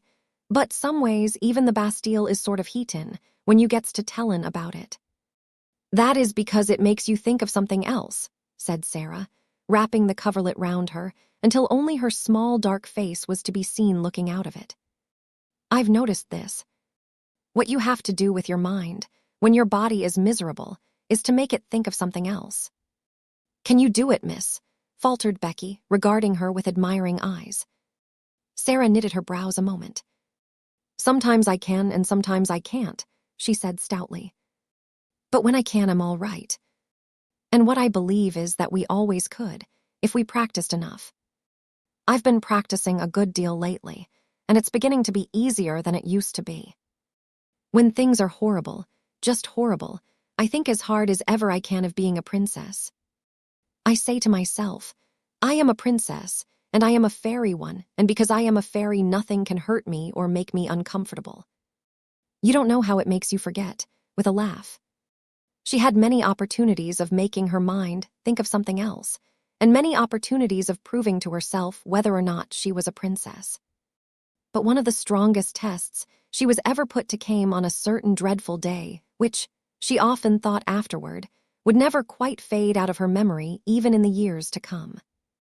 For several days it had rained continuously. The streets were chilly and sloppy and full of dreary, cold mist. There was mud everywhere, sticky London mud, and over everything the pall of drizzle and fog. Of course, there were several long and tiresome errands to be done. There always were on days like this. And Sara was sent out again and again until her shabby clothes were damp through. The absurd old feathers on her forlorn hat were more draggled and absurd than ever, and her downtrodden shoes were so wet that they could not hold any more water. Added to this, she had been deprived of her dinner because Miss Minchin had chosen to punish her. She was so cold and hungry and tired that her face began to have a pinched look, and now and then some kind-hearted person passing her in the street glanced at her with sudden sympathy. But she did not know that. She hurried on, trying to make her mind think of something else. It was really very necessary. Her way of doing it was to pretend and suppose with all the strength that was left in her. But really this time it was harder than she had ever found it, and once or twice she thought it almost made her more cold and hungry instead of less so. But she persevered obstinately, and as the muddy water squelched through her broken shoes and the wind seemed trying to drag her thin jacket from her, she talked to herself as she walked, though she did not speak aloud or even move her lips. Suppose I had dry clothes on, she thought. Suppose I had good shoes, and a long, thick coat and merino stockings, and a whole umbrella. And suppose, just when I was near a baker's where they sold hot buns, I should find 6pence, which belonged to nobody. Suppose, if I did, I should go into the shop and buy 6 of the hottest buns and eat them all without stopping. Some very odd things happen in this world sometimes. It certainly was an odd thing that happened to Sara. She had to cross the street just when she was saying this to herself. The mud was dreadful. She almost had to wade. She picked her way as carefully as she could, but she could not save herself much. Only in picking her way, she had to look down at her feet and the mud, and in looking down, just as she reached the pavement, she saw something shining in the gutter. It was actually a piece of silver, a tiny piece trodden upon by many feet, but still with spirit enough left to shine a little. Not quite a 6pence, but the next thing to it, a 4-penny piece. In 1 second, it was in her cold little red and blue hand. "Oh," she gasped, "it is true, it is true." And then, if you will believe me, she looked straight at the shop directly facing her. And it was a baker's shop, and a cheerful, stout, motherly woman with rosy cheeks was putting into the window a tray of delicious newly baked hot buns, fresh from the oven, large, plump, shiny buns with currants in them. It almost made Sara feel faint for a few seconds.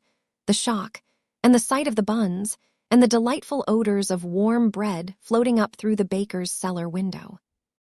She knew she need not hesitate to use the little piece of money. It had evidently been lying in the mud for some time, and its owner was completely lost in the stream of passing people who crowded and jostled each other all day long. "But I'll go and ask the baker woman if she has lost anything," she said to herself, rather faintly. So she crossed the pavement and put her wet foot on the step. As she did so, she saw something that made her stop. It was a little figure more forlorn even than herself, a little figure which was not much more than a bundle of rags, from which small, bare, red, muddy feet peeped out, only because the rags with which their owner was trying to cover them were not long enough. Above the rags appeared a shock head of tangled hair, and a dirty face with big, hollow, hungry eyes. Sara knew they were hungry eyes the moment she saw them, and she felt a sudden sympathy. "This," she said to herself with a little sigh, "is one of the populace, and she is hungrier than I am."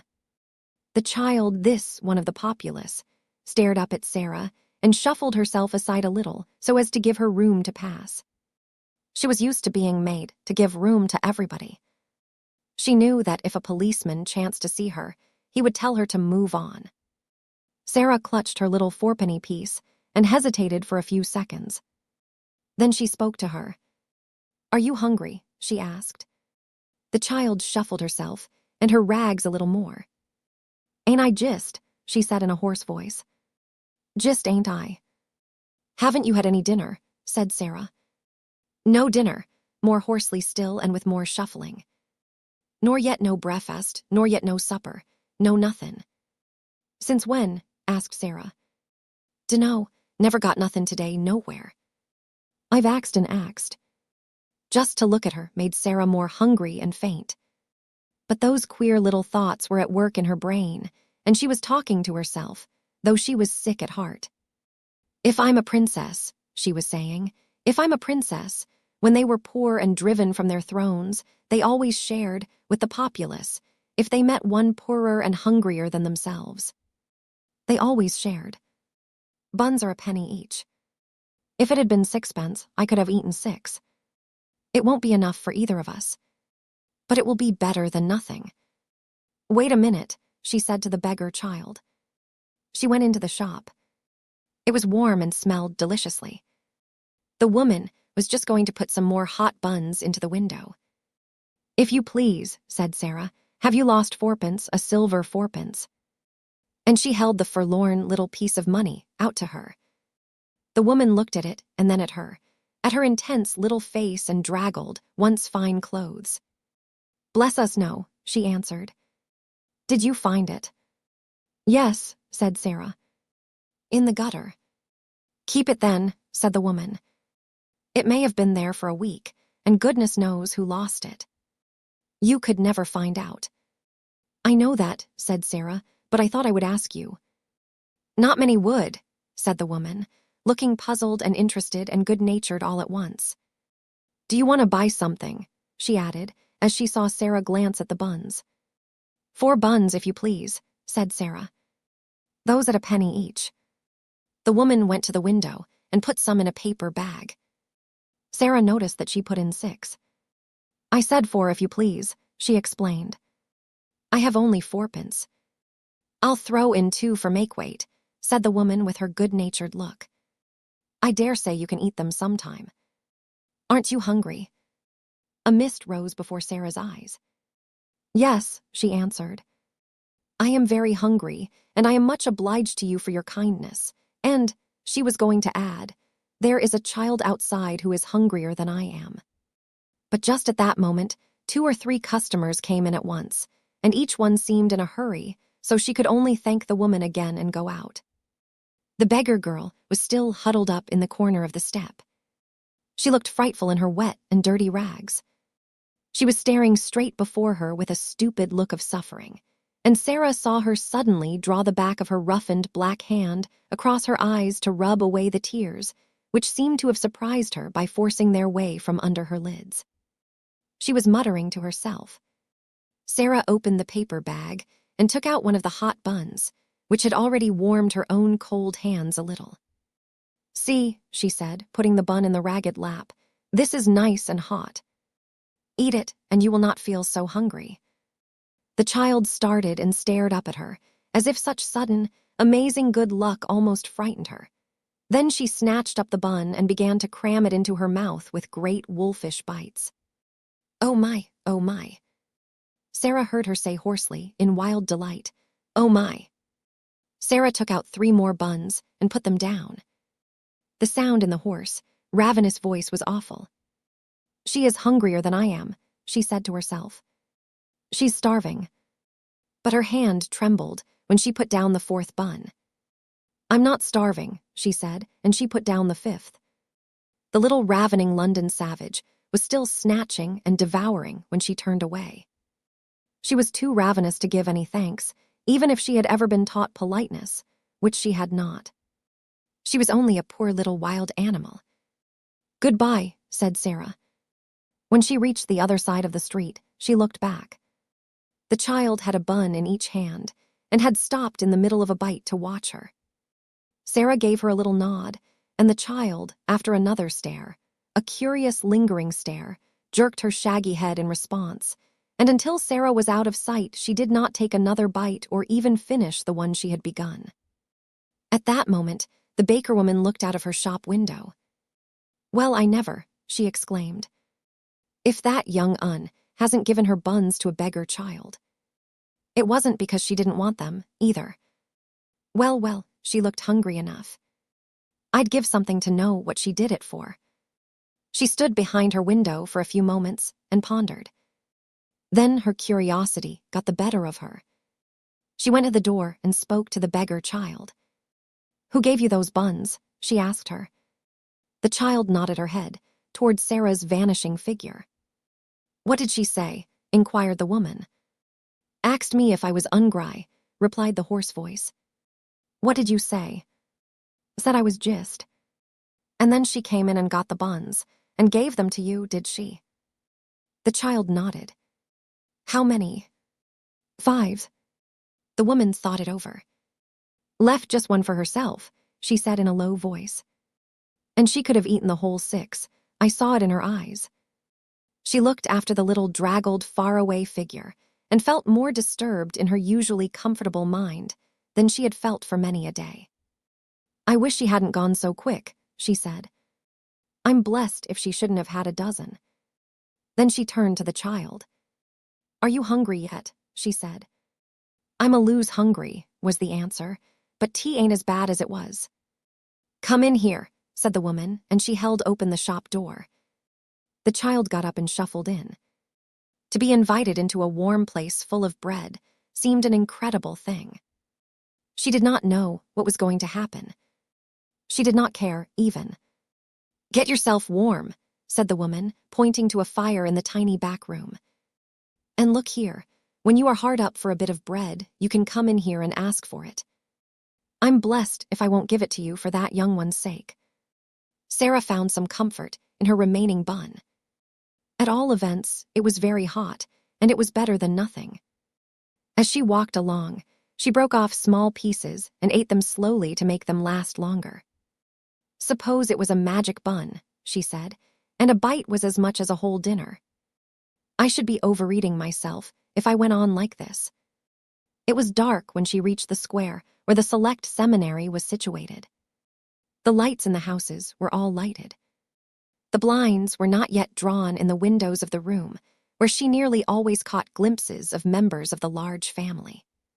Frequently at this hour, she could see the gentleman she called Mr. Montmorency sitting in a big chair, with a small swarm round him, talking, laughing, perching on the arms of his seat, or on his knees, or leaning against them. This evening the swarm was about him, but he was not seated. On the contrary, there was a good deal of excitement going on. It was evident that a journey was to be taken, and it was Mr. Montmorency who was to take it. A brougham stood before the door, and a big portmanteau had been strapped upon it. The children were dancing about, chattering and hanging on to their father. The pretty rosy mother was standing near him, talking as if she was asking final questions. Sarah paused a moment to see the little ones lifted up and kissed, and the bigger ones bent over and kissed also. "I wonder if he will stay away long," she thought. "The portmanteau is rather big.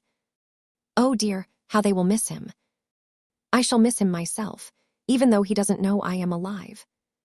When the door opened, she moved away, remembering the 6pence, but she saw the traveler come out and stand against the background of the warmly lighted hall, the older children still hovering about him.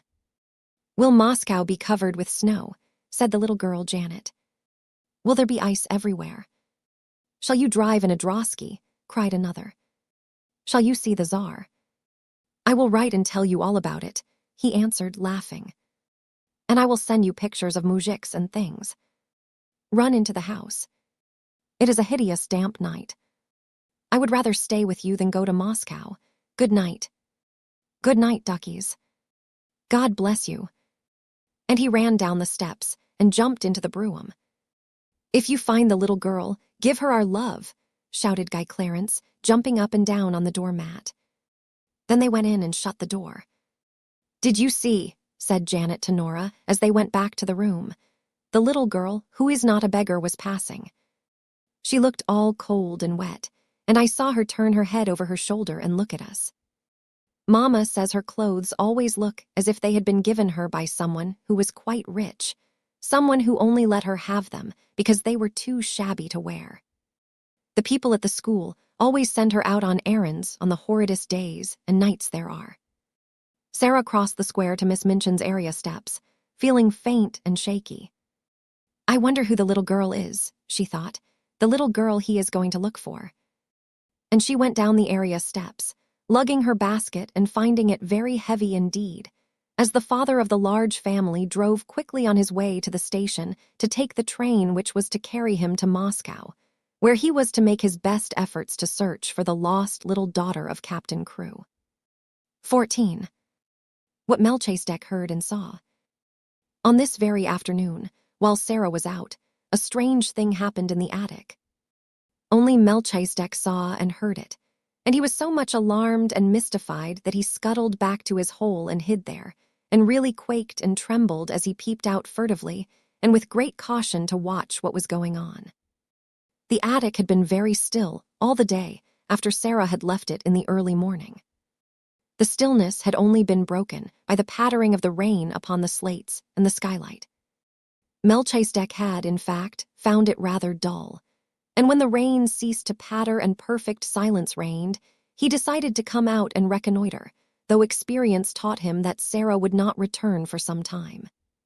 He had been rambling and sniffing about, and had just found a totally unexpected and unexplained crumb left from his last meal, when his attention was attracted by a sound on the roof.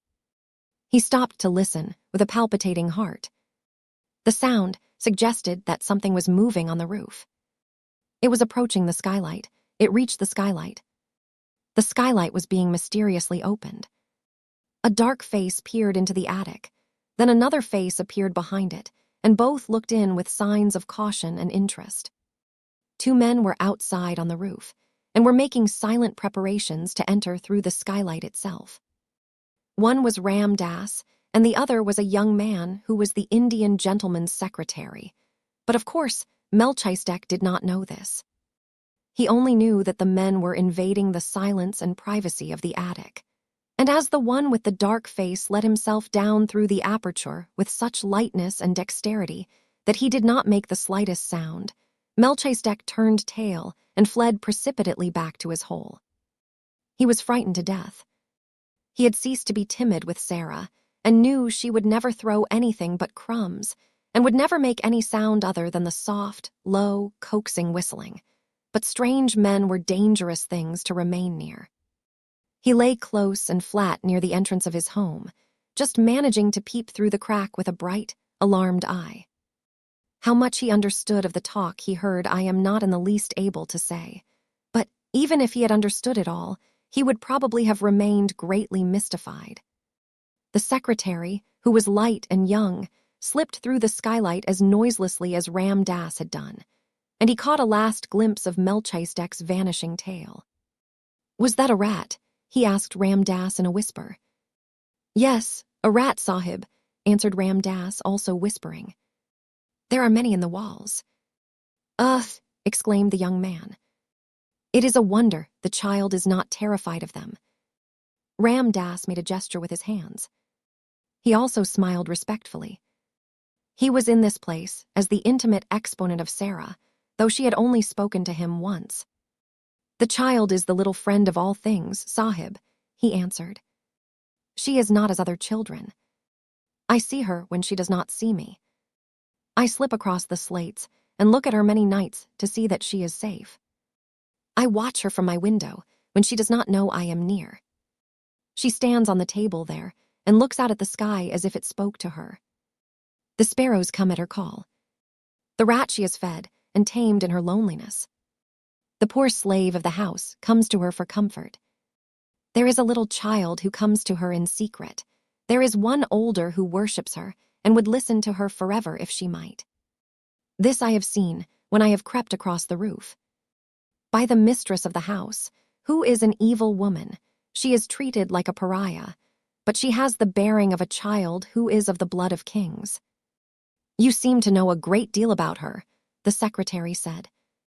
"All her life each day I know," answered Ram Dass. "Her going out I know, and her coming in, her sadness and her poor joys, her coldness and her hunger. I know when she is alone until midnight, learning from her books. I know when her secret friends steal to her and she is happier, as children can be, even in the midst of poverty, because they come and she may laugh and talk with them in whispers. If she were ill, I should know, and I would come and serve her if it might be done. You are sure no one comes near this place but herself, and that she will not return and surprise us. She would be frightened if she found us here, and the Sahib Carrisford's plan would be spoiled. Ram Das crossed noiselessly to the door and stood close to it. "None mount here but herself, Sahib," he said. "She has gone out with her basket and may be gone for hours.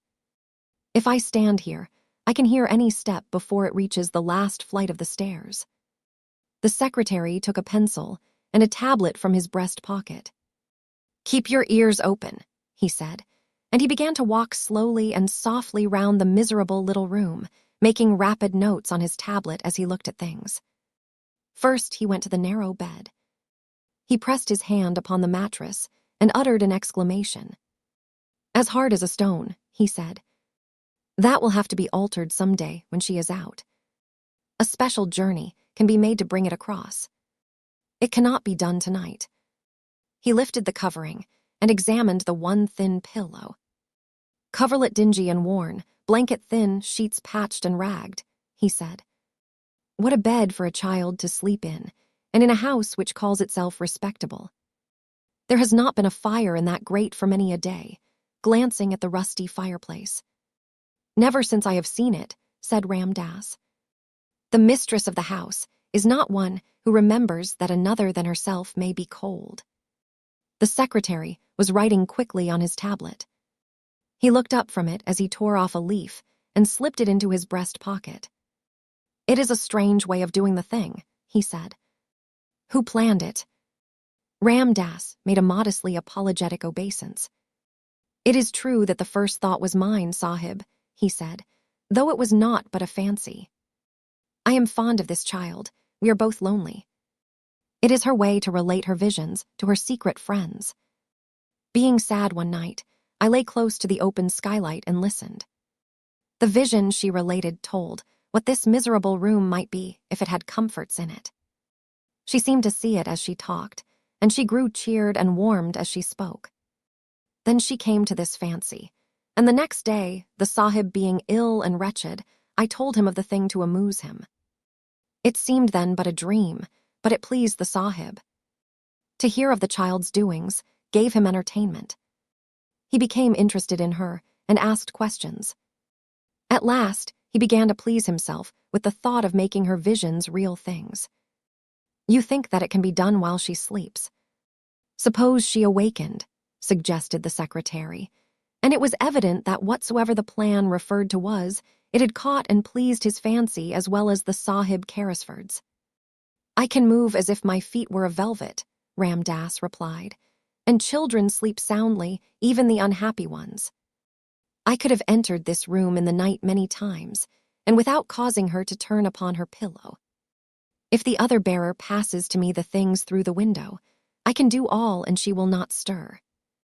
When she awakens, she will think a magician has been here." He smiled as if his heart warmed under his white robe, and the secretary smiled back at him. "It will be like a story from the Arabian Nights," he said.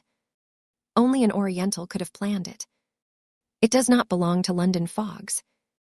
They did not remain very long, to the great relief of Melchizedek, who, as he probably did not comprehend their conversation, felt their movements and whispers ominous. The young secretary seemed interested in everything. He wrote down things about the floor, the fireplace, the broken footstool, the old table, the walls, which last he touched with his hand again and again, seeming much pleased when he found that a number of old nails had been driven in various places. "You can hang things on them," he said. Ram Das smiled mysteriously. "Yesterday, when she was out," he said, "I entered, bringing with me small, sharp nails which can be pressed into the wall without blows from a hammer. I placed many in the plaster, where I may need them. They are ready." The Indian gentleman's secretary stood still and looked round him as he thrust his tablets back into his pocket. "I think I have made notes enough. We can go now," he said. "The Sahib Carrisford has a warm heart. It is 1,000 pities that he has not found the lost child. If he should find her, his strength would be restored to him," said Ram Das. "His God may lead her to him yet." Then they slipped through the skylight as noiselessly as they had entered it. And after he was quite sure they had gone, Melchizedek was greatly relieved, and in the course of a few minutes felt it safe to emerge from his hole again and scuffle about in the hope that even such alarming human beings as these might have chanced to carry crumbs in their pockets and drop one or two of them. 15. The magic. When Sara had passed the house next door, she had seen Ram Dass closing the shutters and caught her glimpse of this room also. "It is a long time since I saw a nice place from the inside," was the thought which crossed her mind. There was the usual bright fire glowing in the grate, and the Indian gentleman was sitting before it. His head was resting in his hand, and he looked as lonely and unhappy as ever. "Poor man," said Sara.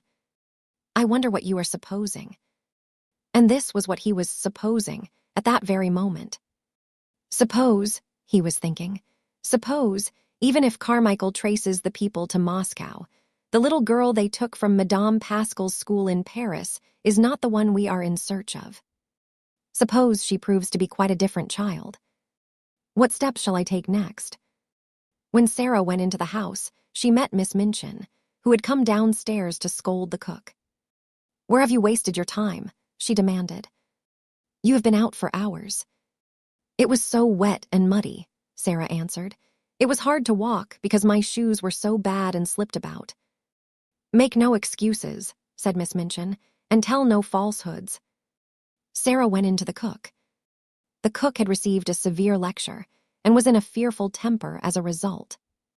She was only too rejoiced to have someone to vent her rage on, and Sara was a convenience, as usual. "Why didn't you stay all night?" she snapped. Sara laid her purchases on the table. "Here are the things," she said. The cook looked them over, grumbling. She was in a very savage humor indeed. "May I have something to eat?" Sara asked rather faintly. "Tea's over and done with," was the answer. "Did you expect me to keep it hot for you?" Sara stood silent for a second. "I had no dinner," she said next, and her voice was quite low. She made it low because she was afraid it would tremble. "There's some bread in the pantry," said the cook. "That's all you'll get at this time of day." Sara went and found the bread. It was old and hard and dry. The cook was in too vicious a humor to give her anything to eat with it. It was always safe and easy to vent her spite on Sara. Really, it was hard for the child to climb the 3 long flights of stairs leading to her attic. She often found them long and steep when she was tired, but tonight it seemed as if she would never reach the top. Several times, she was obliged to stop to rest. When she reached the top landing, she was glad to see the glimmer of a light coming from under her door. That meant that Ermengarde had managed to creep up to pay her a visit. There was some comfort in that. It was better than to go into the room alone and find it empty and desolate. The mere presence of plump, comfortable Ermengarde, wrapped in her red shawl, would warm it a little. Yes, their Ermengarde was when she opened the door. She was sitting in the middle of the bed, with her feet tucked safely under her. She had never become intimate with Melchizedek and his family, though they rather fascinated her. When she found herself alone in the attic, she always preferred to sit on the bed until Sara arrived. She had, in fact, on this occasion had time to become rather nervous, because Melchizedek had appeared and sniffed about a good deal, and once had made her utter a repressed squeal by sitting up on his hind legs, and while he looked at her, sniffing pointedly in her direction. "Oh, Sara," she cried out, "I am glad you have come." Melchi would sniff about so. I tried to coax him to go back, but he wouldn't for such a long time. I like him, you know, but it does frighten me when he sniffs right at me. Do you think he ever would jump? No, answered Sara. Ermengarde crawled forward on the bed to look at her. You do look tired, Sara, she said. You are quite pale. I am tired, said Sara, dropping onto the lopsided footstool. Oh, there's Melchizedek, poor thing. He's come to ask for his supper. Melchizedek had come out of his hole, as if he had been listening for her footstep. Sara was quite sure he knew it. He came forward with an affectionate, expectant expression, as Sara put her hand in her pocket and turned it inside out, shaking her head. I'm very sorry, she said. I haven't one crumb left. Go home, Melchizedek, and tell your wife there was nothing in my pocket. I'm afraid I forgot, because the cook and Miss Minchin were so cross. Melchizedek seemed to understand. He shuffled resignedly, if not contentedly, back to his home. I did not expect to see you tonight, Ermi, Sara said. Ermengarde hugged herself in the red shawl. Miss Amelia has gone out to spend the night with her old aunt, she explained. No one else ever comes and looks into the bedrooms after we are in bed. I could stay here until morning if I wanted to. She pointed toward the table under the skylight. Sara had not looked toward it as she came in. A number of books were piled upon it. Ermengarde's gesture was a dejected one. Papa has sent me some more books, Sara, she said. There they are. Sara looked round and got up at once. She ran to the table and, picking up the top volume, turned over its leaves quickly. For the moment, she forgot her discomforts. She cried out, how beautiful. Carlyle's French Revolution. I have so wanted to read that. I haven't, said Ermengarde. And Papa will be so cross if I don't. He'll expect me to know all about it when I go home for the holidays. What shall I do? Sara stopped turning over the leaves and looked at her with an excited flush on her cheeks. Look here, she cried. If you'll lend me these books, I'll read them and tell you everything that's in them afterward, and I'll tell it so that you will remember it too. Oh, goodness, exclaimed Ermengarde. Do you think you can? I know I can, Sara answered. The little ones always remember what I tell them. Sara, said Ermengarde, hope gleaming in her round face, if you'll do that and make me remember, I'll give you anything. I don't want you to give me anything, said Sara. I want your books, I want them. And her eyes grew big, and her chest heaved. Take them then, said Ermengarde. I wish I wanted them, but I don't. I'm not clever, and my father is, and he thinks I ought to be. Sara was opening one book after the other. What are you going to tell your father? She asked, a slight doubt dawning in her mind. Oh, he needn't know, answered Ermengarde.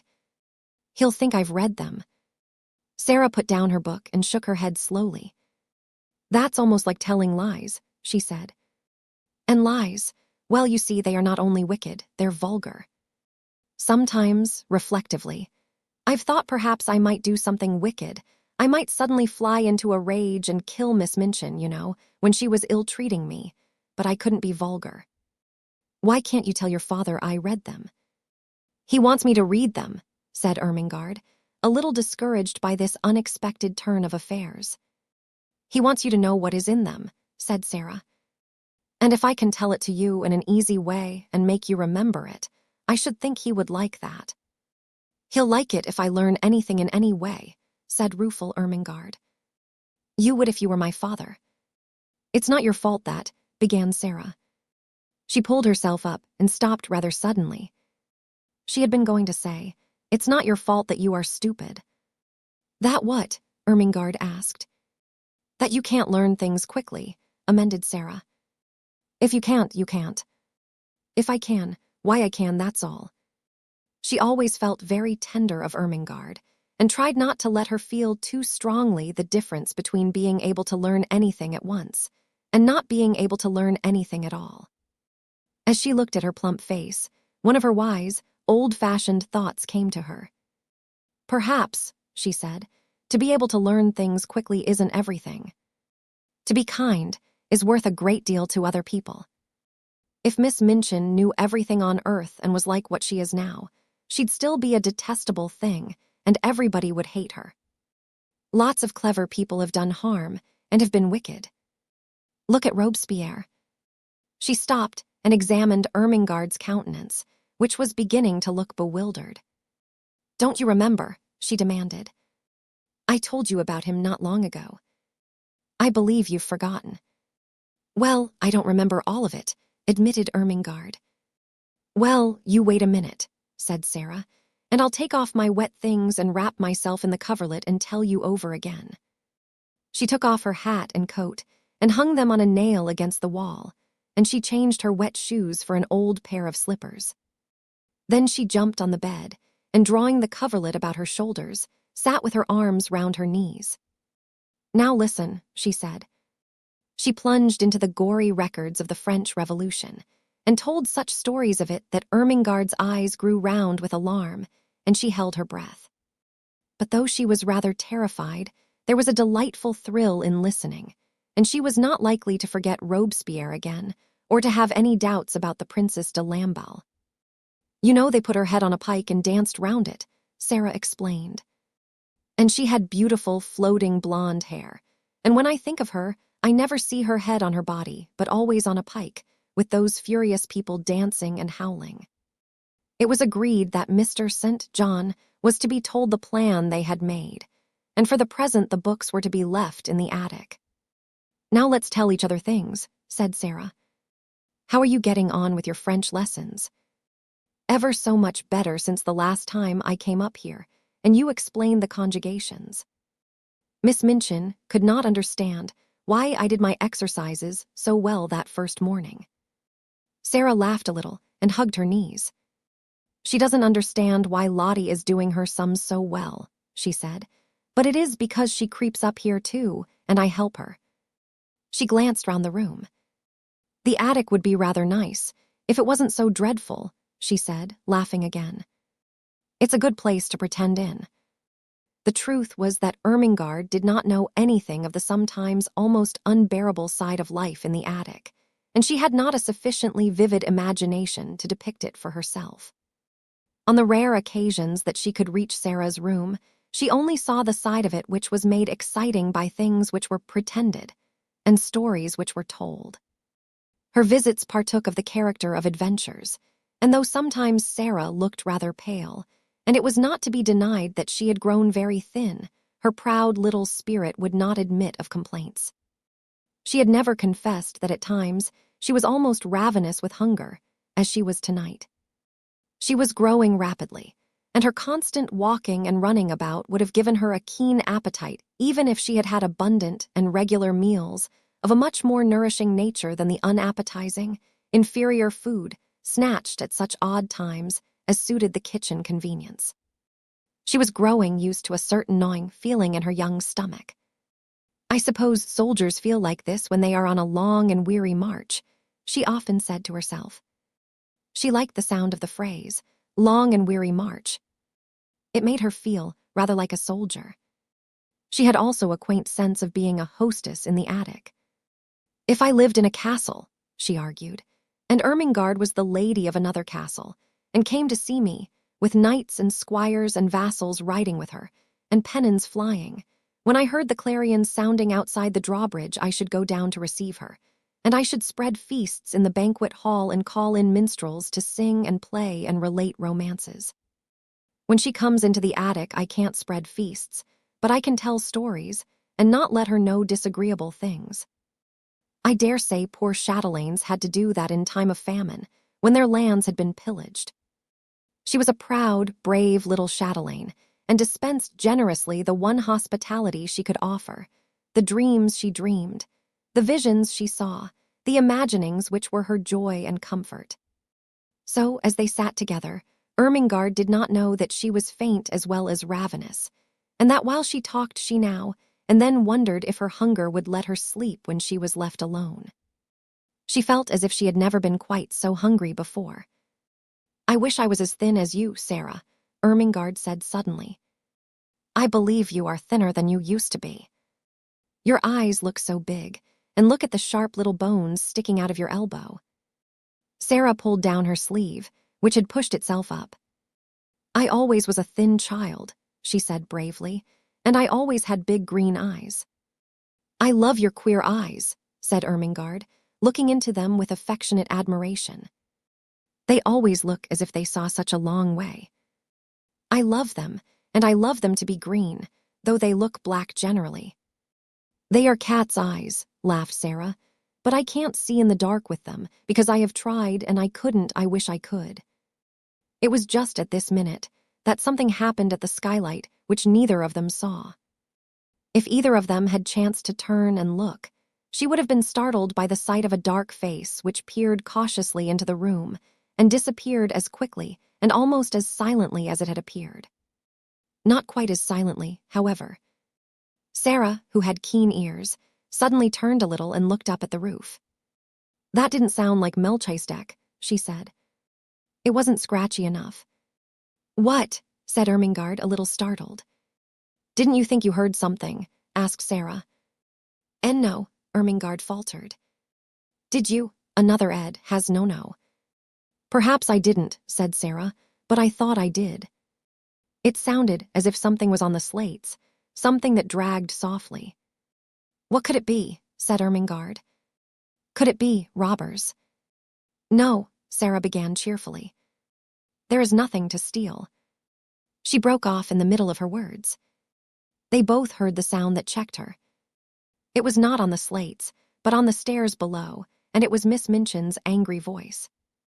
Sara sprang off the bed and put out the candle. "She is scolding Becky," she whispered as she stood in the darkness. "She is making her cry. Will she come in here?" Ermengarde whispered back, panic-stricken. "No, she will think I am in bed. Don't stir." It was very seldom that Miss Minchin mounted the last flight of stairs. Sara could only remember that she had done it once before. But now she was angry enough to be coming at least part of the way up, and it sounded as if she was driving Becky before her. "You impudent, dishonest child," they heard her say. "Cook tells me she has missed things repeatedly." "T warrant me, Mum," said Becky, sobbing. "I was ungry enough, but T warrant me, never." "You deserve to be sent to prison," said Miss Minchin's voice. "Picking and stealing. Half a meat pie, indeed." "T warrant me," wept Becky. "I could ave eat a whole un, but I never laid a finger on it." Miss Minchin was out of breath between temper and mounting the stairs. The meat pie had been intended for her special late supper. It became apparent that she boxed Becky's ears. "Don't tell falsehoods," she said. "Go to your room this instant." Both Sara and Ermengarde heard the slap, and then heard Becky run in her slipshod shoes up the stairs and into her attic. They heard her door shut and knew that she threw herself upon her bed. "I could ave et two of 'em," they heard her cry into her pillow. "And I never took a bite. 'Twas cook give it to her policeman." Sara stood in the middle of the room in the darkness. She was clenching her little teeth and opening, and shutting fiercely her outstretched hands. She could scarcely stand still, but she dared not move until Miss Minchin had gone down the stairs and all was still. "The wicked, cruel thing," she burst forth. "The cook takes things herself, and then says Becky steals them. She doesn't. She's so hungry sometimes that she eats crusts out of the ash barrel." She pressed her hands hard against her face and burst into passionate little sobs, and Ermengarde, hearing this unusual thing, was overawed by it. Sara was crying. The unconquerable Sara. It seemed to denote something new, some mood she had never known. Suppose, a new dread possibility presented itself to her kind, slow little mind all at once. She crept off the bed in the dark and found her way to the table where the candle stood. She struck a match and lit the candle. When she had lighted it, she bent forward and looked at Sara, with her new thought growing to definite fear in her eyes. "Sara," she said in a timid, almost awe-stricken voice, you never told me. I don't want to be rude, but are you ever hungry?" It was too much just at that moment. The barrier broke down. Sara lifted her face from her hands. "Yes," she said in a new passionate way. "Yes, I am. I'm so hungry now that I could almost eat you. And it makes it worse to hear poor Becky. She's hungrier than I am." Ermengarde gasped. Oh, she cried woefully. "And I never knew." "I didn't want you to know," Sara said. "It would have made me feel like a street beggar." "I know I look like a street beggar." "No, you don't. Ermengarde broke in. "Your clothes are a little queer, but you couldn't look like a street beggar. You haven't a street beggar face." "A little boy once gave me a sixpence for charity," said Sara, with a short little laugh in spite of herself. "Here it is." And she pulled out the thin ribbon from her neck. He wouldn't have given me his Christmas sixpence if I hadn't looked as if I needed it. Somehow the sight of the dear little sixpence was good for both of them. It made them laugh a little, though they both had tears in their eyes. "Who was he?" asked Ermengarde, looking at it quite as if it had not been a mere ordinary silver sixpence. "He was a darling little thing going to a party," said Sara.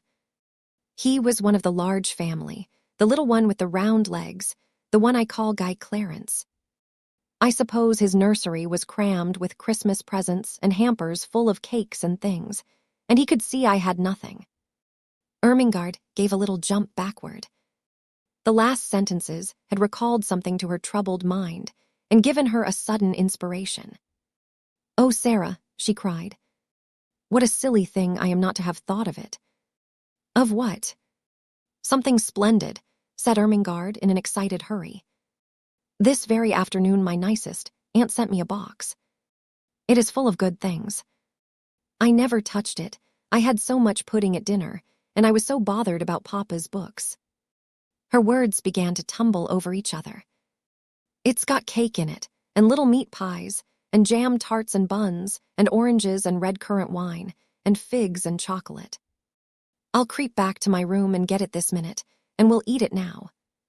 Sara almost reeled. When one is faint with hunger, the mention of food has sometimes a curious effect. She clutched Ermengarde's arm. "Do you think you could?" she ejaculated. "I know I could," answered Ermengarde, and she ran to the door, opened it softly, put her head out into the darkness and listened. Then she went back to Sara. "The lights are out. Everybody's in bed. I can creep, and no one will hear." It was so delightful that they caught each other's hands, and a sudden light sprang into Sara's eyes. "Ermy," she said, let us pretend it's a party. And oh, won't you invite the prisoner in the next cell?" Yes, let us knock on the wall now. The jailer won't hear." Sara went to the wall. Through it, she could hear poor Becky crying more softly. She knocked 4 times. "That means, come to me through the secret passage under the wall," she explained. "I have something to communicate." 5 quick knocks answered her. "She is coming," she said. Almost immediately, the door of the attic opened, and Becky appeared. Her eyes were red, and her cap was sliding off, and when she caught sight of Ermengarde, she began to rub her face nervously with her apron. "Don't mind me a bit, Becky," cried Ermengarde. "Miss Ermengarde has asked you to come in," said Sara, "because she is going to bring a box of good things up here to us." Becky's cap almost fell off entirely. She broke in with such excitement. "To eat, miss," she said. "Things that's good to eat." "Yes," answered Sara, "and we're going to pretend a party." "And you shall have as much as you want to eat," put in Ermengarde. "I'll go this minute." She was in such haste that as she tiptoed out of the attic, she dropped her red shawl and did not know it had fallen. No one saw it for a minute or so. Becky was too much overpowered by the good luck which had befallen her. Oh, miss," she gasped. "I know it was you that asked her to let me come. It makes me cry to think of it." And she went to Sara's side and stood and looked at her worshippingly. But in Sara's hungry eyes the old light had begun to glow and transform her world for her. Here in the attic, with the cold night outside, with the afternoon in the sloppy streets barely past, with the memory of the awful unfed look in the beggar child's eyes not yet faded, this simple, cheerful thing had happened like a thing of magic. She caught her breath. "Somehow, something always happens," she cried, "just before things get to the very worst. It is as if the magic did it. If I could only just remember that always. The worst thing never quite comes." She gave Becky a little cheerful shake. No, you mustn't cry," she said. "We must make haste and set the table." "Set the table, miss," said Becky, gazing round the room. "What'll we set it with?" Sara looked round the attic, too. "There doesn't seem to be much," she answered, half laughing. That moment, she saw something and pounced upon it. It was Ermengarde's red shawl, which lay upon the floor. "Here's the shawl," she cried. "I know she won't mind it. It will make such a nice red tablecloth." They pulled the old table forward and threw the shawl over it. Red is a wonderfully kind and comfortable color. It began to make the room look furnished directly. "How nice a red rug would look on the floor," exclaimed Sara. "We must pretend there is one." Her eye swept the bare boards with a swift glance of admiration. The rug was laid down already. "How soft and thick it is," she said, with a little laugh which Becky knew the meaning of, and she raised and set her foot down again delicately as if she felt something under it. "Yes, miss," answered Becky, watching her with serious rapture. She was always quite serious. "What next now?" said Sara, and she stood still and put her hands over her eyes. "Something will come if I think and wait a little," in a soft, expectant voice. "The magic will tell me." One of her favorite fancies was that on the outside, as she called it, thoughts were waiting for people to call them. Becky had seen her stand and wait many a time before, and knew that in a few seconds she would uncover an enlightened, laughing face. In a moment she did.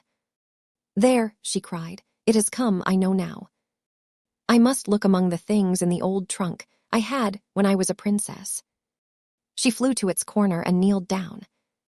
It had not been put in the attic for her benefit, but because there was no room for it elsewhere. Nothing had been left in it but rubbish. But she knew she should find something. The magic always arranged that kind of thing in one way or another. In a corner lay a package so insignificant-looking that it had been overlooked, and when she herself had found it, she had kept it as a relic. It contained a dozen small white handkerchiefs. She seized them joyfully and ran to the table. She began to arrange them upon the red table cover, patting and coaxing them into shape with the narrow lace edge curling outward, her magic working its spells for her as she did it. "These are the plates," she said. "They are golden plates. These are the richly embroidered napkins. Nuns work them in convents in Spain." "Did they, miss?" breathed Becky, her very soul uplifted by the information. "You must pretend it," said Sara. "If you pretend it enough, you will see them." "Yes, miss," said Becky, and as Sara returned to the trunk, she devoted herself to the effort of accomplishing an end so much to be desired. Sara turned suddenly to find her standing by the table, looking very queer indeed. She had shut her eyes and was twisting her face in strange convulsive contortions, her hands hanging stiffly clenched at her sides. She looked as if she was trying to lift some enormous weight. "What is the matter, Becky?" Sara cried. "What are you doing?" Becky opened her eyes with a start. "I was pretendin', miss," she answered a little sheepishly. "I was tryin' to see it like you do." "I almost did," with a hopeful grin. "But it takes a lot o' strength." "Perhaps it does if you are not used to it," said Sara, with friendly sympathy.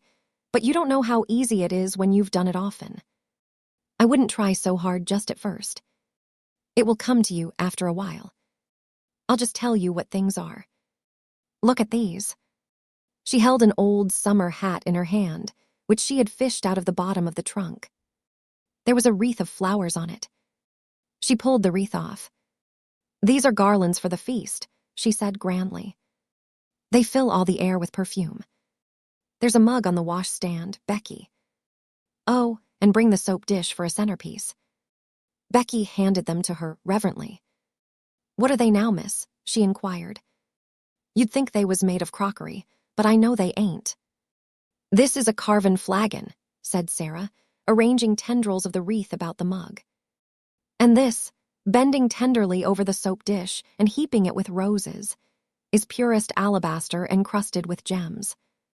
She touched the things gently, a happy smile hovering about her lips which made her look as if she were a creature in a dream. "My, ain't it lovely?" whispered Becky. "If we just had something for bonbon dishes," Sara murmured. "There," darting to the trunk again. "I remember I saw something this minute."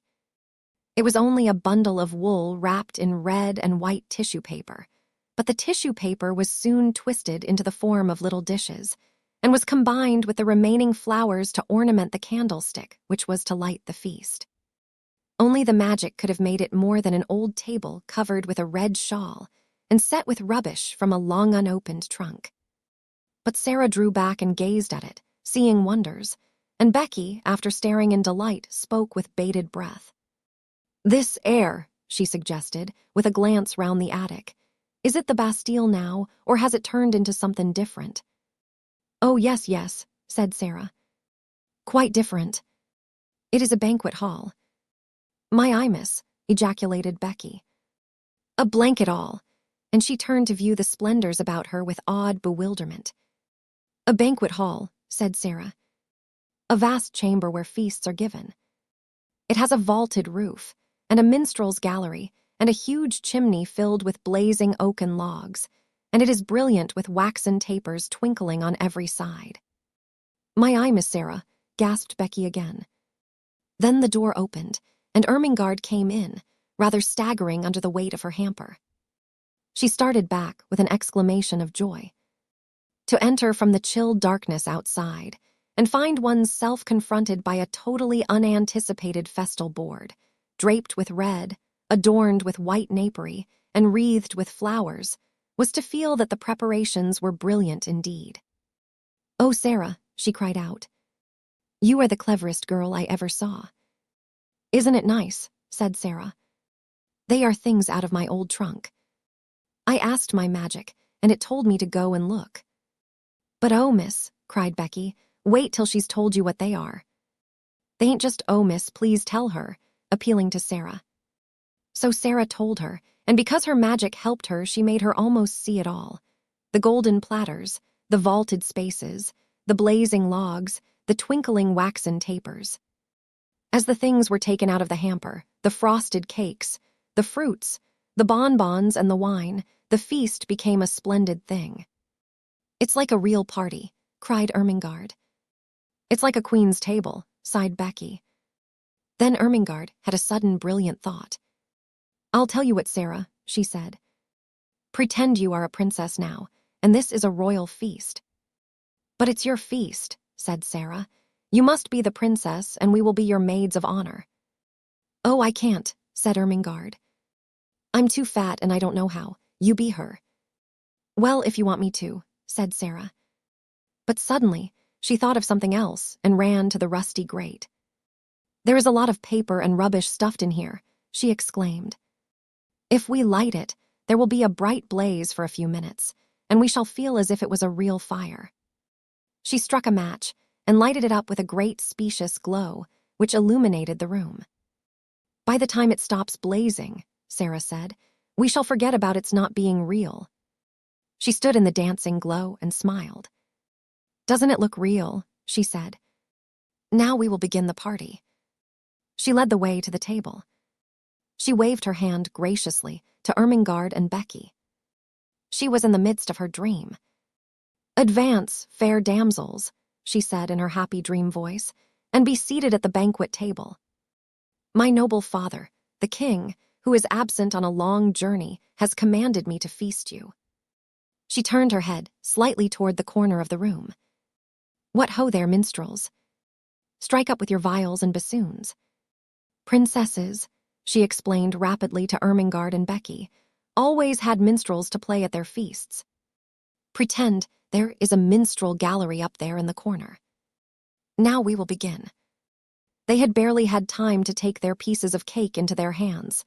Not one of them had time to do more, when they all three sprang to their feet and turned pale faces toward the door, listening. Someone was coming up the stairs. There was no mistake about it. Each of them recognized the angry, mounting tread and knew that the end of all things had come.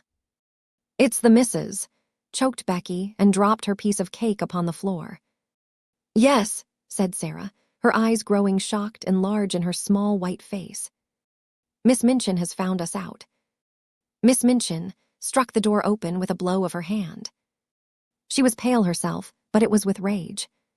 She looked from the frightened faces to the banquet table, and from the banquet table to the last flicker of the burnt paper in the grate. "I have been suspecting something of this sort," she exclaimed, but I did not dream of such audacity. Lavinia was telling the truth. So they knew that it was Lavinia who had somehow guessed their secret and had betrayed them. Miss Minchin strode over to Becky and boxed her ears for a second time. "You impudent creature," she said.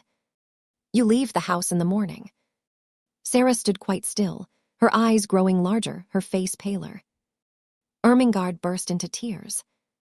"Oh, don't send her away," she sobbed. "My aunt sent me the hamper. We're only having a party." "So I see," said Miss Minchin witheringly. With the princess, Sara at the head of the table. She turned fiercely on Sara. "It is your doing, I know," she cried.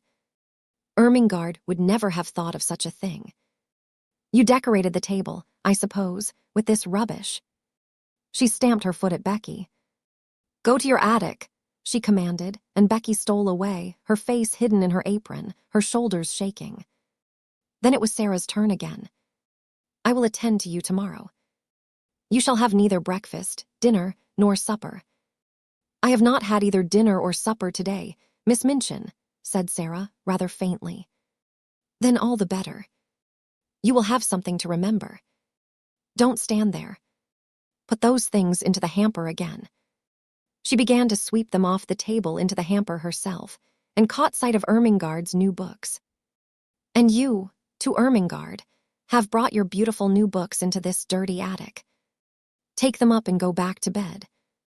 You will stay there all day tomorrow, and I shall write to your papa. What would he say if he knew where you are tonight?" Something she saw in Sara's grave, fixed gaze at this moment, made her turn on her fiercely. "What are you thinking of?" she demanded. "Why do you look at me like that?" "I was wondering," answered Sara, as she had answered that notable day in the schoolroom. "What were you wondering?" It was very like the scene in the schoolroom. There was no pertness in Sara's manner. It was only sad and quiet. "I was wondering," she said in a low voice, "what my papa would say if he knew where I am tonight." Miss Minchin was infuriated just as she had been before, and her anger expressed itself, as before, in an intemperate fashion. She flew at her and shook her. "You insolent, unmanageable child," she cried. "How dare you, how dare you?" She picked up the books, swept the rest of the feast back into the hamper in a jumbled heap, thrust it into Ermengarde's arms, and pushed her before her toward the door. "I will leave you to wonder," she said. "Go to bed this instant." And she shut the door behind herself and poor stumbling Ermengarde, and left Sara standing quite alone. The dream was quite at an end. The last spark had died out of the paper in the grate and left only black tinder. The table was left bare, the golden plates and richly embroidered napkins, and the garlands were transformed again into old handkerchiefs, scraps of red and white paper, and discarded artificial flowers all scattered on the floor. The minstrels in the minstrel gallery had stolen away, and the viols and bassoons were still. Emily was sitting with her back against the wall, staring very hard. Sara saw her, and went and picked her up with trembling hands. "There isn't any banquet left, Emily," she said. "And there isn't any princess. There is nothing left but the prisoners in the Bastille." And she sat down and hid her face. What would have happened if she had not hidden it just then, and if she had chanced to look up at the skylight at the wrong moment? I do not know. Perhaps the end of this chapter might have been quite different, because if she had glanced at the skylight, she would certainly have been startled by what she would have seen. She would have seen exactly the same face pressed against the glass and peering in at her as it had peered in earlier in the evening when she had been talking to Ermengarde. But she did not look up. She sat with her little black head in her arms for some time. She always sat like that when she was trying to bear something in silence. Then she got up and went slowly to the bed. "I can't pretend anything else while I am awake," she said. "There wouldn't be any use in trying.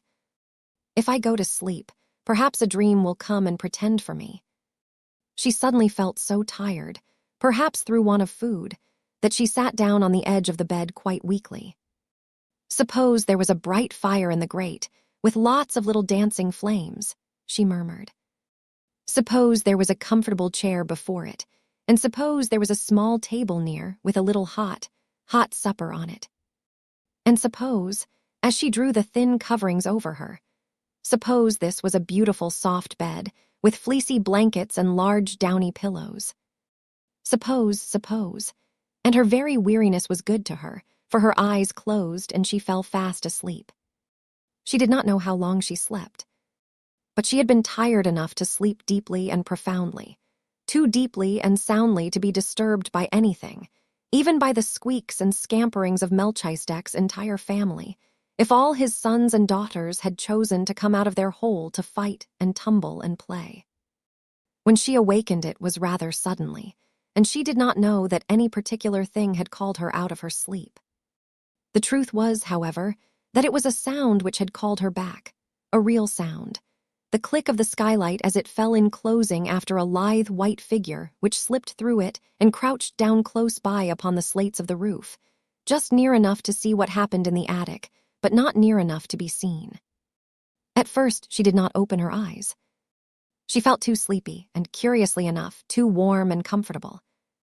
She was so warm and comfortable, indeed, that she did not believe she was really awake. She never was as warm and cozy as this, except in some lovely vision. "What a nice dream," she murmured. "I feel quite warm. I don't want to wake up." Of course it was a dream.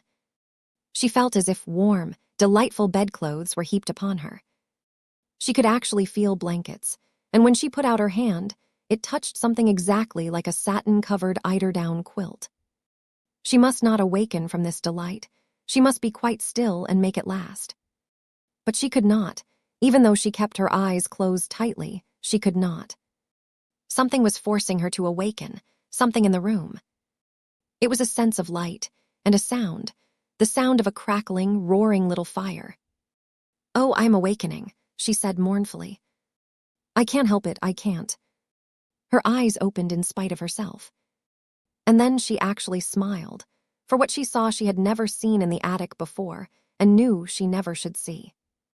"Oh, I haven't awakened," she whispered, daring to rise on her elbow and look all about her. "I am dreaming yet." She knew it must be a dream, for if she were awake such things could not be. Do you wonder that she felt sure she had not come back to earth? This is what she saw. In the grate there was a glowing, blazing fire.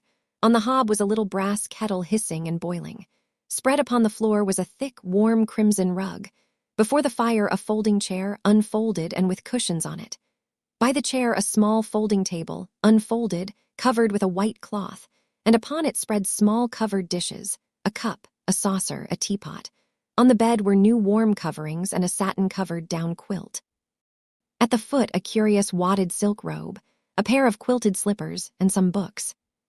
The room of her dreams seemed changed into fairyland, and it was flooded with warm light, for a bright lamp stood on the table covered with a rosy shade.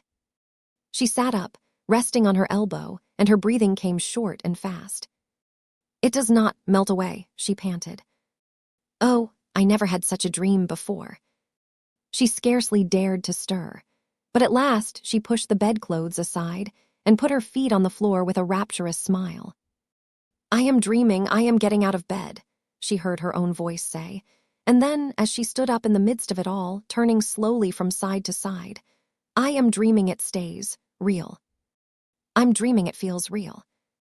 It's bewitched, or I'm bewitched. I only think I see it all." Her words began to hurry themselves. "If I can only keep on thinking it," she cried. "I don't care, I don't care." She stood panting a moment longer, and then cried out again. "Oh, it isn't true," she said. "It can't be true. But oh, how true it seems." The blazing fire drew her to it, and she knelt down and held out her hands close to it, so close that the heat made her start back. "A fire I only dreamed wouldn't be hot," she cried. She sprang up, touched the table, the dishes, the rug. She went to the bed and touched the blankets. She took up the soft, wadded dressing gown and suddenly clutched it to her breast and held it to her cheek. "It's warm, it's soft," she almost sobbed. "It's real, it must be." She threw it over her shoulders and put her feet into the slippers. "They are real, too." "It's all real," she cried. I'm not dreaming." She almost staggered to the books and opened the one which lay upon the top. Something was written on the flyleaf, just a few words, and they were these: "To the little girl in the attic. From a friend." When she saw that, wasn't it a strange thing for her to do? She put her face down upon the page and burst into tears. "I don't know who it is," she said, "but somebody cares for me a little. I have a friend."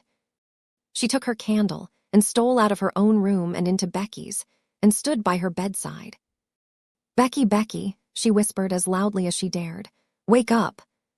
When Becky wakened, and she sat upright staring aghast, her face still smudged with traces of tears, beside her stood a little figure in a luxurious wadded robe of crimson silk. The face she saw was a shining, wonderful thing. The Princess Sara, as she remembered her, stood at her very bedside, holding a candle in her hand. "Come," she said. "Oh, Becky, come." Becky was too frightened to speak. She simply got up and followed her, with her mouth and eyes open, and without a word. And when they crossed the threshold, Sara shut the door gently and drew her into the warm, glowing midst of things which made her brain reel and her hungry senses faint. "It's true. It's true," she cried. "I've touched them all. They are as real as we are. The magic has come and done it, Becky, while we were asleep. The magic that won't let those worst things ever quite happen." 16. The visitor. Imagine, if you can, what the rest of the evening was like. How they crouched by the fire which blazed and leaped, and made so much of itself in the little grate. How they removed the covers of the dishes, and found rich, hot, savory soup, which was a meal in itself, and sandwiches and toast and muffins enough for both of them. The mug from the washstand was used as Becky's teacup, and the tea was so delicious that it was not necessary to pretend that it was anything but tea. They were warm and full-fed and happy, and it was just like Sara that, having found her strange good fortune real, she should give herself up to the enjoyment of it to the utmost. She had lived such a life of imaginings that she was quite equal to accepting any wonderful thing that happened, and almost to cease, in a short time, to find it bewildering. "I don't know anyone in the world who could have done it," she said, "but there has been someone. And here we are sitting by their fire, and it's true. And whoever it is, wherever they are, I have a friend, Becky, someone is my friend." It cannot be denied that as they sat before the blazing fire and ate the nourishing, comfortable food, they felt a kind of rapturous awe and looked into each other's eyes with something like doubt. "Do you think," Becky faltered once in a whisper, "do you think it could melt away, miss? Hadn't we better be quick?" And she hastily crammed her sandwich into her mouth. If it was only a dream, kitchen manners would be overlooked. "No, it won't melt away," said Sara. "I am eating this muffin, and I can taste it. You never really eat things in dreams. You only think you are going to eat them. Besides, I keep giving myself pinches, and I touched a hot piece of coal just now on purpose." The sleepy comfort which at length almost overpowered them was a heavenly thing. It was the drowsiness of happy, well-fed childhood, and they sat in the fire glow and luxuriated in it until Sara found herself turning to look at her transformed bed. There were even blankets enough to share with Becky. The narrow couch in the next attic was more comfortable that night than its occupant had ever dreamed that it could be. As she went out of the room, Becky turned upon the threshold and looked about her with devouring eyes. "If it ain't here in the mornin', miss," she said, "it's been here tonight anyways, and I shan't never forget it." She looked at each particular thing, as if to commit it to memory. The fire was there, pointing with her finger, and the table was before it, and the lamp was there, and the light looked rosy red. And there was a satin cover on your bed, and a warm rug on the floor, and everything looked beautiful. And she paused a second and laid her hand on her stomach tenderly. There was soup and sandwiches and muffins, there was. And with this conviction a reality at least, she went away. Through the mysterious agency which works in schools and among servants, it was quite well known in the morning that Sara Crewe was in horrible disgrace, that Ermengarde was under punishment, and that Becky would have been packed out of the house before breakfast, but that a scullery maid could not be dispensed with at once. The servants knew that she was allowed to stay, because Miss Minchin could not easily find another creature helpless and humble enough to work like a bounden slave for so few shillings a week. The elder girls in the schoolroom knew that if Miss Minchin did not send Sara away, it was for practical reasons of her own.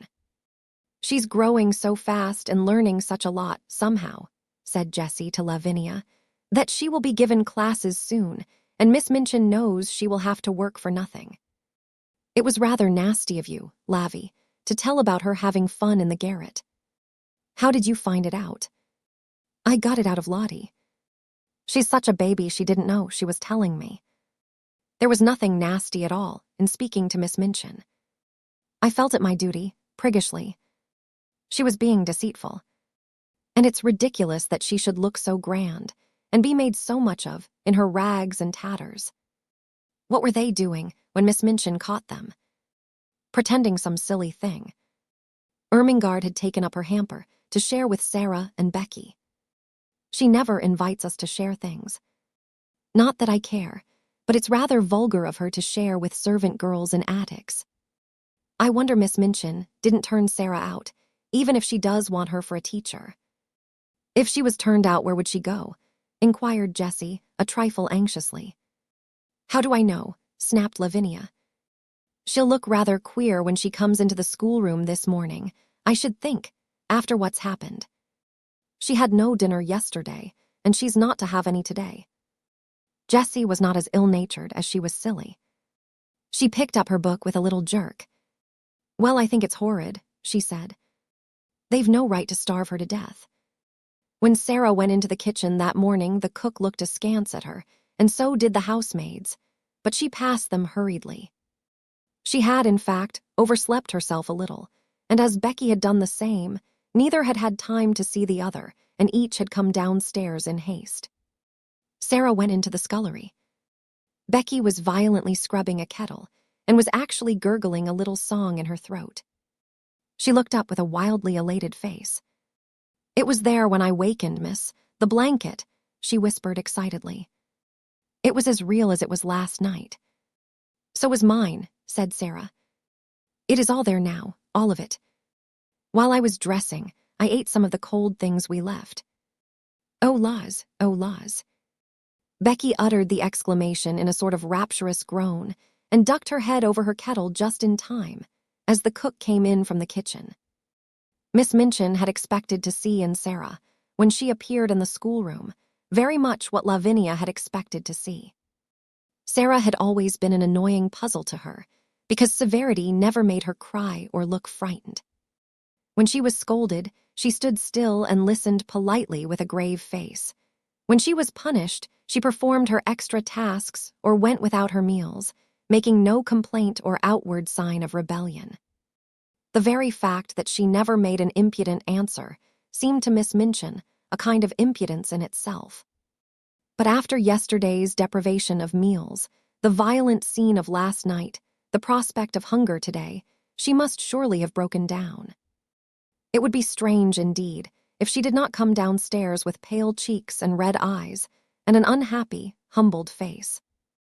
Miss Minchin saw her for the first time when she entered the schoolroom to hear the little French class recite its lessons and superintend its exercises.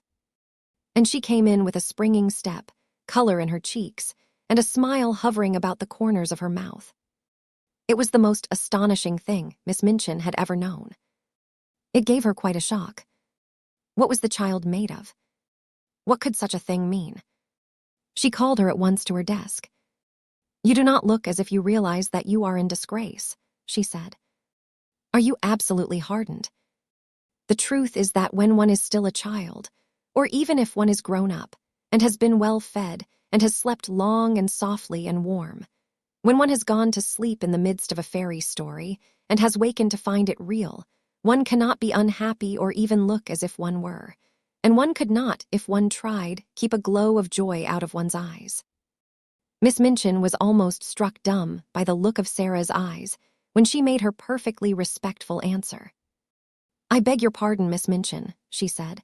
I know that I am in disgrace. Be good enough not to forget it, and look as if you had come into a fortune. It is an impertinence. And remember, you are to have no food today." "Yes, Miss Minchin," Sara answered, but as she turned away, her heart leaped with the memory of what yesterday had been. If the magic had not saved me just in time, she thought, how horrible it would have been. "She can't be very hungry," whispered Lavinia. "Just look at her. Perhaps she is pretending she has had a good breakfast," with a spiteful laugh.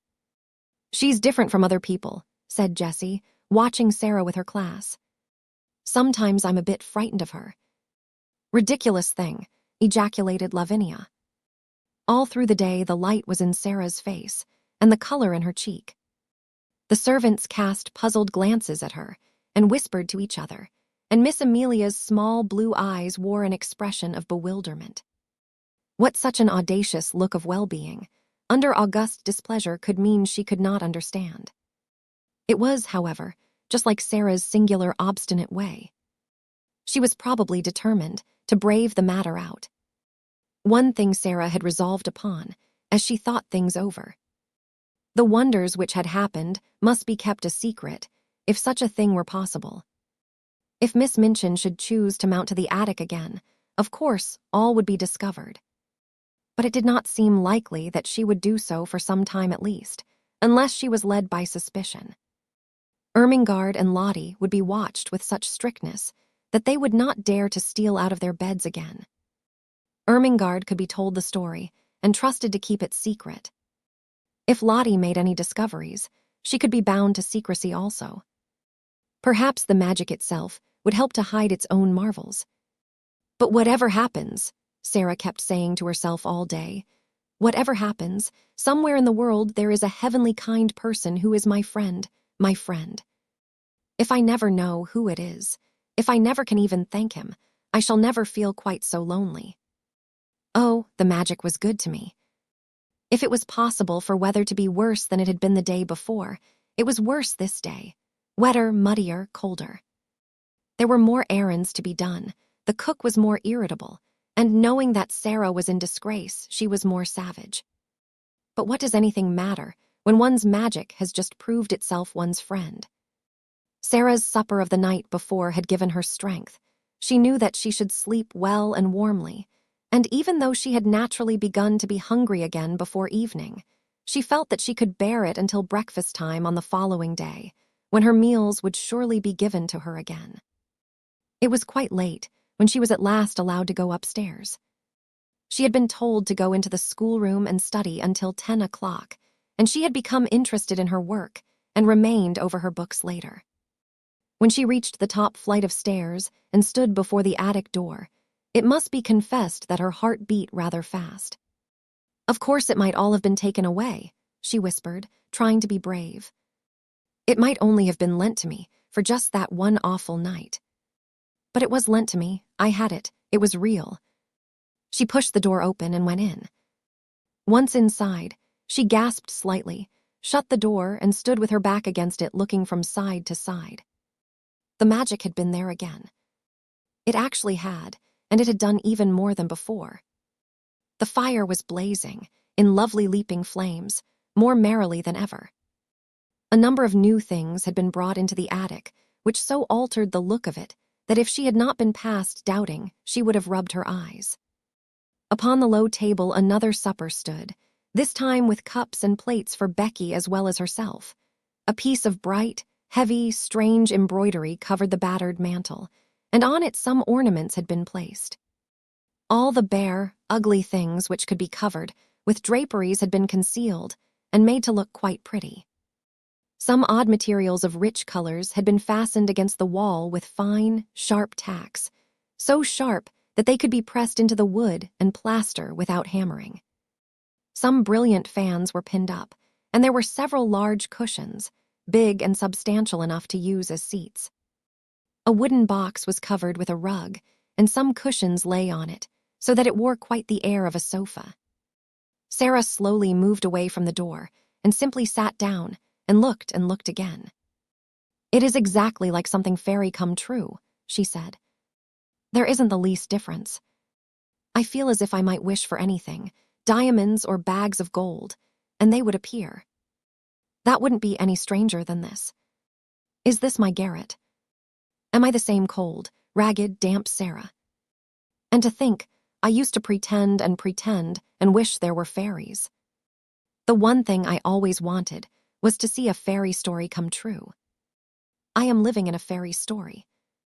I feel as if I might be a fairy myself, and able to turn things into anything else.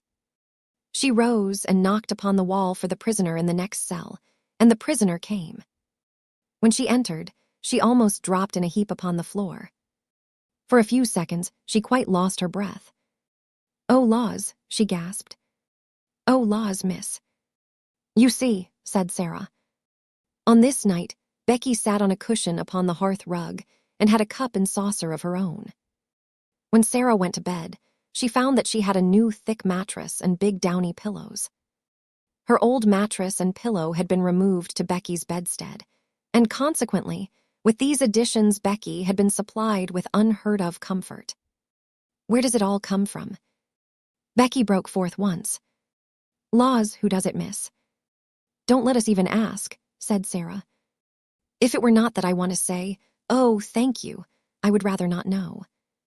It makes it more beautiful." From that time, life became more wonderful day by day. The fairy story continued. Almost every day something new was done.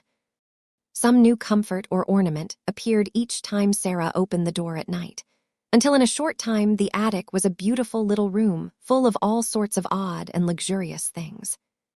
The ugly walls were gradually entirely covered with pictures and draperies. Ingenious pieces of folding furniture appeared. A bookshelf was hung up and filled with books. New comforts and conveniences appeared one by one, until there seemed nothing left to be desired. When Sara went downstairs in the morning, the remains of the supper were on the table, and when she returned to the attic in the evening, the magician had removed them and left another nice little meal. Miss Minchin was as harsh and insulting as ever, Miss Amelia as peevish, and the servants were as vulgar and rude. Sara was sent on errands in all weathers, and scolded and driven hither and thither. She was scarcely allowed to speak to Ermengarde and Lottie. Lavinia sneered at the increasing shabbiness of her clothes, and the other girls stared curiously at her when she appeared in the schoolroom. But what did it all matter, while she was living in this wonderful, mysterious story? It was more romantic and delightful than anything she had ever invented to comfort her starved young soul and save herself from despair. Sometimes, when she was scolded, she could scarcely keep from smiling. "If you only knew," she was saying to herself. "If you only knew." The comfort and happiness she enjoyed were making her stronger, and she had them always to look forward to. If she came home from her errands wet and tired and hungry, she knew she would soon be warm and well fed after she had climbed the stairs. During the hardest day, she could occupy herself blissfully by thinking of what she should see when she opened the attic door, and wondering what new delight had been prepared for her. In a very short time, she began to look less thin. Color came into her cheeks, and her eyes did not seem so much too big for her face. "Sara Crewe looks wonderfully well," Miss Minchin remarked disapprovingly to her sister. "Yes," answered poor, silly Miss Amelia. "She is absolutely fattening."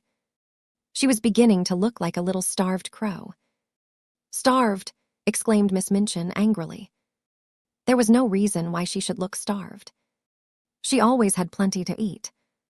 Of course," agreed Miss Amelia, humbly, alarmed to find that she had, as usual, said the wrong thing. "There is something very disagreeable in seeing that sort of thing in a child of her age," said Miss Minchin, with haughty vagueness. "What sort of thing?" Miss Amelia ventured. "It might almost be called defiance," answered Miss Minchin, feeling annoyed because she knew the thing she resented was nothing like defiance, and she did not know what other unpleasant term to use. The spirit and will of any other child would have been entirely humbled and broken by the changes she has had to submit to.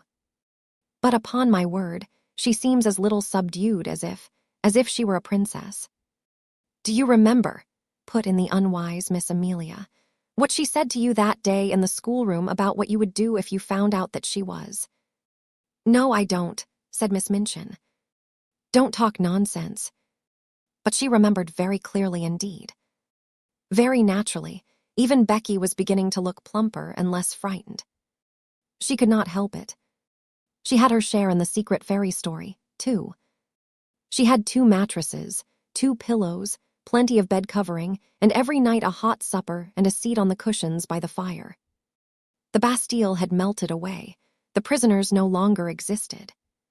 2 comforted children sat in the midst of delights. Sometimes Sara read aloud from her books. Sometimes she learned her own lessons. Sometimes she sat and looked into the fire and tried to imagine who her friend could be, and wished she could say to him some of the things in her heart. Then it came about that another wonderful thing happened. A man came to the door and left several parcels. All were addressed in large letters to the little girl in the right-hand attic. Sara herself was sent to open the door and take them in. She laid the 2 largest parcels on the hall table and was looking at the address when Miss Minchin came down the stairs and saw her. "Take the things to the young lady to whom they belong," she said severely. "Don't stand there staring at them." "They belong to me," answered Sara quietly. "To you," exclaimed Miss Minchin. "What do you mean?" "I don't know where they come from," said Sara, "but they are addressed to me. I sleep in the right-hand attic. Becky has the other one." Miss Minchin came to her side and looked at the parcels with an excited expression. "What is in them?" she demanded. "I don't know," replied Sara. "Open them," she ordered. Sara did as she was told. When the packages were unfolded, Miss Minchin's countenance wore suddenly a singular expression. What she saw was pretty and comfortable clothing of different kinds, shoes, stockings, and gloves, and a warm and beautiful coat. There were even a nice hat and an umbrella. They were all good and expensive things, and on the pocket of the coat was pinned a paper on which were written these words: "To be worn every day. Will be replaced by others when necessary." Miss Minchin was quite agitated. This was an incident which suggested strange things to her sordid mind.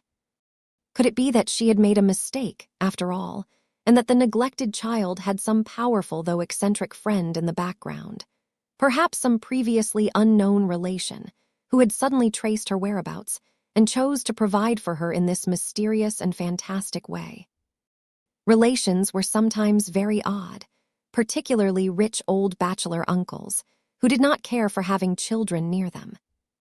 A man of that sort might prefer to overlook his young relation's welfare at a distance.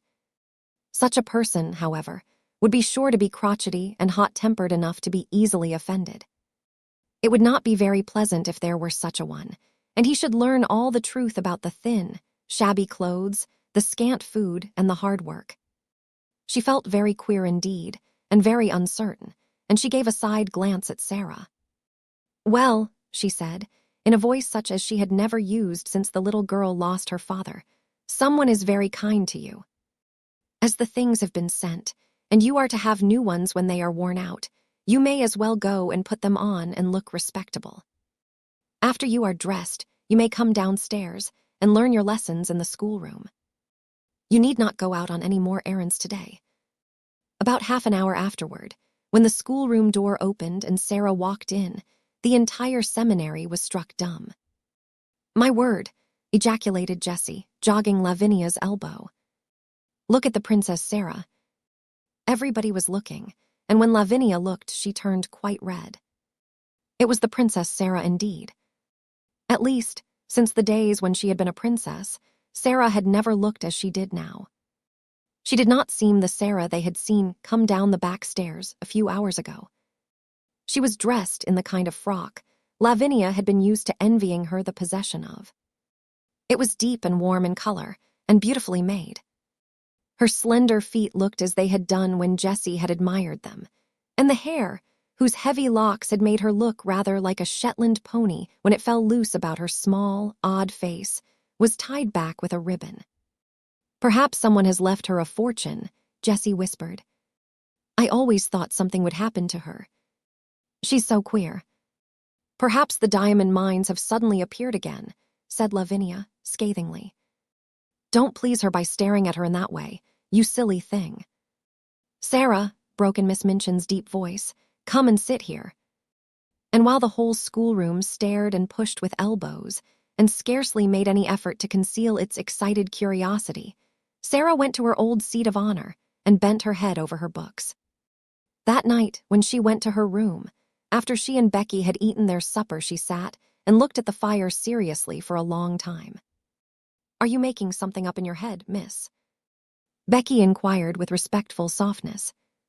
When Sara sat in silence and looked into the coals with dreaming eyes, it generally meant that she was making a new story. But this time she was not, and she shook her head. No, she answered. I am wondering what I ought to do. Becky stared, still respectfully. She was filled with something approaching reverence for everything Sara did and said. I can't help thinking about my friend, Sara explained.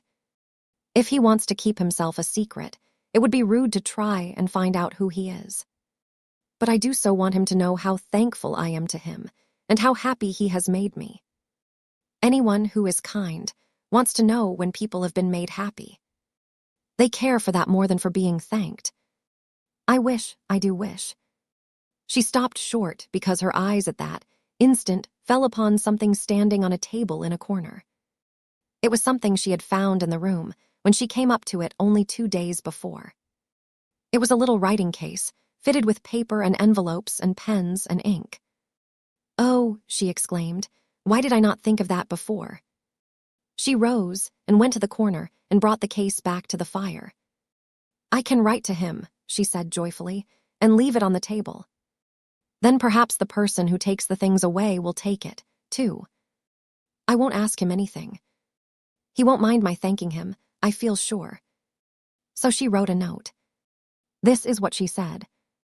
I hope you will not think it is impolite that I should write this note to you when you wish to keep yourself a secret. Please believe I do not mean to be impolite or try to find out anything at all.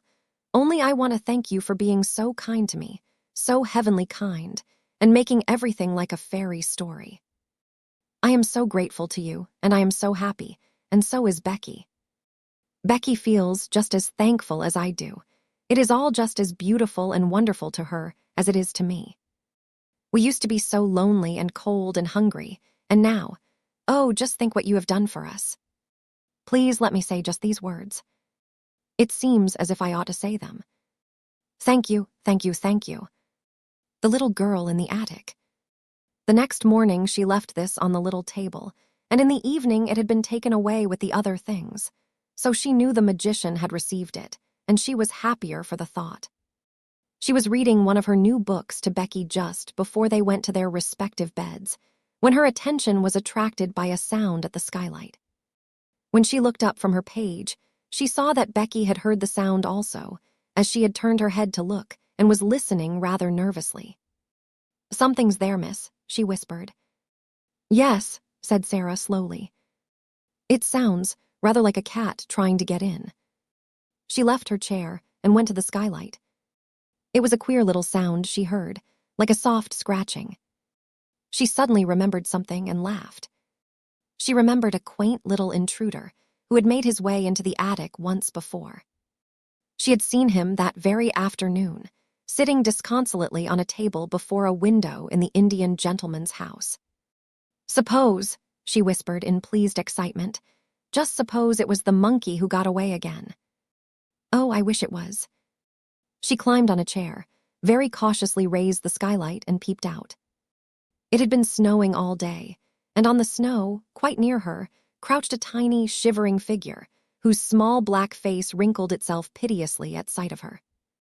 It is the monkey, she cried out. He has crept out of the Lasker's attic, and he saw the light. Becky ran to her side. Are you going to let him in, miss? She said. Yes, Sara answered joyfully. It's too cold for monkeys to be out. They're delicate.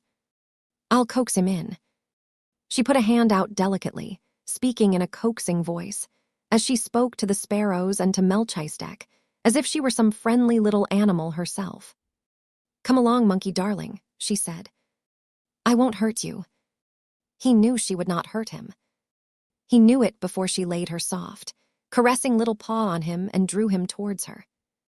He had felt human love in the slim brown hands of Ram Dass, and he felt it in hers. He let her lift him through the skylight, and when he found himself in her arms, he cuddled up to her breast and looked up into her face. Nice monkey," she crooned, kissing his funny head. "Oh, I do love little animal things." He was evidently glad to get to the fire, and when she sat down and held him on her knee, he looked from her to Becky with mingled interest and appreciation. "He is plain-looking, miss, ain't he?" said Becky. "He looks like a very ugly baby," laughed Sara. "I beg your pardon, monkey, but I'm glad you are not a baby. Your mother couldn't be proud of you, and no one would dare to say you looked like any of your relations." "Oh, I do like you." She leaned back in her chair and reflected. "Perhaps he's sorry he's so ugly," she said, "and it's always on his mind. I wonder if he has a mind. Monkey, my love, have you a mind?" But the monkey only put up a tiny paw and scratched his head. "What shall you do with him?" Becky asked. "I shall let him sleep with me tonight, and then take him back to the Indian gentleman tomorrow." "I am sorry to take you back, monkey, but you must go. You ought to be fondest of your own family, and I'm not a real relation." And when she went to bed, she made him a nest at her feet, and he curled up and slept there as if he were a baby and much pleased with his quarters. 17. It is the child. The next afternoon, 3 members of the large family sat in the Indian gentleman's library, doing their best to cheer him up. They had been allowed to come in to perform this office because he had specially invited them. He had been living in a state of suspense for some time, and today he was waiting for a certain event very anxiously. This event was the return of Mr. Carmichael from Moscow. His stay there had been prolonged from week to week. On his first arrival there, he had not been able satisfactorily to trace the family he had gone in search of. When he felt at last sure that he had found them and had gone to their house, he had been told that they were absent on a journey. His efforts to reach them had been unavailing, so he had decided to remain in Moscow until their return. Mr. Carrisford sat in his reclining chair, and Janet sat on the floor beside him. He was very fond of Janet. Nora had found a footstool, and Donald was astride the tiger's head, which ornamented the rug made of the animal's skin. It must be owned that he was riding it rather violently. "Don't cheer up so loud, Donald," Janet said. "When you come to cheer an ill person up, you don't cheer him up at the top of your voice. Perhaps cheering up is too loud, Mr. Carrisford," turning to the Indian gentleman. But he only patted her shoulder. "No, it isn't," he answered. "And it keeps me from thinking too much." "I'm going to be quiet," Donald shouted. "We'll all be as quiet as mice." "Mice don't make a noise like that," said Janet. Donald made a bridle of his handkerchief and bounced up and down on the tiger's head. "A whole lot of mice might," he said cheerfully. 1,000 mice might. "I don't believe 50,000 mice would," said Janet severely, "and we have to be as quiet as one mouse." Mr. Carrisford laughed and patted her shoulder again. "Papa won't be very long now," she said. "May we talk about the lost little girl?" "I don't think I could talk much about anything else just now," the Indian gentleman answered, knitting his forehead with a tired look. "We like her so much," said Nora. "We call her the little unfairy princess." "Why?" the Indian gentleman inquired, because the fancies of the large family always made him forget things a little. It was Janet who answered. "It is because, though she is not exactly a fairy, she will be so rich when she is found that she will be like a princess in a fairy tale. We called her the fairy princess at first, but it didn't quite suit."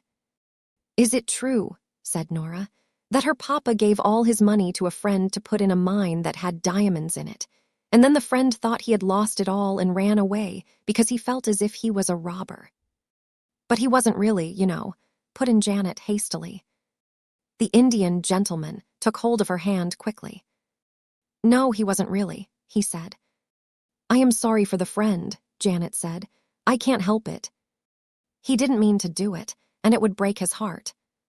I am sure it would break his heart. You are an understanding little woman, Janet, the Indian gentleman said, and he held her hand close. Did you tell Mr. Carrisford, Donald shouted again, about the little girl who isn't a beggar? Did you tell him she has new nice clothes? Perhaps she's been found by somebody when she was lost. There's a cab, exclaimed Janet. It's stopping before the door. It is Papa. They all ran to the windows to look out. Yes, it's Papa, Donald proclaimed. But there is no little girl. All three of them incontinently fled from the room and tumbled into the hall. It was in this way they always welcomed their father.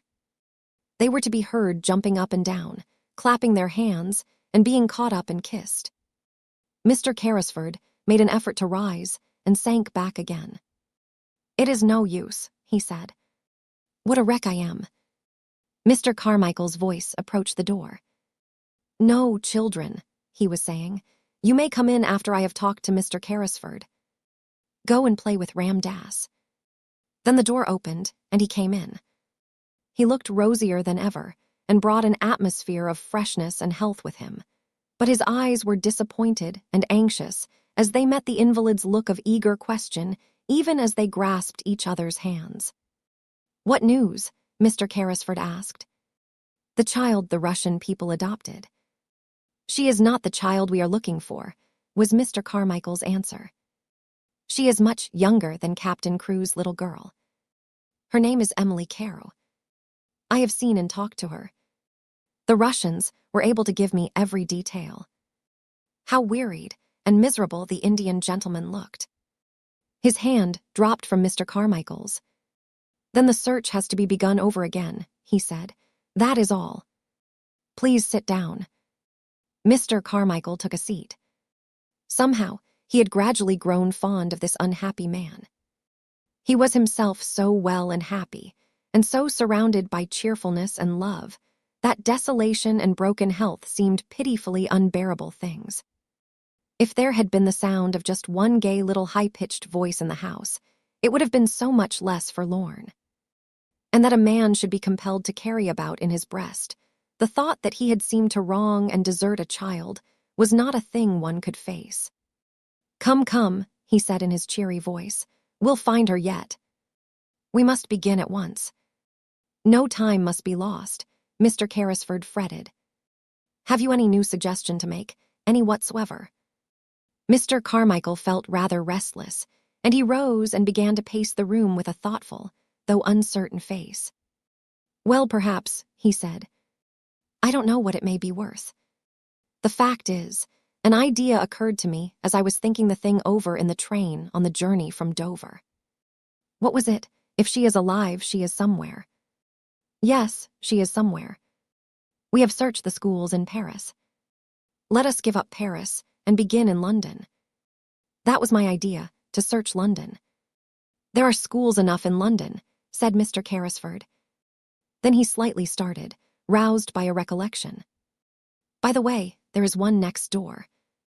Then we will begin there. We cannot begin nearer than next door.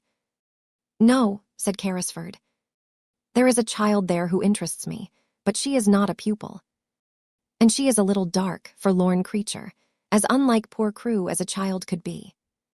Perhaps the magic was at work again at that very moment, the beautiful magic. It really seemed as if it might be so. What was it that brought Ram Dass into the room, even as his master spoke, salaaming respectfully, but with a scarcely concealed touch of excitement in his dark, flashing eyes?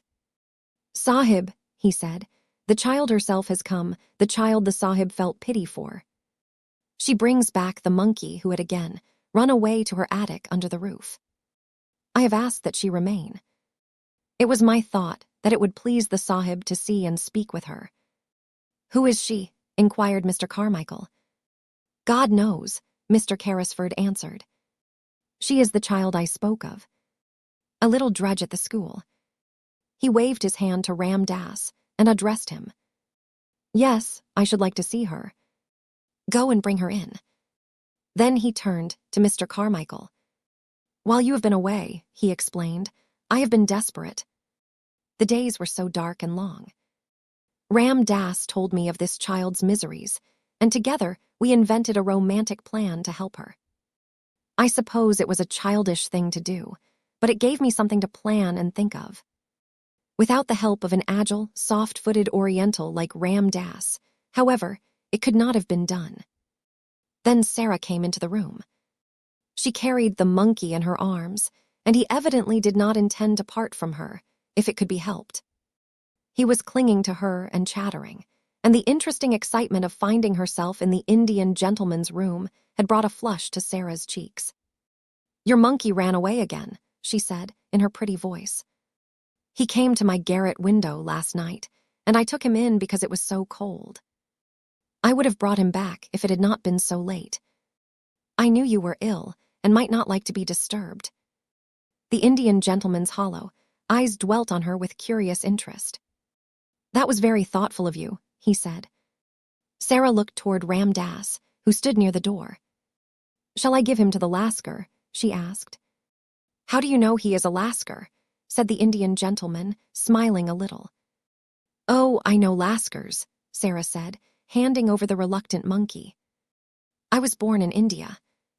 The Indian gentleman sat upright so suddenly, and with such a change of expression, that she was for a moment quite startled.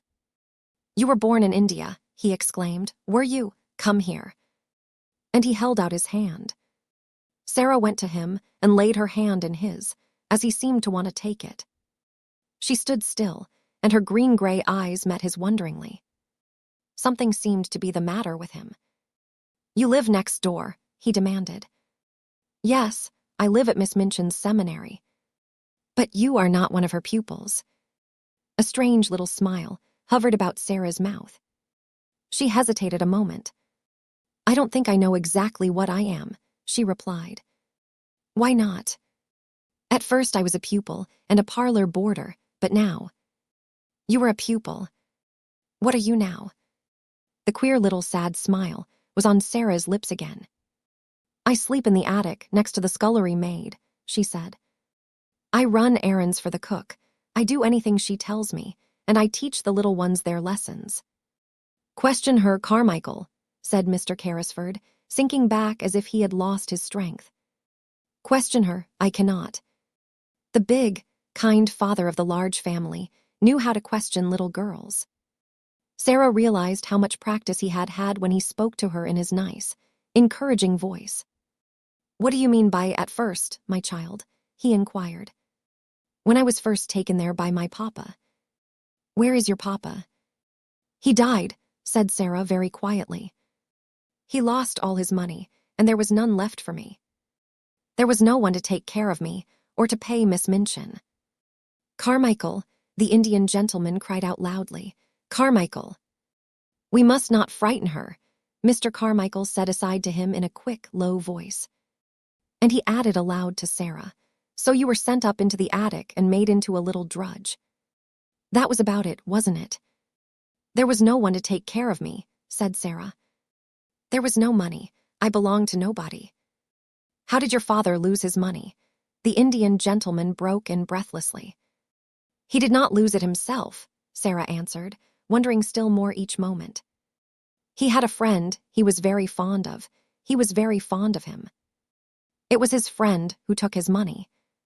He trusted his friend too much. The Indian gentleman's breath came more quickly. The friend might have meant to do no harm, he said. It might have happened through a mistake. Sara did not know how unrelenting her quiet young voice sounded as she answered. If she had known, she would surely have tried to soften it for the Indian gentleman's sake. The suffering was just as bad for my papa, she said. It killed him. What was your father's name? The Indian gentleman said. Tell me. His name was Ralph Crewe, Sara answered, feeling startled. Captain Crewe. He died in India. The haggard face contracted, and Ram Dass sprang to his master's side. Carmichael, the invalid gasped. It is the child, the child. For a moment, Sara thought he was going to die. Ram Dass poured out drops from a bottle and held them to his lips. Sara stood near, trembling a little. She looked in a bewildered way at Mr. Carmichael. "What child am I?" she faltered. "He was your father's friend," Mr. Carmichael answered her. "Don't be frightened. We have been looking for you for 2 years." Sara put her hand up to her forehead, and her mouth trembled. She spoke as if she were in a dream. "And I was at Miss Minchin's all the while," she half whispered. "Just on the other side of the wall. 18. I tried not to be." It was pretty, comfortable Mrs. Carmichael who explained everything. She was sent for at once, and came across the square to take Sara into her warm arms and make clear to her all that had happened. The excitement of the totally unexpected discovery had been temporarily almost overpowering to Mr. Carrisford in his weak condition. "Upon my word," he said faintly to Mr. Carmichael, when it was suggested that the little girl should go into another room. "I feel as if I do not want to lose sight of her." "I will take care of her," Janet said, "and Mama will come in a few minutes." And it was Janet who led her away.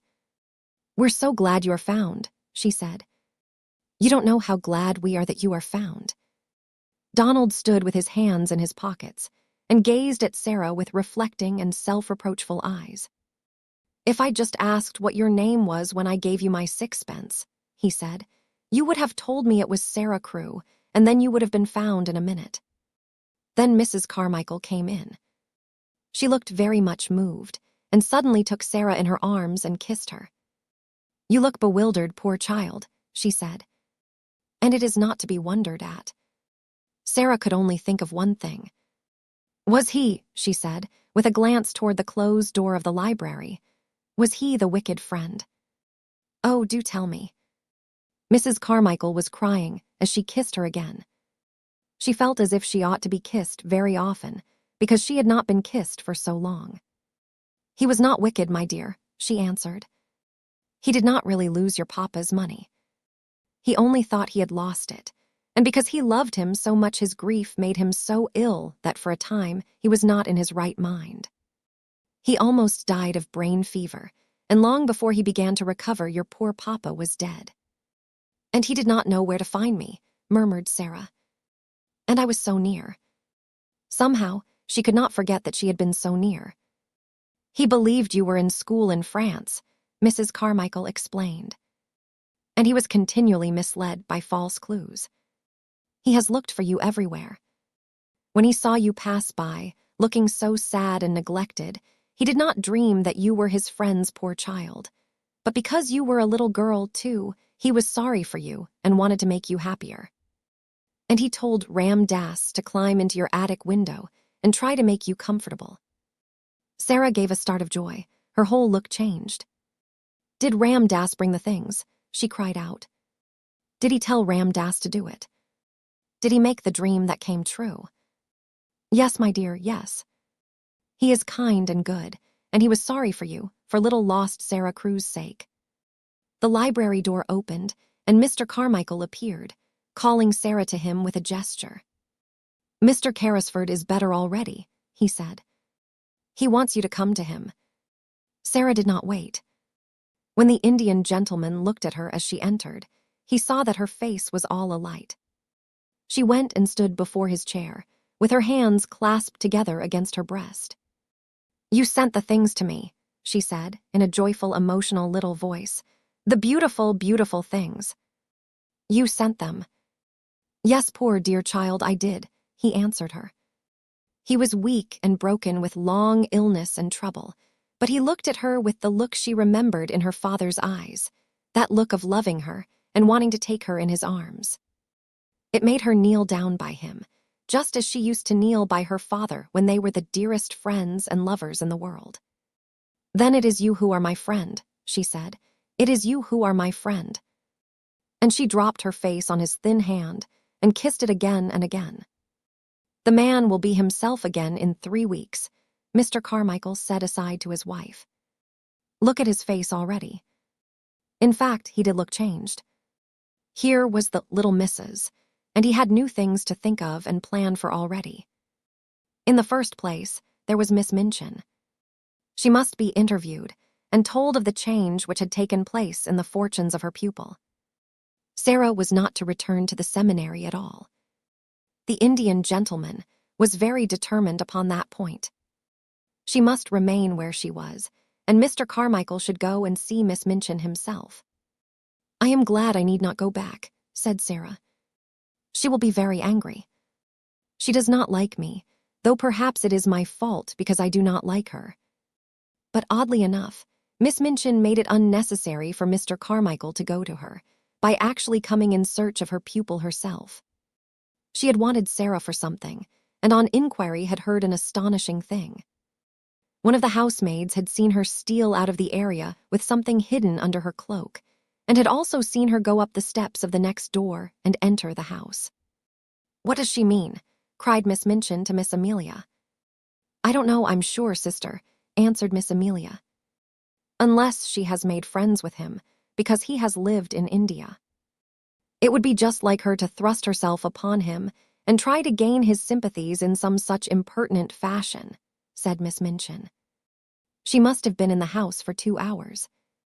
I will not allow such presumption.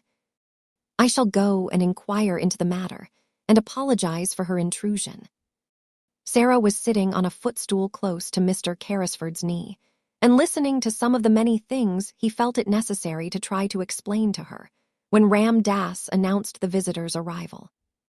Sara rose involuntarily and became rather pale, but Mr. Carrisford saw that she stood quietly and showed none of the ordinary signs of child terror.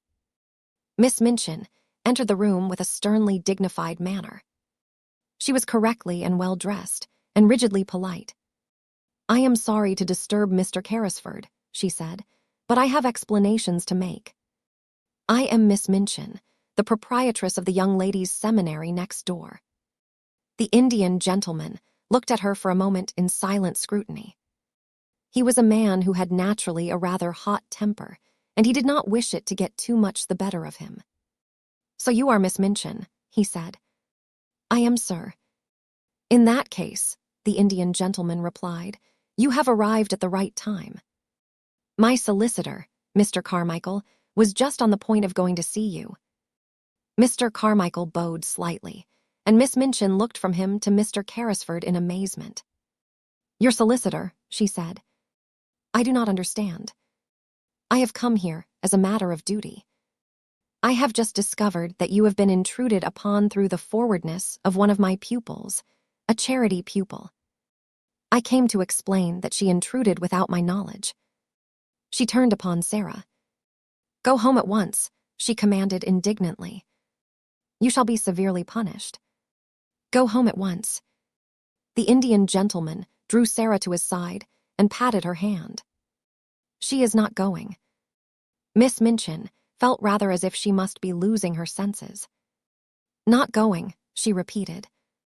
"No," said Mr. Carrisford. "She is not going home, if you give your house that name. Her home for the future will be with me."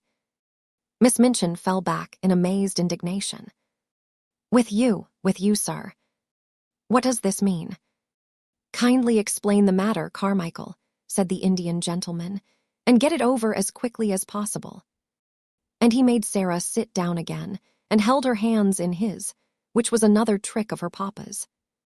Then Mr. Carmichael explained, in the quiet, level-toned, steady manner of a man who knew his subject, and all its legal significance, which was a thing Miss Minchin understood as a businesswoman and did not enjoy.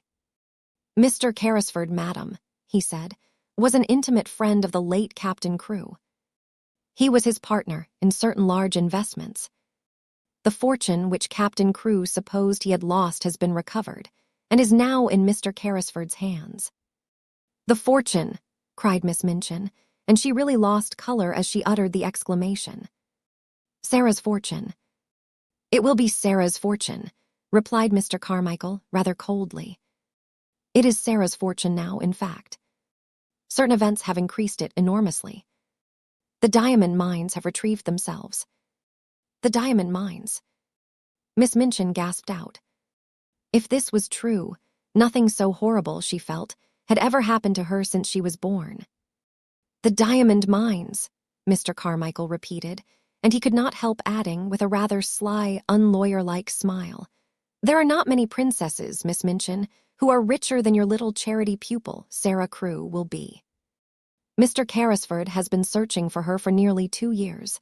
He has found her at last, and he will keep her." After which he asked Miss Minchin to sit down while he explained matters to her fully, and went into such detail as was necessary to make it quite clear to her that Sarah's future was an assured one, and that what had seemed to be lost was to be restored to her tenfold. Also, that she had in Mr. Carrisford a guardian as well as a friend. Miss Minchin was not a clever woman, and in her excitement she was silly enough to make one desperate effort to regain what she could not help seeing she had lost through her worldly folly. "He found her under my care," she protested. "I have done everything for her. But for me, she should have starved in the streets." Here the Indian gentleman lost his temper. "As to starving in the streets," he said, "she might have starved more comfortably there than in your attic." "Captain Crewe left her in my charge," Miss Minchin argued. "She must return to it until she is of age. She can be a parlor boarder again. She must finish her education. The law will interfere in my behalf." Come, Miss Minchin," Mr. Carmichael interposed. "The law will do nothing of the sort. If Sara herself wishes to return to you, I dare say Mr. Carrisford might not refuse to allow it. But that rests with Sara." "Then," said Miss Minchin, "I appeal to Sara." "I have not spoiled you, perhaps," she said awkwardly to the little girl, "but you know that your papa was pleased with your progress. And I have always been fond of you." Sarah's green-gray eyes fixed themselves on her with the quiet, clear look Miss Minchin particularly disliked. "Have you, Miss Minchin?" she said. "I did not know that." Miss Minchin reddened and drew herself up. "You ought to have known it," said she, "but children, unfortunately, never know what is best for them. Amelia and I always said you were the cleverest child in the school. Will you not do your duty to your poor papa and come home with me?" Sara took a step toward her and stood still. She was thinking of the day when she had been told that she belonged to nobody and was in danger of being turned into the street. She was thinking of the cold, hungry hours she had spent alone with Emily and Melchizedek in the attic. She looked Miss Minchin steadily in the face. "You know why I will not go home with you, Miss Minchin," she said. "You know quite well." A hot flush showed itself on Miss Minchin's hard, angry face. "You will never see your companions again," she began. "I will see that Ermengarde and Lottie are kept away." Mr. Carmichael stopped her with polite firmness. "Excuse me," he said. "She will see anyone she wishes to see. The parents of Miss Crewe's fellow pupils are not likely to refuse her invitations to visit her at her guardian's house. Mr. Carrisford will attend to that." It must be confessed that even Miss Minchin flinched. This was worse than the eccentric bachelor uncle, who might have a peppery temper and be easily offended at the treatment of his niece. A woman of sordid mind could easily believe that most people would not refuse to allow their children to remain friends with a little heiress of diamond mines. And if Mr. Carrisford chose to tell certain of her patrons how unhappy Sara Crewe had been made, many unpleasant things might happen. "You have not undertaken an easy charge," she said to the Indian gentleman as she turned to leave the room. "You will discover that very soon. The child is neither truthful nor grateful. I suppose, to Sara, that you feel now that you are a princess again." Sara looked down and flushed a little, because she thought her pet fancy might not be easy for strangers, even nice ones, to understand at first. "I tried not to be anything else," she answered in a low voice. "Even when I was coldest and hungriest, I tried not to be." "Now it will not be necessary to try," said Miss Minchin acidly, as Ram Dass salaamed her out of the room. She returned home and, going to her sitting room, sent at once for Miss Amelia. She sat closeted with her all the rest of the afternoon, and it must be admitted that poor Miss Amelia passed through more than one bad quarter of an hour. She shed a good many tears and mopped her eyes a good deal. One of her unfortunate remarks almost caused her sister to snap her head entirely off, but it resulted in an unusual manner. "I'm not as clever as you, sister," she said, "and I am always afraid to say things to you for fear of making you angry. Perhaps if I were not so timid, it would be better for the school and for both of us. I must say I've often thought it would have been better if you had been less severe on Sara Crewe and had seen that she was decently dressed and more comfortable. I know she was worked too hard for a child of her age, and I know she was only half fed." "How dare you say such a thing?" exclaimed Miss Minchin. "I don't know how I dare," Miss Amelia answered, with a kind of reckless courage. "But now I've begun, I may as well finish, whatever happens to me. The child was a clever child and a good child, and she would have paid you for any kindness you had shown her. But you didn't show her any. The fact was, she was too clever for you, and you always disliked her for that reason. She used to see through us both."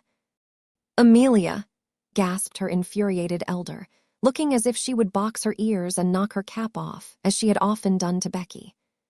But Miss Amelia's disappointment had made her hysterical enough not to care what occurred next. She did, she cried. "She saw through us both. She saw that you were a hard-hearted, worldly woman, and that I was a weak fool, and that we were both of us vulgar and mean enough to grovel on our knees for her money, and behave ill to her because it was taken from her, though she behaved herself like a little princess even when she was a beggar. She did, like a little princess." And her hysterics got the better of the poor woman, and she began to laugh and cry both at once, and rock herself backward and forward.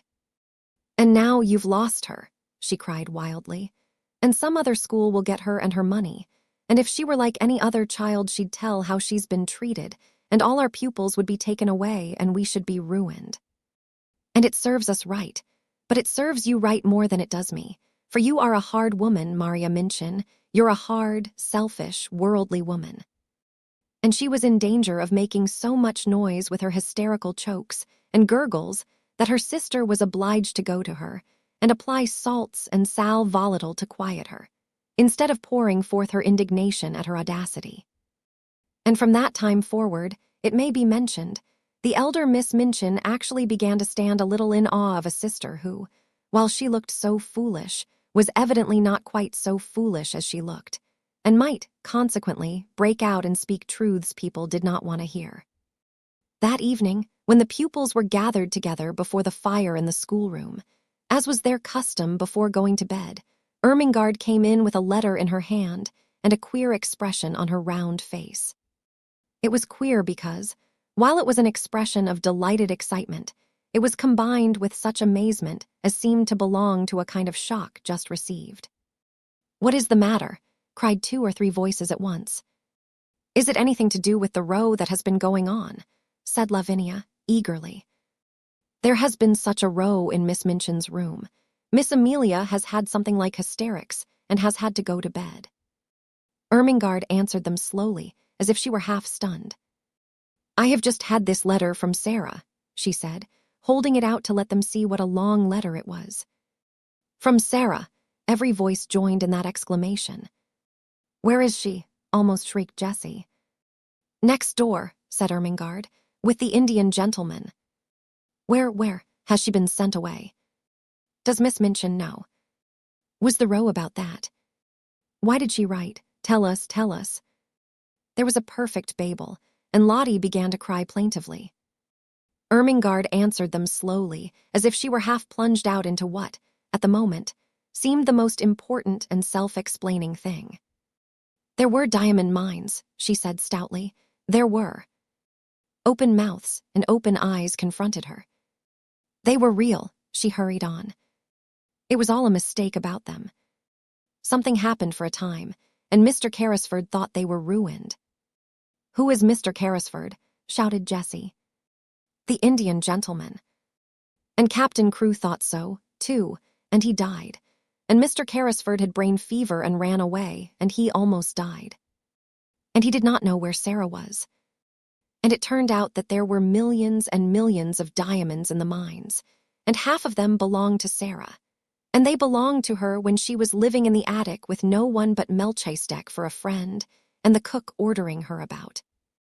And Mr. Carrisford found her this afternoon, and he has got her in his home, and she will never come back, and she will be more a princess than she ever was, 150,000 times more.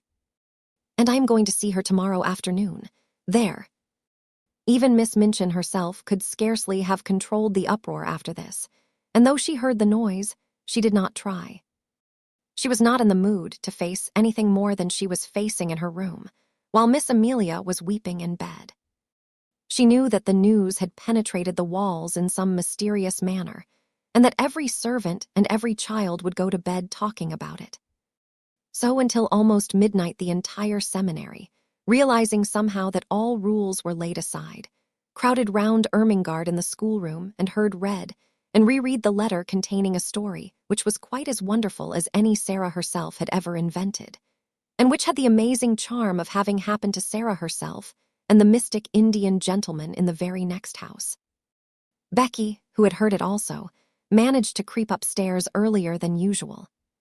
She wanted to get away from people and go and look at the little magic room once more. She did not know what would happen to it. It was not likely that it would be left to Miss Minchin.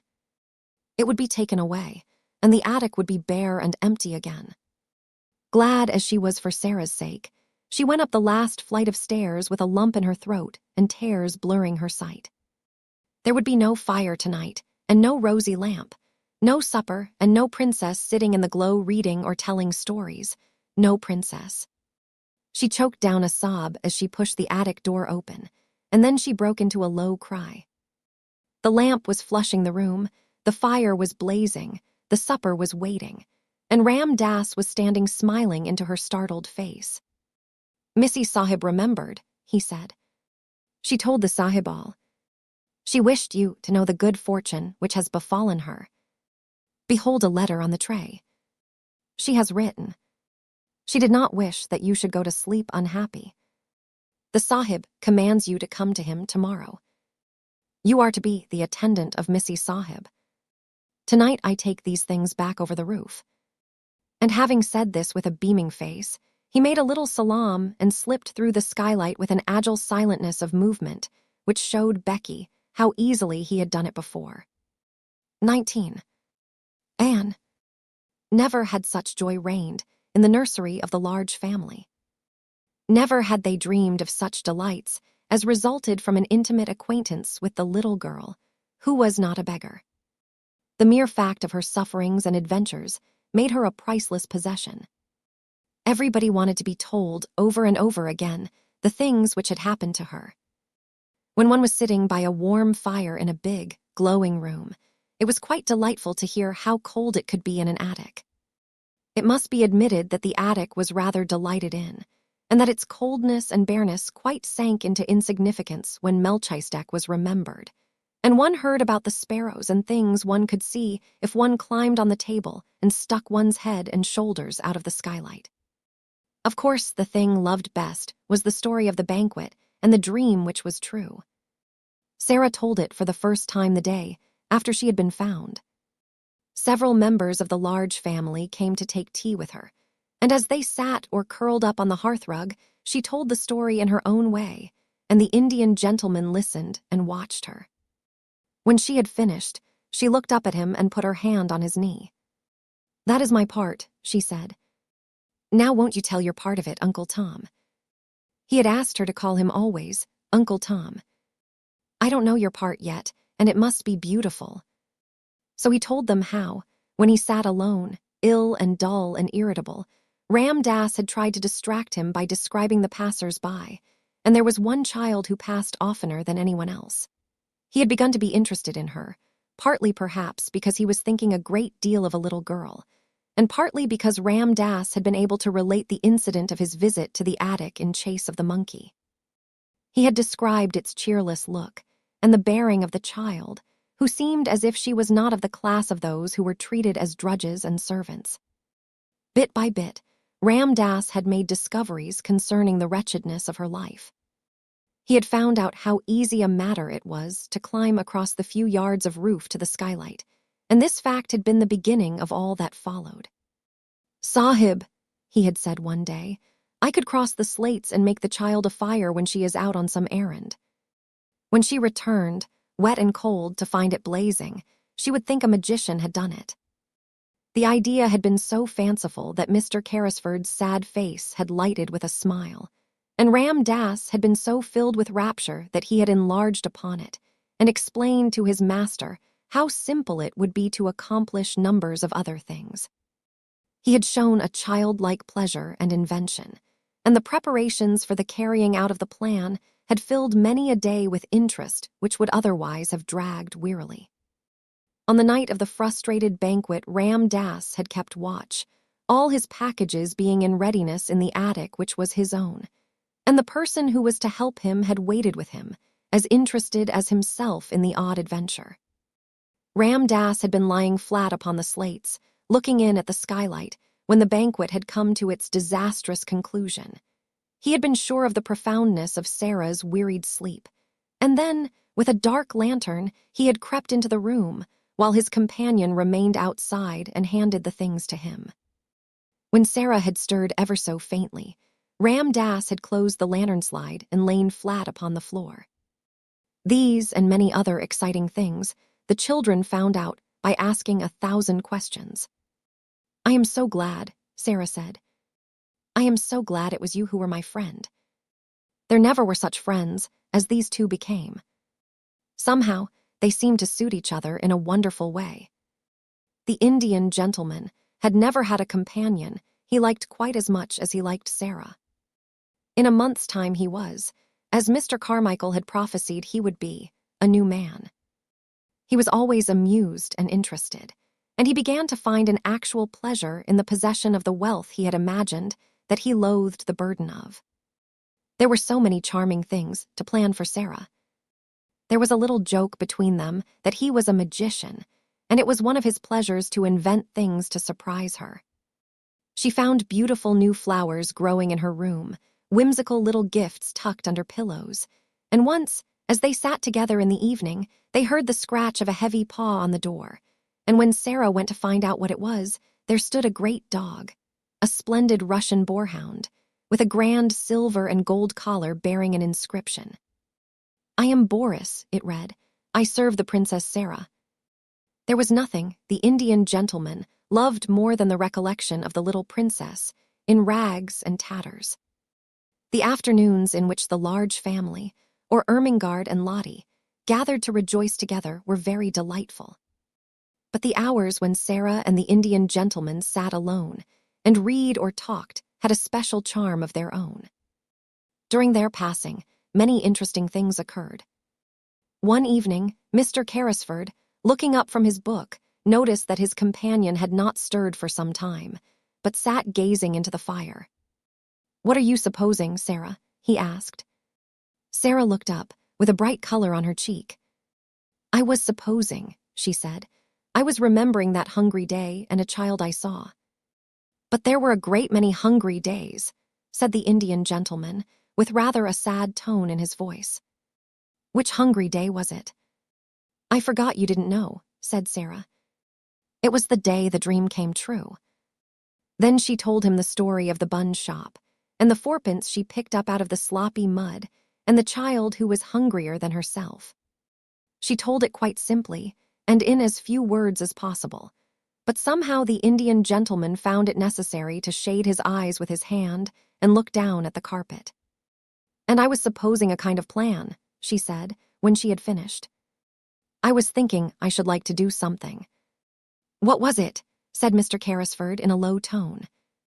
"You may do anything you like to do, Princess." "I was wondering," rather hesitated Sara. "You know, you say I have so much money. I was wondering if I could go to see the bun woman and tell her that if, when hungry children, particularly on those dreadful days, come and sit on the steps or look in at the window, she would just call them in and give them something to eat. She might send the bills to me." "Could I do that?" "You shall do it tomorrow morning," said the Indian gentleman. "Thank you," said Sara. "You see, I know what it is to be hungry, and it is very hard when one cannot even pretend it away." "Yes, yes, my dear," said the Indian gentleman. "Yes, yes, it must be. Try to forget it. Come and sit on this footstool near my knee, and only remember you are a princess." Yes, said Sara, smiling, and I can give buns and bread to the populace. And she went and sat on the stool, and the Indian gentleman, he used to like her to call him that too, sometimes, drew her small dark head down on his knee and stroked her hair. The next morning, Miss Minchin, in looking out of her window, saw the things she perhaps least enjoyed seeing. The Indian gentleman's carriage, with its tall horses, drew up before the door of the next house, and its owner and a little figure, warm with soft, rich furs, descended the steps to get into it. The little figure was a familiar one, and reminded Miss Minchin of days in the past. It was followed by another as familiar, the sight of which she found very irritating. It was Becky, who, in the character of delighted attendant, always accompanied her young mistress to her carriage, carrying wraps and belongings. Already Becky had a pink, round face. A little later, the carriage drew up before the door of the baker's shop, and its occupants got out, oddly enough, just as the bun woman was putting a tray of smoking hot buns into the window. When Sara entered the shop, the woman turned and looked at her, and leaving the buns, came and stood behind the counter.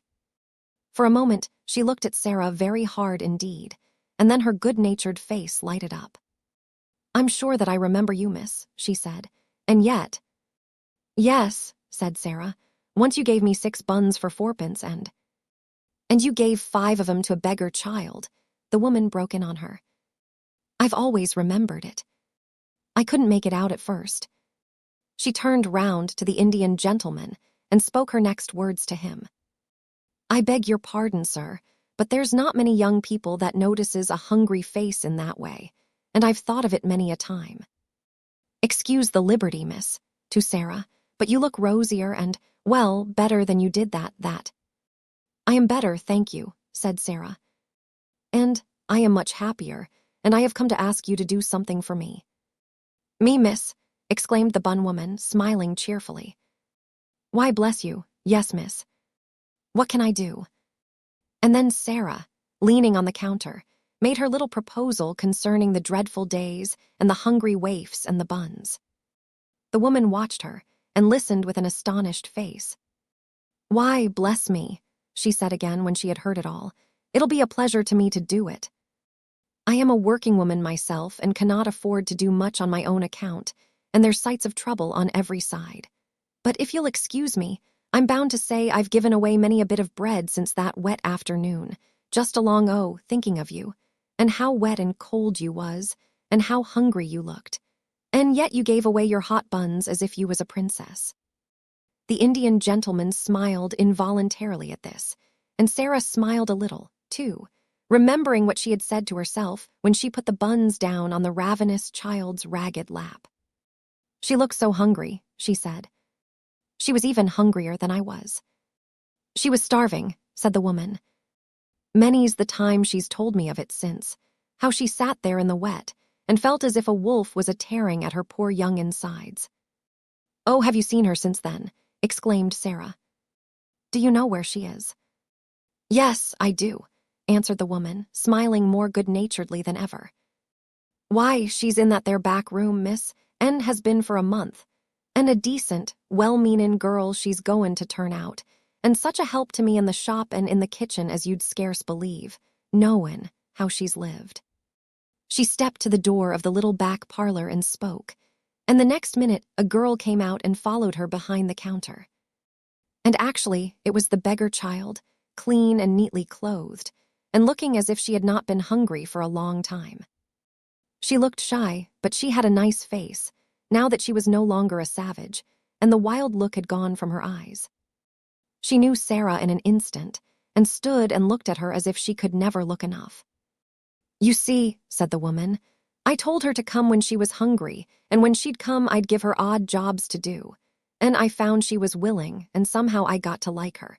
And the end of it was I've given her a place and a home, and she helps me and behaves well, and is as thankful as a girl can be. Her name's Anne. She has no other." The children stood and looked at each other for a few minutes, and then Sara took her hand out of her muff and held it out across the counter, and Anne took it, and they looked straight into each other's eyes. "I am so glad," Sara said. And I have just thought of something. Perhaps Mrs. Brown will let you be the one to give the buns and bread to the children. Perhaps you would like to do it, because you know what it is to be hungry, too." "Yes, miss," said the girl. And somehow, Sara felt as if she understood her, though she said so little, and only stood still and looked after her as she went out of the shop with the Indian gentleman, and they got into the carriage and drove away.